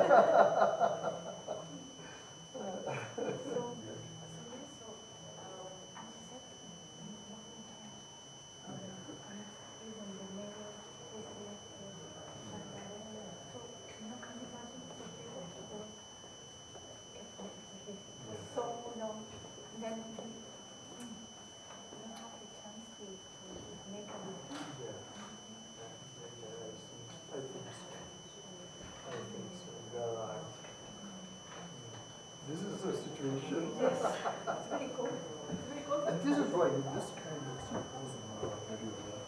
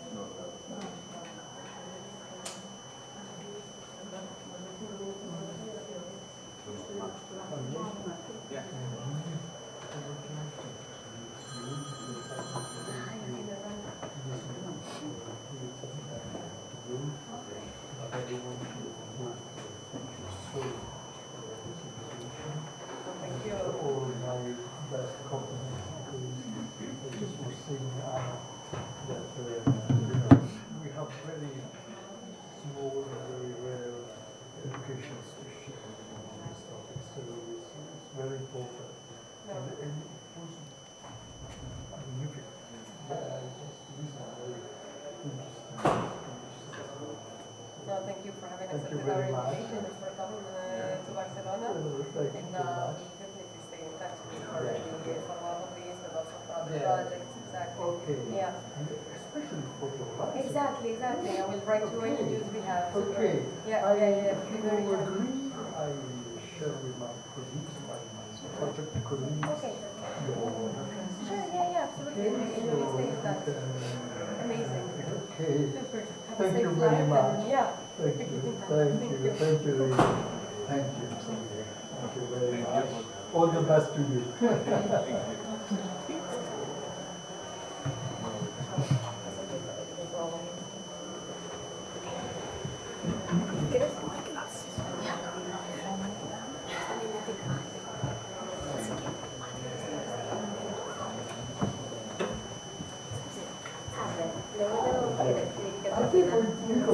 Sono italiana. Porque, claro, los micros tampoco van. No van. Es que no están. Este está conectado, ¿eh? Este pone. Hay que apretar. Sí, sí te va. Vale.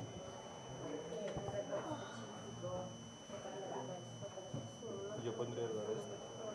Vale.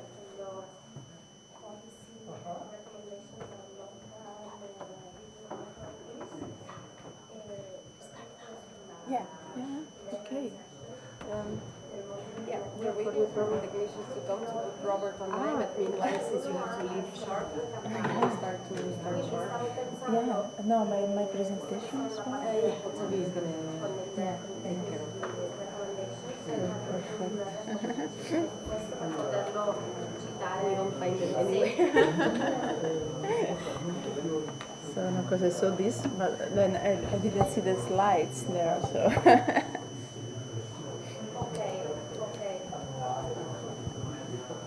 Okay, we're gonna try to start on time. Meanwhile, people are coming back from the lunch break because one of our speakers have to leave very sharp at 4. And we are also waiting for our second speaker to connect online, but meanwhile, we're gonna just start introducing this session. A session that is a bit easy to introduce because we've heard about it throughout the whole morning, throughout the first session and the second, because it's at the core of data management and governance, is the question of ethical challenges in data production, especially in the light of the role of the new technologies and all the challenges that are brought upon with that. We heard it in the different panels and exchanges. Data is never innocent. Data can be used as a weapon to expose people rather than to protect them. And it's very connected to the political and ethical choices we make around data production and management.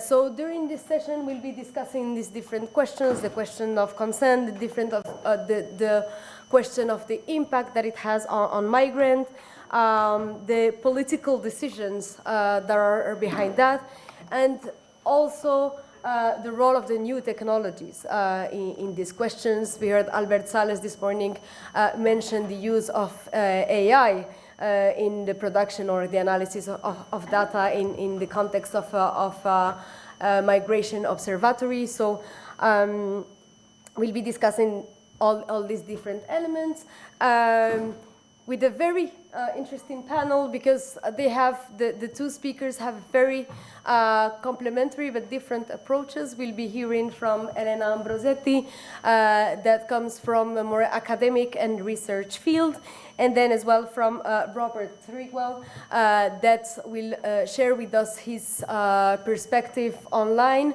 from a more practitioner, operational, and field data perspective. So we'll start with Elena, that is already with us.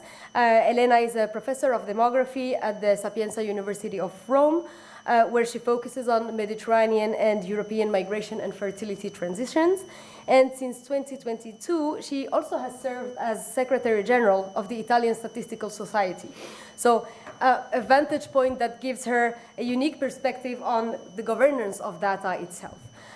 So as this morning, Elena, if you agree, you have around 20-25 minutes of presentation. Sure. Yeah. And then we'll pass the floor to the second panelist, and then we'll have time to exchange with you on this topic. Yeah. Thank you, Elena. Thank you. But your first, presentation, yeah, right? the PowerPoint. Xavi? Yeah. I can do it. No, I think that's, there's a can way change? for them to put it on the screen, yeah. Uh-huh.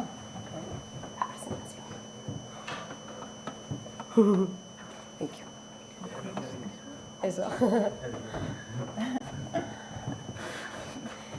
He was trained with the special technique.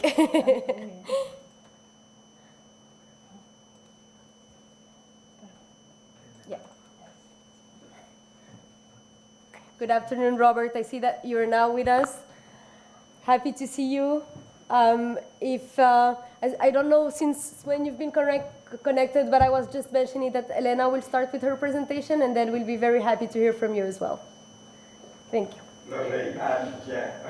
I look forward to listening to the session. Thank you. Okay. Floor. Okay. Yeah. Okay. So good afternoon, everybody, and thank you for inviting me in this very timely workshop. Thank you for Xavier for all the organization as well. So I will present today something that is related to data, new technologies, and ethic challenges, and taking stock actually from one of the projects, European project on Horizon 2020 I was involved in.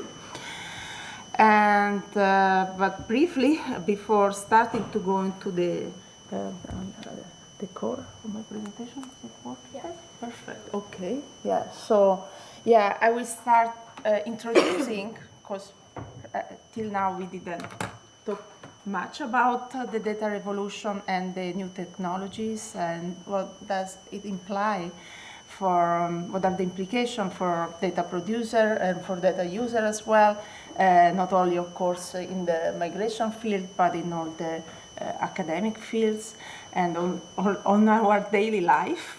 And then I will go to the case study for this specific project. So it's a Horizon 2020 project that was called Perceptions. It's the acronym, a very long name.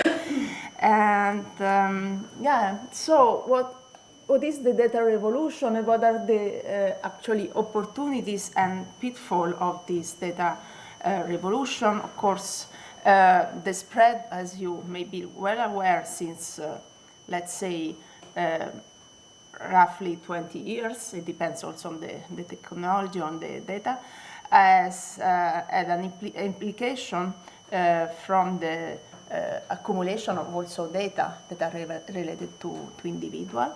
And technologies may be very different. We have internet and the World Wide Web, and this is something dating back to the 70s, but then the widespread of the internet was from the 2000 on, and social media as well, and online advertisements, and the Internet of Things. So we can talk about very different things. And so all that has an implication not only for data collection, individual data, but an implication for our daily lives, okay? Basically for the society And the way we reason and the way we function nowadays is very different from the way we did several years ago. So I was in the, I lived my life in the middle of this transition, so we know that the implication that it implies for everybody, from the economic point of view as well, and also from the environment, because we should also take into account that when we use data and when we collect data, we also should be aware of what is happening to the environment. AI, for instance, has a very bad implication from the environmental point of view, and also from the point of view of the demography, and not only from the accumulation and of information in demography, the collection of data, but simply also how demography is shaped by new way of meeting people, for instance, that was completely not the case in the past. And also for migration is very important because we can see what is around the world clicking on the website, and that was something really difficult and challenging in the past. So demography has changed not only from the point of view of the indicators and the possibility to have data, but also from the events of our daily life, because actually demography is about us and what is happening every day to our lives. But, however, from the point of view of what are the digital data that can be collected through the different tools and the different platforms, we should be aware of different pitfalls as well. For instance, we have a high heterogeneity of the data and their contents, and this is something that could be really challenging when we have to treat this data. At the same time, we can also, we call them big data, no? They are big, so we have a lot of information, but then how we can treat this information, this is something that is quite important to know and to acknowledge. And at the same time, we have also some important positive features, like the fact that the information is coming in a timely manner. We are quickly understanding, for instance, pattern of mobility, even in situations that are really difficult to address from the point of view even of rescuing people during earthquakes, during wars, during hurricanes, and major also environmental disasters. So this is something that we have to be in our mind when we talk about this different kind of data. At the same time, we have also to take into account the fact that there are very complex procedures for accessing the data, and also that it depends how much this data can be in a way representative of the reality. It depends also in the penetration rate of internet, and not only in the penetration rate of the internet, but also on the ability of users to access the internet, and it can be really different according to age, but also according to socioeconomic status and so on. Something else that we have to bear in mind is the same, and the same applies also for data that we have mentioned largely this morning, that were mentioned largely this morning, that those data are produced for purposes that are quite different from the one of making statistical analysis with them. So, for instance, population permits of stays of data as well, of also data coming from population register are not basically done because we want to make statistics with them. The purposes are quite different, but the same applies also in this case. And just to give you some quick example about the other kind of limitation, going to the main focus, that is the last one actually. We don't know how data are aggregated, are collected and classified. And at the same time, also, mainly those data are produced by private companies. So we should, in a way, pay or sharing some kind of agreement with the companies in order to access them. And last but not least, and that will be the point of the main focus of my presentation, is the need of ethical guidelines and up-to-date regulation for data collecting and processing that goes from the security to the privacy matters to awareness and informed consent, which is also something that is really relevant. Here I have an example, but maybe I can skip and go directly to the point of the project. Why I'm going to talk about this project and what are the important points that actually I learned during the project. So the Perceptions was a project funded by the Horizon 2020 program from the European Commission, and it was running from September 2019 till February 2023. One of the main goals of the project, that was a research and innovation action, was to understand how migrants perceive Europe, and at the same time also how this perception of Europe, or misperception of Europe, and we can also talk about what is a misperception of something, may actually harm migrants, but also may be a security threat for Europe. Because actually this project was funded under the security strand of the European Horizon 2020. And from the very beginning in the call, it was written actually that we had to use, among the different sources to investigate the perception of Europe, also social media. Okay, so that was one requirement, okay? But this requirement led to several clashing visions about how to deal with those data. I think it was one of the first calls, if not the first, when the European Union, maybe there were maybe since 2 or 3 years earlier, so this call was 2019, maybe already 2018, the European Union started to ask about projects, research and innovation action, to base their actions and their research also on data coming from social media, or in general big data. And at that time, it was after the 2015, let's say, refugee crisis, even if I don't like to talk about that in that terms, but after, let's say, the crisis of 2015, maybe the European Union crisis of 2015, and they were particularly interested in having data coming from big data to forecast migration, so to learn about future migration. And we had several projects that were funded under this research strand. But this one in particular was about perception of Europe. And of course, in general, already at that time, we had at least 15 years of research, starting from the first research that were led like in 2007, 2008, about social media and migration, how actually social media can help in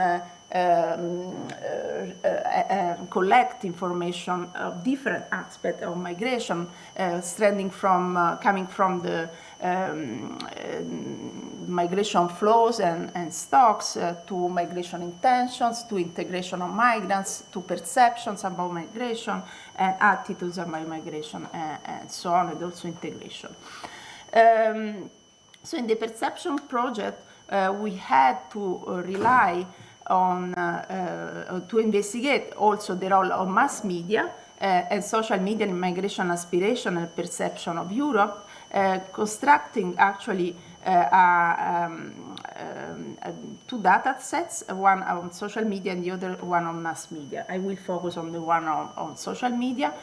And we used actually a variety of approaches and techniques, and we gained also a lot of experience on working in multinational project consortium in such a kind of with such kind of data. Of course, one of the main points here to raise the fact that we have to deal and to balance the opportunities to get big data with social media, at the same time the ethical issue that can lead to quite important risks for people that are studied and are under the radar of this kind of research, like, for instance, stigmatization, hate crime, detention, deportation, dangerous border crossing, and so on. And one of the main points here that we will also address specifically with the project, that we have addressed with the project, is the one of lacking of informed consent. So you know that when you survey someone, you have to get, according to the different regulation, but in Europe we have the GDPR, the informed consent, either in a statistical quantitative survey, but also when you collect data with qualitative field work. Okay, so of course we have to find in this project from the point of view of the researchers, but also from the point of view actually of the funders that asked us to inquire about those data, to study those kind of data, to balance, okay, and to be in charge of adopt all the precautions that are necessary to identify and minimize the risk of harming people. So this is one of the main points. At the same time, we know that, of course, in those kind of studies, we have opportunities that are provided. Sorry, I didn't change the slide. I was talking to the previous one still, and now realized, okay, so I already said that. So going to the core, directly to the point. So how we did with the big data, what were the main research? Here I will present the research now, just briefly, just to give you flavor of what we did, but not the results, because it's not the point here, but then the challenges that led to this kind of reasoning and how we structured the research. So to identify, as we were asked to public narratives about Europe and also about migrants in Europe, so we decided to use one social media platform. At that time it was still Twitter, and we decided to retrieve tweets according to 60 migration-related keywords, because you have to extract tweets. You cannot extract everything. You have to extract part of them, and with migration-related keywords, but then still you have to clean a lot of the data. And those keywords and the tweets as well were in 6 different languages. And at the end, we had about 450,000 tweets and retweets, also collected for a period of 3 months. And the data collection, then after the data collection, we did 3 different kind of analysis that were in the working package for the projects. So topic modeling, it's like different topics arising from the tweets between across different groups of stakeholders, countries, and languages. Then we did a social network analysis. So the structure of different social networks, the graphical representation here is the social network analysis with different narratives. So are certain stakeholders talking more about certain topics and other about, of course, different one. And then we had also the identified bot accounts. So that was like how fake accounts actually can, in a way, spread narratives on Europe and migration. And that was like the third analysis. Actually, Sapienza, my team was in charge of this one. Well, but before doing all that, we had to actually deal with the ethic review panel of the project. You know that, I don't know if you know, but during a Horizon project, you have to report on what you are doing and explain to expert panel, which is based on expert, not only, of course, on privacy matters and ethics matters, but in general on the topic. And we started to face several different kind of difficulties, and we had to find a solution, because otherwise the project could not be performed and realized.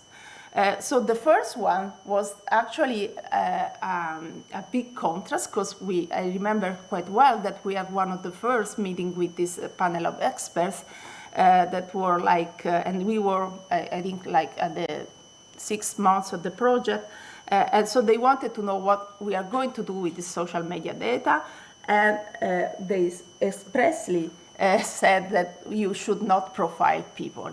Okay, it was not, of course, our intent from the beginning to profile people, so to know about each individual, but it's the same. In any statistical analysis, you don't generally profile people according to their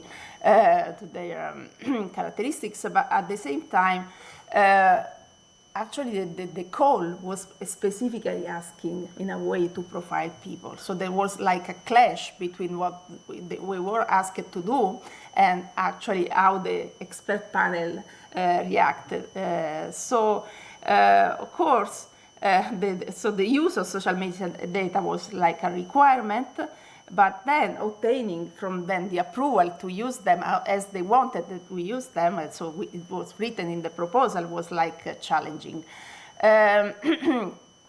So actually investigate how migrants perceive Europe was one of the things that was considered to be one of the potential way of achieving our goal, but at the same time we could not profile people. So what we did actually was to avoid to profile migrants, and what we did to do that was to set a threshold of follower of accounts. So we only selected accounts that had at least 10,000 followers. In this way, it can be someone that has like a public organization or like some kind of celebrities and so on. So it's not someone that has no kind of protection. And at the same time, we had to report about them on an aggregate level. So the other point that I already mentioned was the one of getting the informed consent. Actually, from the point of view of the GDPR, the informed consent is not requested when involved as a disproportionate effort. This is one of the article of the GDPR.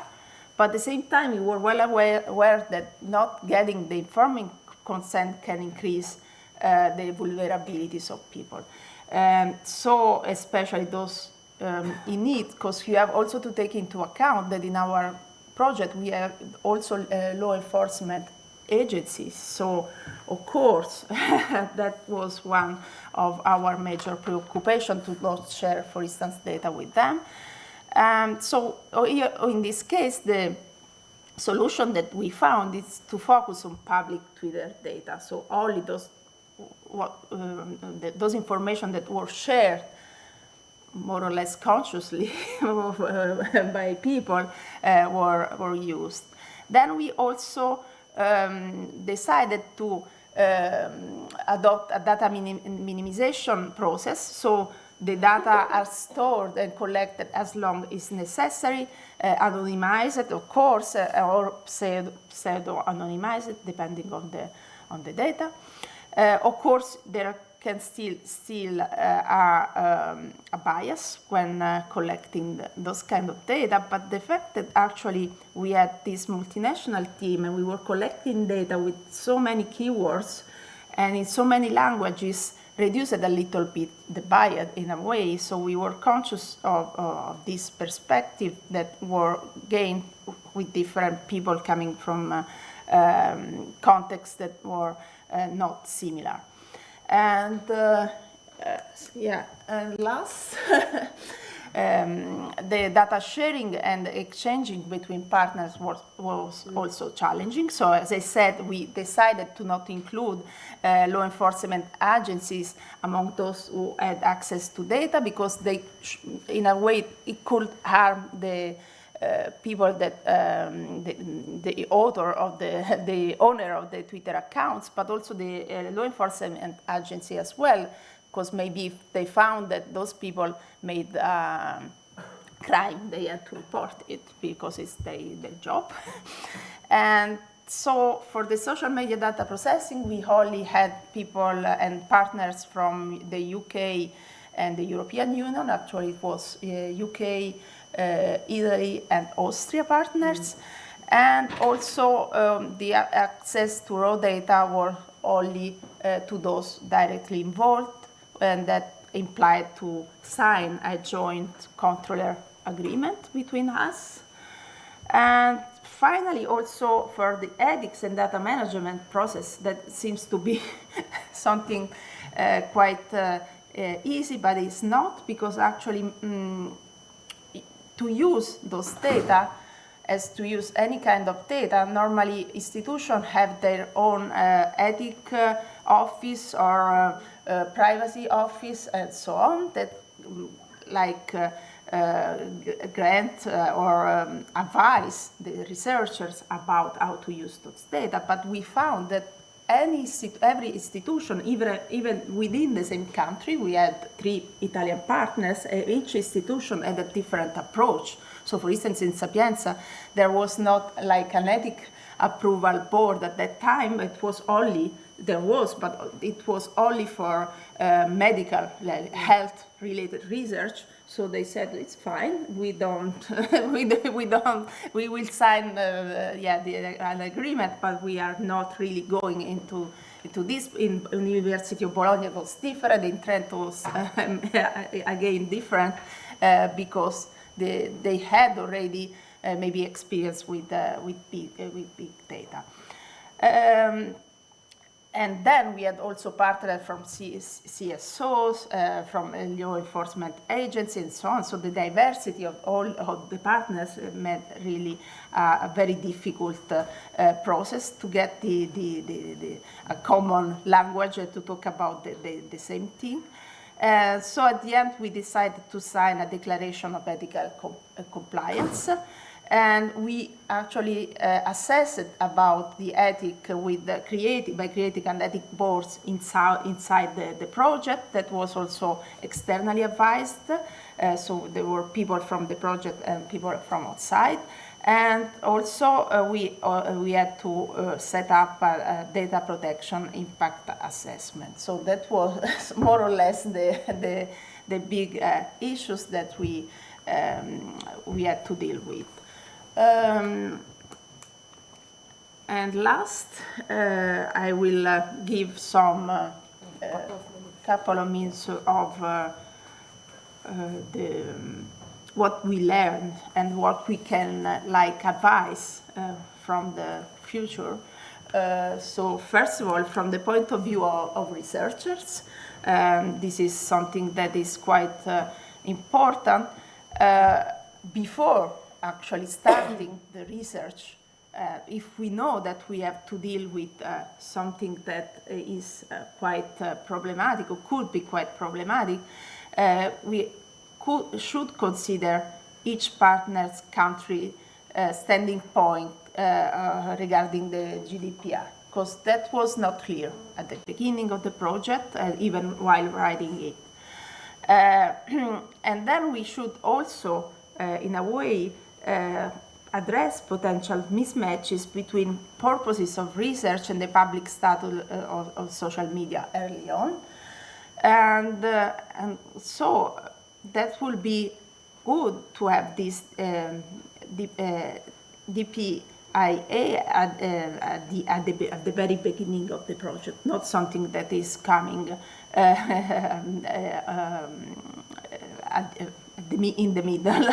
Okay, because actually what I didn't say is that at the end these ethical requirements made, and COVID as well, because it was in the middle of the COVID, the project made a lot of, provoked a lot of delays in the project. That's why we had 6 months, extra 6 months, but of course in agreement with the European Commission. So from the funding bodies, it's important to set up clear ethics and updated requirements and processes, because it was not from the beginning that clear, to take into account understanding differences between the various project partners institutions. That's also an important point.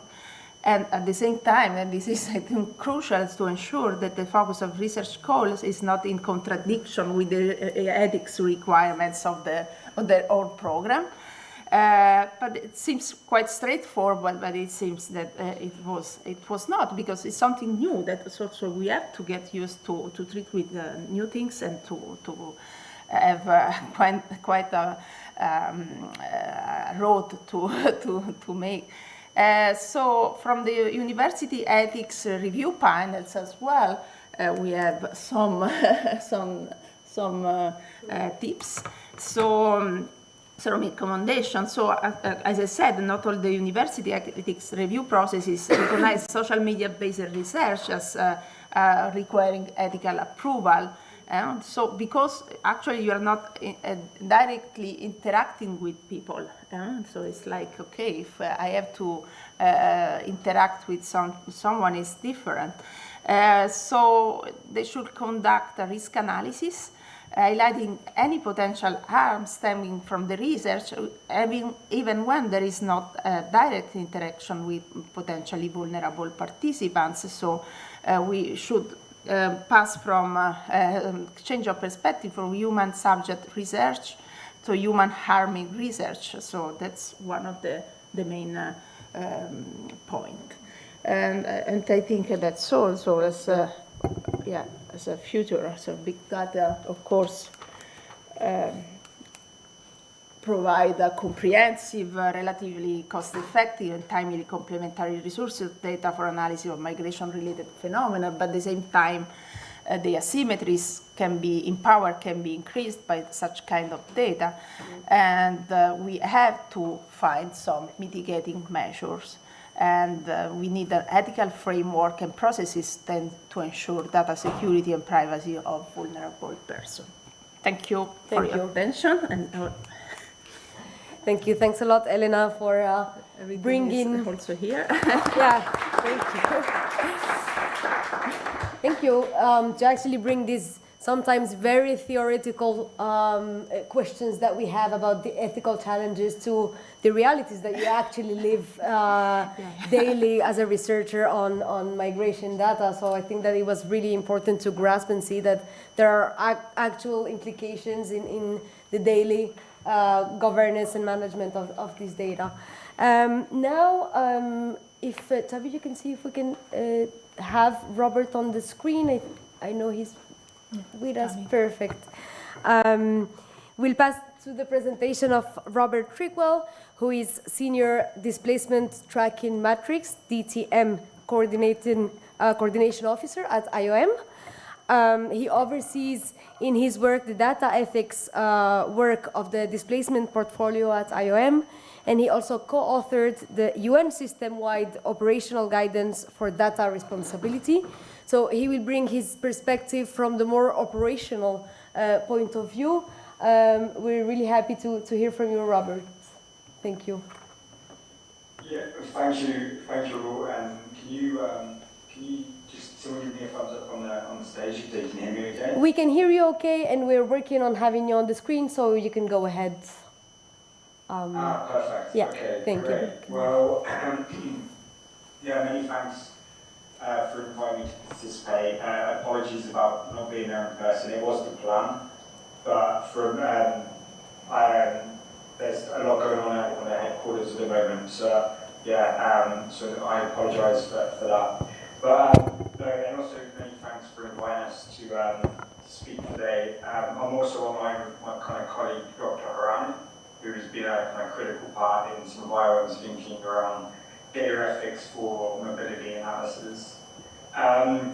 So just quickly about who I am and why I'm speaking. So I work for the International Organization for Migration. It's a UN entity, so it's better known as UN IOM. And we work in the domain, particularly the team that I'm part of. It's the data collection, data analysis team that collects information on mobile populations, either kind of more in the traditional kind of migratory space, the routes, people kind of moving large kind of areas, and whether within Western Central Africa, in the Americas, but also linked to human mobility, more so within kind of humanitarian responses. So, for example, internal movement within Lebanon right now, for example, which is what we're seeing on the ground. The team that I work for is called the Spatial Tracking Matrix, DTM, but we kind of work in both population monitoring spaces. And a lot of our work is, and the data that we collect, is operationally focused because of the kind of time constraints and some of the parameters that we work in, which I think is clear. So we work a lot with national entities and counterparts, but it's often with the Ministry of Interiors, the National Disaster Management Agencies, less so on the national statistics side, just because that's kind of a different part of the portfolio of IOM. So and we work a lot with kind of collecting information on mobility. Right now we're looking at the impacts in Iran, the cross-border movements to Afghanistan that is having, return movements back to Pakistan, internal movements within Lebanon, the movements from Lebanon into Syria, both Lebanese but also Syrians, and so on. So whenever an operation or response or a policy is done, it's often kind of fed with evidence, intelligence, whatever you want to call it, and our team is one of the stakeholders that provides that collection and analysis to feed a response or an action. We often we collect information on two sides. So on the routes, so on people movements. So this is just an example of one of our regional reports. So the key kind of migratory routes that people take, and we use this information to kind of identify kind of safe migratory corridors, the establishment of kind of support mechanisms, migrant reception centres along the route.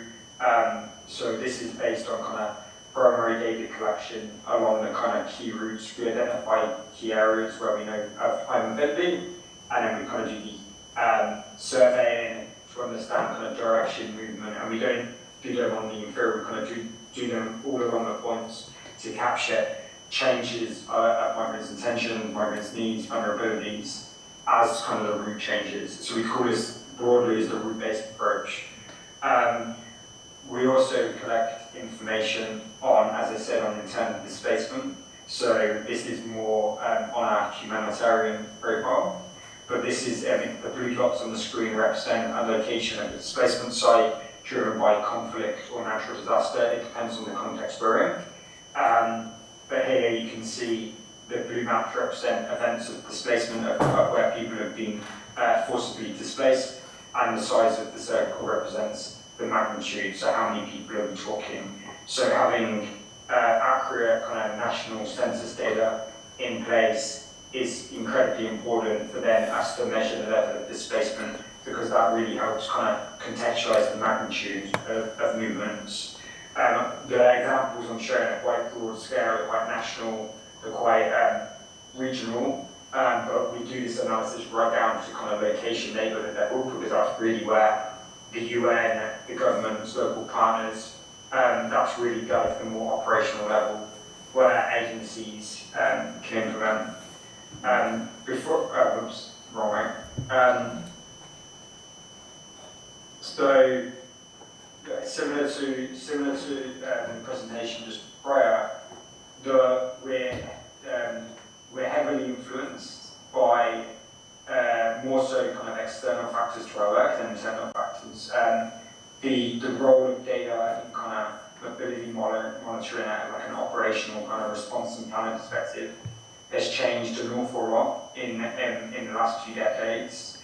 Not only has the UN and become kind of more evidence-based, there's been a higher aspiration to be driven by data for planning and response purposes, but just also kind of the factors that was mentioned earlier about kind of greater connectivity, greater mobile phone ownership. There's just more data out there to also handle and operate with. So we, piece of research that Dr. Harani led, really kind of identified the initiation of kind of this kind of data-driven movement within humanitarian works at kind of the 2010, 20 circular area. There was a number of reforms at the time. There was a number of messy responses that weren't overly data-driven. And then this also aligned with kind of like the explosion of mobile phone ownership and penetration and so on. So there was kind of lots of like moving part, there was lots of stars aligned. And that's kind of really where we saw a real kind of datafication of the kind of human mobility and humanitarian space, or that's kind of what we defined as.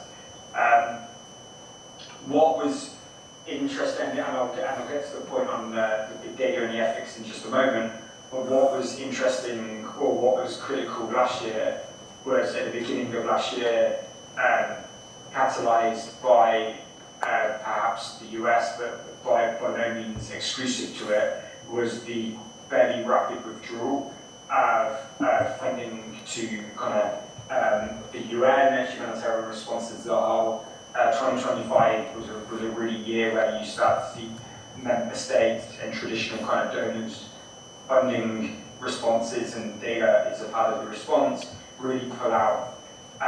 It was heavily affected by the US, but it really wasn't exclusive to the US, the UK, etc., etc. So because of that, we've kind of built our operational response models based on understanding there's an event, people move, how do we plan our operations around people moving to where do we set up displacement sites, how do we, or more commonly, how do we support host communities, hosting displaced persons, what will be the impact on services, how that may kind of affect the social tensions within communities. You know, there's a thousand things to think of in this type of context, and they've always been quite traditionally kind of data driven. Last year saw a big impact on this. There was a bit of a deficit on some of the thinking or some of the kind of the evidence-based approach to the ways we work. So so as a result of that, it was, and a lot of these innovations and a lot of these kind of various big data applications would have happened beforehand, but there were some real existential questions about if we do not have the scale of kind of like face-to-face enumeration capacity and surveys on the ground, but we still need to kind of have the same level of information on scale of movements, etc. How do we replace, augment with existing mechanisms? For me, it's always about augmentation. It's always about complementarity. The face-to-face engagement, particularly with such vulnerable populations in these areas and countries, will always be the prominent role. But when our coverage is impacted, or even due to security issues, the kind of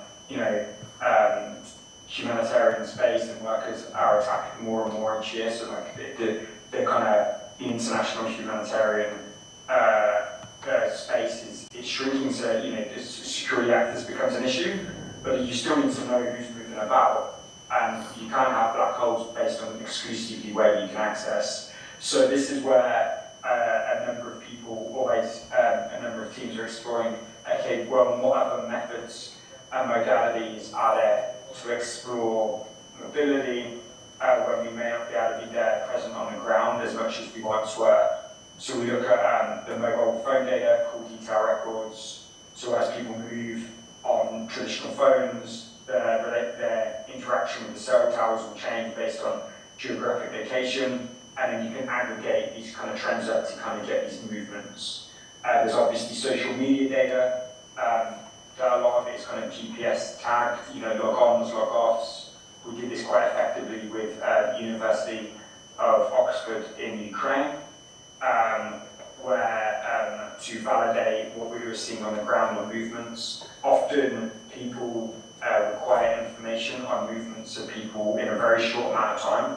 I'm talking a few days after an event. If there was an outbreak or if it's even in Iran or in Lebanon, which is probably better, there's an expectation that the numbers of people moved in Lebanon, we should know that on a bi-weekly basis. So the methods have to be kind of geographically scalable and they have to be quick as a result, which is why I refer to it as operational data. Log-on, log-offs when the GPS kind of records locations has been a key, and everything is aggregated, just to be clear. And there's no perfect model. There's different models that can be applied in different contexts when they can be safely and ethically applied. And then, of course, another way to kind of look at movement data is kind of more through visual imagery. So when detection of shelters, like, if you've got an area that wasn't hosted in many kind of informal settlements, and then there was a big movement into that area where kind of informal and tented settlements popped up. I'm thinking in the 2017 rare movement of Rohingyas from Myanmar to Bangladesh. You can understand and track people's movements there. Again, heavily forested areas, low access, difficult terrain. Understanding where populations kind of move and pop there is critical. This isn't from us, but this is some recent analysis in Iran where coverage is where the University of Liverpool have been assessing movements of people using HTTP requests. So essentially, when people try to log onto a website, how the variation in that can be applied as a proxy for movement, and look at the variation subnationally. Because going back to kind of the scope of this workshop is that we're trying to target areas for intervention, so that's key. A few things to add before I pass to my colleague Prithvi, if she's still available to go online, is obviously, we're a humanitarian agency first, so we're driven on humanitarian principles of neutrality, impartiality, and most do no harm approach. We also kind of got to think of the kind of the purpose of the work is to understand really like where are people moving and why, and how the different methods can be ethically used for that. For example, so everything's got to be anonymized. We also got to think of the bias considerations. So, for example, if you're using some of the methods about application log-ons or call detail records, you don't know anything about the user in a sense.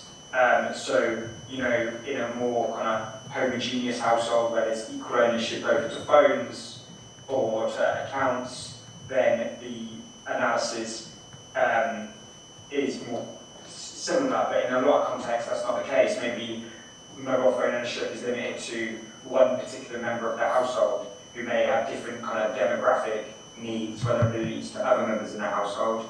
So if you're only analysing the digital trace data of that one data point, then there's quite a lot of integrated bias into the analysis, and these are the things that need to be considered. Obviously, a big concern for us is re-identification. So when you've kind of got different methods of different people moving, again, less so at an individual level, but say more at a community level, if communities have been displaced, maybe through conflict, at an actionable level, identifying movement trends could actually be a bad thing, because it could be a way of exposing vulnerable communities, which is in those type of circumstances when you would never deploy these methods. So a lot of the kind of ethical considerations and the data responsibility aspects is really knowing when and where to deploy these tools, and most importantly, when not to, as well.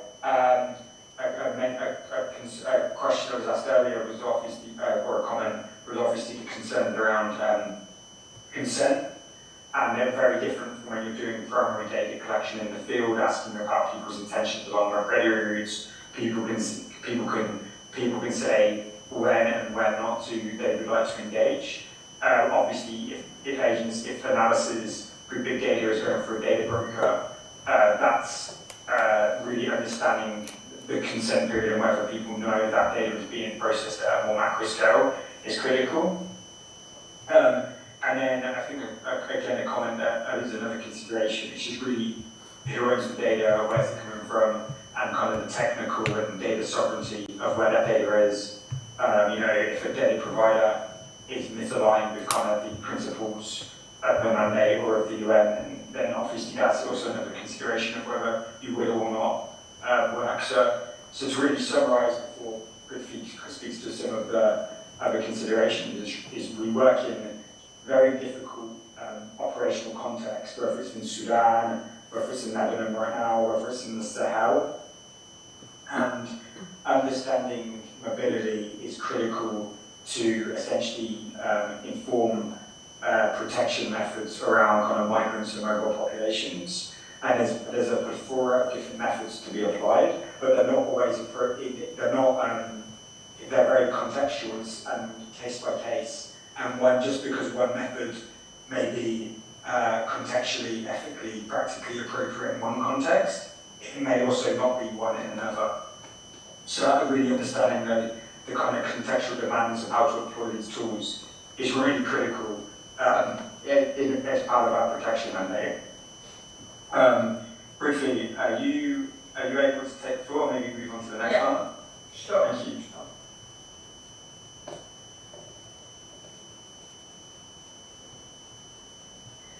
Do you want to change the slide for me, please? Hi everyone, so I'm just going to give you a quick overview of some of the challenges, limitations, risks and questions that come about as a result of some of the primary data collection methods that we use in humanitarian practice for both migration and displacement. So I think also the previous presentation from our colleague earlier also touched upon this from some of the challenges that we see through digital data. But I think, as Rob was also mentioning earlier, and the previous presentation, this data revolution is something that has had a widespread effect even in the humanitarian context. And even since the 2010s, the advent of technology and so on has not left the humanitarian sector unaffected, with all the different modalities as well as forms of data collection that are all working hand in hand. And as a result of that, some of the main challenges that we face are around representation, inclusivity, and in understanding whether or not we're targeting the individuals that need, that are perhaps most vulnerable, or are we also able to target individuals that are accessible. And this is something that is a huge challenge for us, even in our primary data collection modalities. Speaking to key informants in a particular context, as Rob mentioned, they may reflect the social cultural composition of that particular country, and that might lead to bias as well. So these are factors that we have to take into account when thinking about representation and inclusivity of the data that we collect on the ground. If you move to the next slide,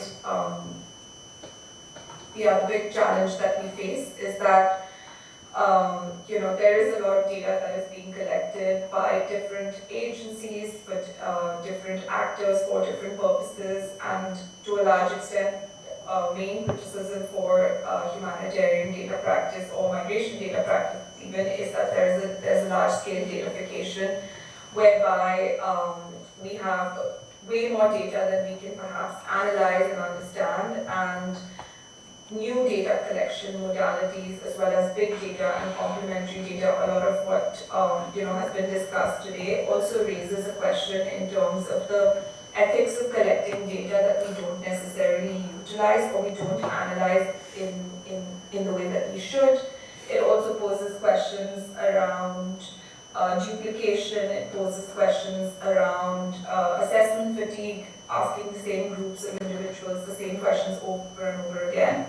And also the key aspect when we think about data in humanitarian practice also is that data collection does not necessarily mean that the delivery of aid is guaranteed. While we endeavor to be a data-driven and evidence-based sector, given the financial as well as all the other contextual challenges we may face, the demand for data does not necessarily lead to the delivery of aid. And this also poses ethical challenges in terms of ultimately the beneficiaries and who we're most answerable to. So balancing and thinking about the demand for data and to what extent it may be driven from donors and how it's become also a competitive space amongst different actors. And of course the added value of providing data, which gives visibility, it provides reputational power, and all of these different things need to be considered in totality when thinking about ethical data practices in the sector. On the next slide. Yes, I think one of the main challenges around this also, I think Rob touched on it, around data sovereignty, but also increasingly data breaches, the lack of coordination or duplication. I think also our colleague earlier mentioned the power asymmetries that might be implicit in the digital data spaces, but I think this also very much applies to primary data collection. I mean, there is an implicit power asymmetry between those who collect data and beneficiaries or affected populations that also has to be taken into account. And I think also the question of informed consent in many cases, since participating in a survey is vital to receiving or being registered or being counted. The question of to what extent is the consent fully understood, and to what extent does it ensure that beneficiaries have or affected populations have a full understanding of how their data is being used is increasingly an area of work that we take seriously. We want to improve data literacies, not just of those who collect data, but also of those of affected populations, IDPs, migrants, and so on, but also taking into account that a lot of the data that we collect, especially on the ground, is in situations and in contexts where security, accessibility, and operational challenges also play a significant role in impeding the way in which we collect data. So just some factors to take into account that we regularly take into account when collecting data and ensuring that our data collection activities do no harm, are ethical, and manage some of these unintended consequences of data collection as well. If you go to the next slide. Yes, I think one of the key things that drive us to do better is also, as Rob mentioned, is to engage in academic research while also recognizing our role as practitioners. And from that perspective, taking into account, what this means, not just from a practitioner point of view, but also in terms of really shaping the humanitarian sector. So of course, there's a lens of looking at this from the perspective of epistemic injustice, which is where data-driven humanitarian action may perpetuate epistemic injustices due to the way in which it's Western dominated, it's associated with coloniality, and amongst these different things. These dynamics, particularly around data in the 21st century and given its importance in the world, are reproduced. There's of course the biggest challenge around techno-solutionism, which is of course, is increasingly attractive. It's extremely sexy when you want to apply innovation, you want to apply AI, you want to apply all these new and interesting modalities to try and solve some of these problems. But of course, a critical lens is necessary to truly evaluate whether or not the technology is appropriate and whether that technology is appropriate for some of the world's most vulnerable populations. And of course, all the data that we collect to a large extent is quantified, is numbers, and there's an ethical imperative to also think about the way in which we as humanitarians quantify human suffering, and to also be extremely cognizant of some of the limitations of trying to quantify displacement, or the associated vulnerabilities and needs that might be linked to such a predicament, to try and understand complex human experiences like protracted displacement, like roots-based movement, mobility, strandedness, all of these things. So just to highlight that, thinking about migration data from an ethical perspective, even as practitioners, requires us to rigorously question on a daily basis some of the decisions we make around why we collect data, while also trying to answer the questions that Rob was mentioning of, truly trying to understand who's displaced, where are they going, what are their basic needs, and how can this help humanitarian response. I think I'll stop there. Thank you. So much. Thank you very much to both.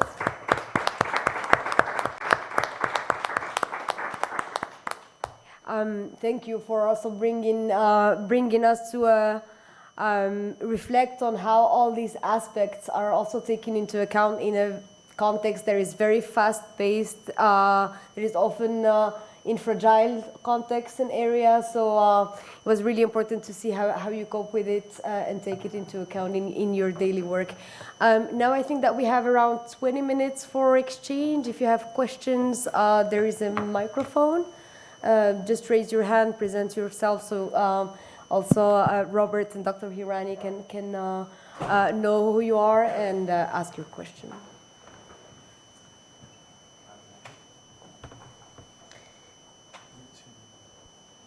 Afternoon sessions are always very difficult with digestion happening.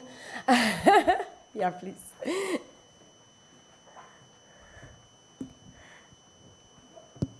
Thank you very much again. Federica Giardina from MedCities.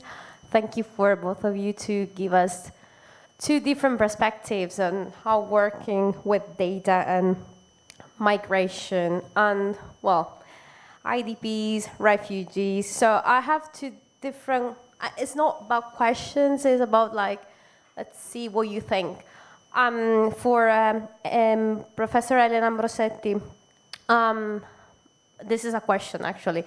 I suppose that your project is over, and it was ongoing during the when the AI European Union Act was enabled. So, as far as I know, this legal framework at the European Union level doesn't actually protect migrants, and that was, it's very focused on the security part, and this is also related to the question I want to ask to Robert and Priti. Sorry if I misspelled your name.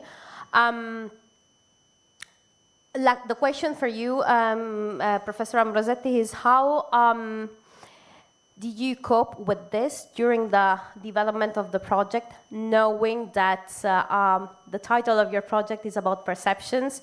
So the harm is about emotions of migrants in this sense towards the system that is welcoming them, let's say the European Union system. This is my first question. And on the humanitarian side, since I come from a network of municipalities and I'm the focal point for Lebanon right now, so I'm very much curious about how you are dealing with the how can I say, the registration of what is happening from the south border up north, knowing that the border between the southern border in Lebanon is one of the most surveyed ones in the Mediterranean. So, and how, with your expertise and all the ethical considerations you're doing, are trying to keep protected the shelters, for example, because now the bombing is going everywhere with no prior, let's say, alert from the government or from who is bombing. Thank you. Thank you. Are there any other questions? We can take multiple ones before responding. If not, you can take the floor directly. Yeah. Yeah, so thank you for your question. There is another one? Okay. Yeah, I can answer. Yeah, Okay, perfect. You can take a second question. Yeah, no, anyway, it's quite simple because with the AI and all this kind of new regulation was not the object of the project itself. So yeah. Because I saw both analysis at the end in one of your slides. Yeah. I was wondering. Yeah. So we did this bot analysis, you're right, but it was, these are like automatic generated tweets at the time. But the regulation was still not there when we had the ethic framework and so on, because it was, as I said, the project was started at the end of 2019, and then we had these discussions about ethics. It was during 2020. So yeah, it was earlier than the regulation about AI. And what I didn't mention that in the project, beyond this Twitter analysis, we did also quantitative and qualitative field work, so to collect information about perception of Europe, and of course it was mostly surprising, but yeah, thank you. Thank you. Robert, for the second question. Yeah, thank you for your question. I mean, I'll make reference to the Lebanon point, but just broadly, I think this comes down to the angle of kind of data as open versus data that is accessible for those who need it. We're in a open data, more so, open data is allowed, with governments, in the UK, a lot of kind of open data initiatives led nationally and locally there. But even on our roots work, intent, and a colleague spoke about perceptions earlier. Perceptions can be an incredibly sensitive and sometimes politicized comment. Where people intend to move is a very sensitive, sometimes information, and it's our job to protect.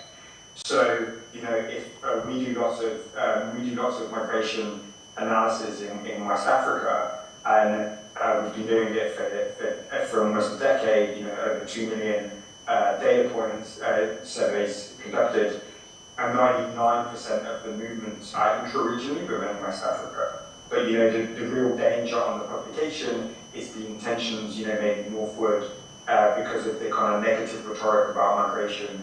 And so as IOM is the mandate to protect migrants, how that information may be misused and misinformed, particularly as more and more countries kind of take a more anti-migrant agenda. We don't collect our information sometimes for everyone to see. We do it to inform migration policy and responses around that. So if we feel that our data may be used and then misused deliberately, like, of this many people intend to go there and intend to go there, that could have kind of anti-migrant kind of impacts that we need to be considerate of. And that means we need to be considerate of the access of the data that, that may represent. Now, pulling it, if that makes sense, pulling it to Lebanon, I mean, yeah, critical. So the team in Lebanon have been operationally there for a number of years. We do a lot of displacement monitoring work with the Ministry of Social Affairs. In Lebanon right now, there is a government-led kind of registration exercise. But again, the data is kind of aggregated. An agency, there's a lot of kind of data sensitivity classifications. What that means is data can be made public sometimes, but it can sometimes be aggregated to different levels based on sensitivity. Like displaced people moving from one area to another. In some contexts, may be not as sensitive, but also in other countries, and we saw this with our work in Ukraine as well, that sometimes areas where people were being displaced from and when they were being displaced to, also there was a relationship or correlation between the kind of secondary displacement events, secondary events that cause displacement. So actually having the information at quite a low municipality level was deemed not appropriate. So the communities would kind of de-resolute, they would aggregate the information up to a more kind of broader administrative level, so it's accessible.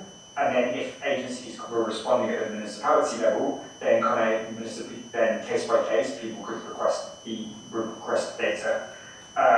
Just because, often as well, and I'm sure a lot of people in the room can relate, data is only used when people know it exists. So if it's always behind a wall, responders and municipalities may not be able to use it, so there needs to be an element of awareness of it, balanced with the protection of it as well, at a big granular, and I think Lebanon is an example of that, and has been in the past. Thank you. We had the second question right over there.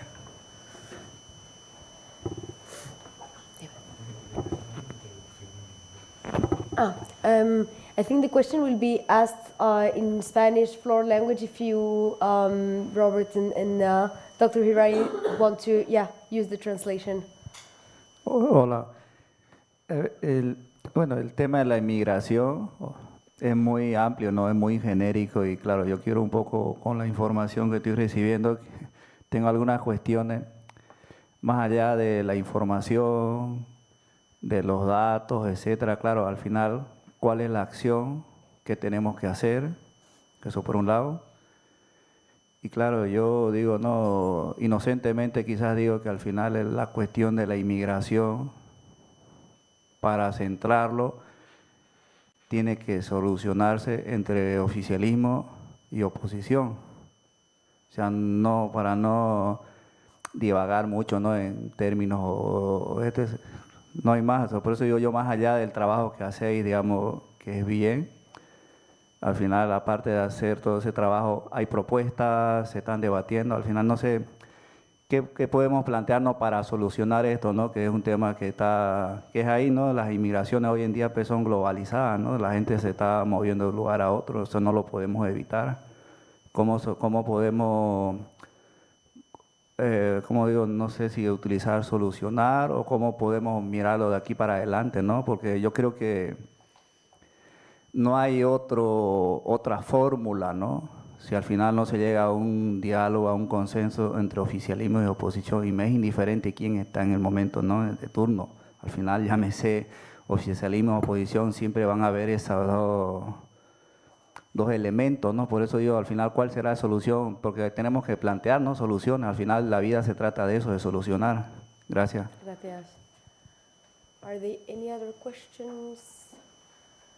Maybe just to get back to your point, and if you want to react, panelists on this. I mean, that's the idea behind this seminar, is not to bridge the research field with also the policymakers and not keep these conversations only in the investigation area. And that's why we are co-organizing it with the City Council of Barcelona, because these conversations need also to get out of the academia and research fields, because we're all aware of these elements, and we need also the counterparts that are responsible of doing the policy making and changing these elements also to hear from us. And that's the very essence of the partnerships that we have with the City of Barcelona in the whole project, not only of the symposium of today, but the whole project that we've been doing on migration governance and city governance.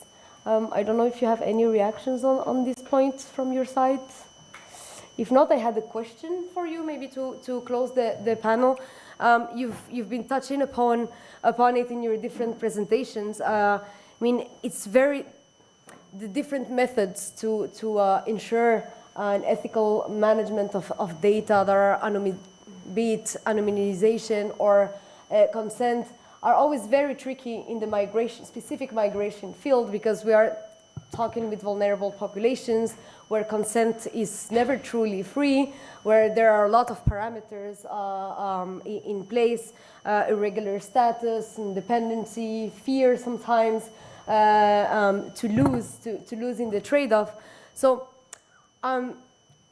Dr. Hirani was saying that there are more and more, for example, new methods to work on this, for example, digital literacy, but can you maybe share with us any methods from other fields that could be brought to the migration field that could be, for example, efficient from, I don't know, things that work in other fields to ensure an ethical management that could be used, or what kind of methods could be brought to the migration field to ensure this? I don't know. To minimize, let's say, the effect on migrants, because of course digital literacy is something that could be done, but it's a long-term process. So I see that Robert, you wanted to take the floor? Yes, sir. Yeah. That question is to me, or it was an open question, maybe as a last words to close the panel on what to do. Let's say if we have the policymakers with us in the room, we had also the data observatories at municipal level. So if they have to ensure something and what to do to ensure that their management of data is ethical to the maximum effect in this field, what could be done? I mean, from my opinion, this is one of the most critical questions, and I think you know, if you look at kind of data collection activities, they're a fairly kind of extractive process, and I think one thing that needs to be done more and more, and other areas are better, is really raising awareness about kind of the data and digital rights. So, you know, when people engage in process, just because someone gave consent at one point, they may want to retract it at a different point for whatever reason, and people need to kind of understand what the rights they have around the data they've given on that. And I think that is kind of that's one of the areas where particularly the areas I work in would benefit a lot more from the other ones. And to respond back to the question of the Spanish question, as I understood it, I think a lot about what we do. I think, you know, we talk about data and movements, whether it's for kind of municipality level planning or kind of broad kind of responses. I think one thing that we say you do better is that you need to humanize it. You need rather than kind of speaking about data points, you know, like migration. I think since the beginning of time, has always been and probably may always be a contested topic. But it's the dehumanizing of the people involved in telling the human narrative and the human story, I think, is how people can kind of understand some of the factors that lead to mobility. You know,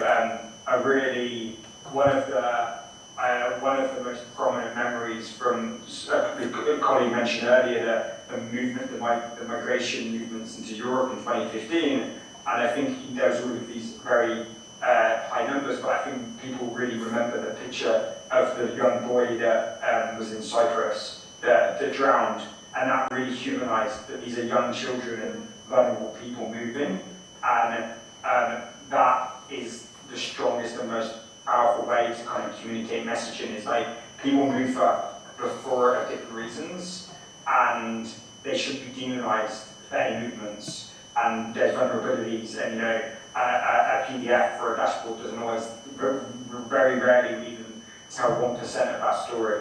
So it's for me, it's how do you kind of create dialogues around this? For me, it's the humanization of the populations we speak about. Thank you. Elena? Thank you. Yeah. So, from my perspective, of course, the humanization is one of the main points. But what I think as a teacher as well, so as a professor, is also that it is very important to train people about migration, because it's something that is part of our daily life. And I think that we still have, especially in countries that define themselves as new country of migration, but I think that the history, 50 years, is quite a long time, it's not so short. So we have to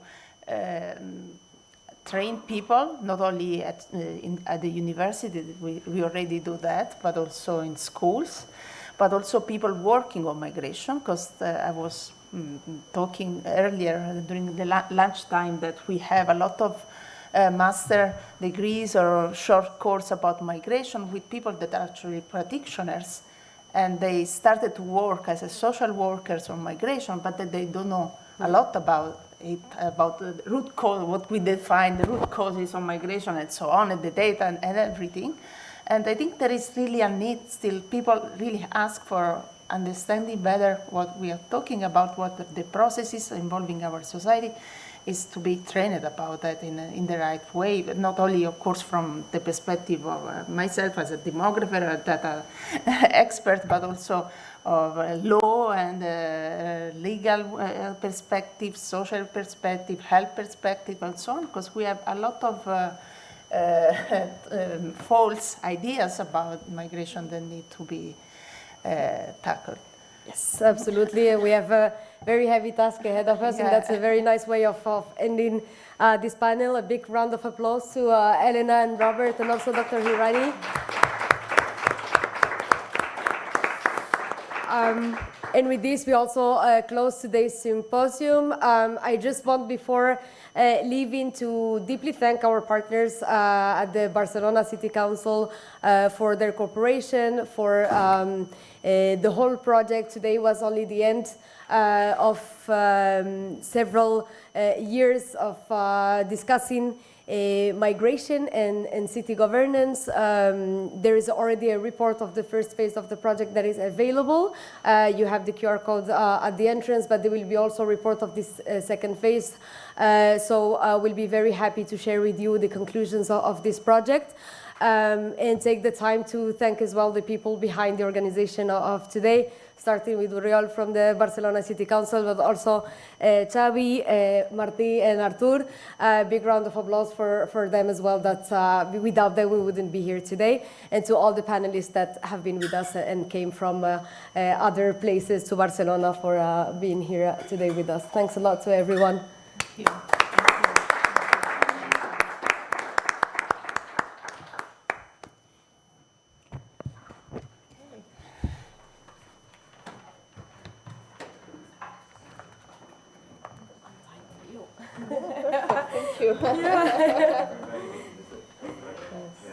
Thank you. It can be such a stress, you know, leaving just after.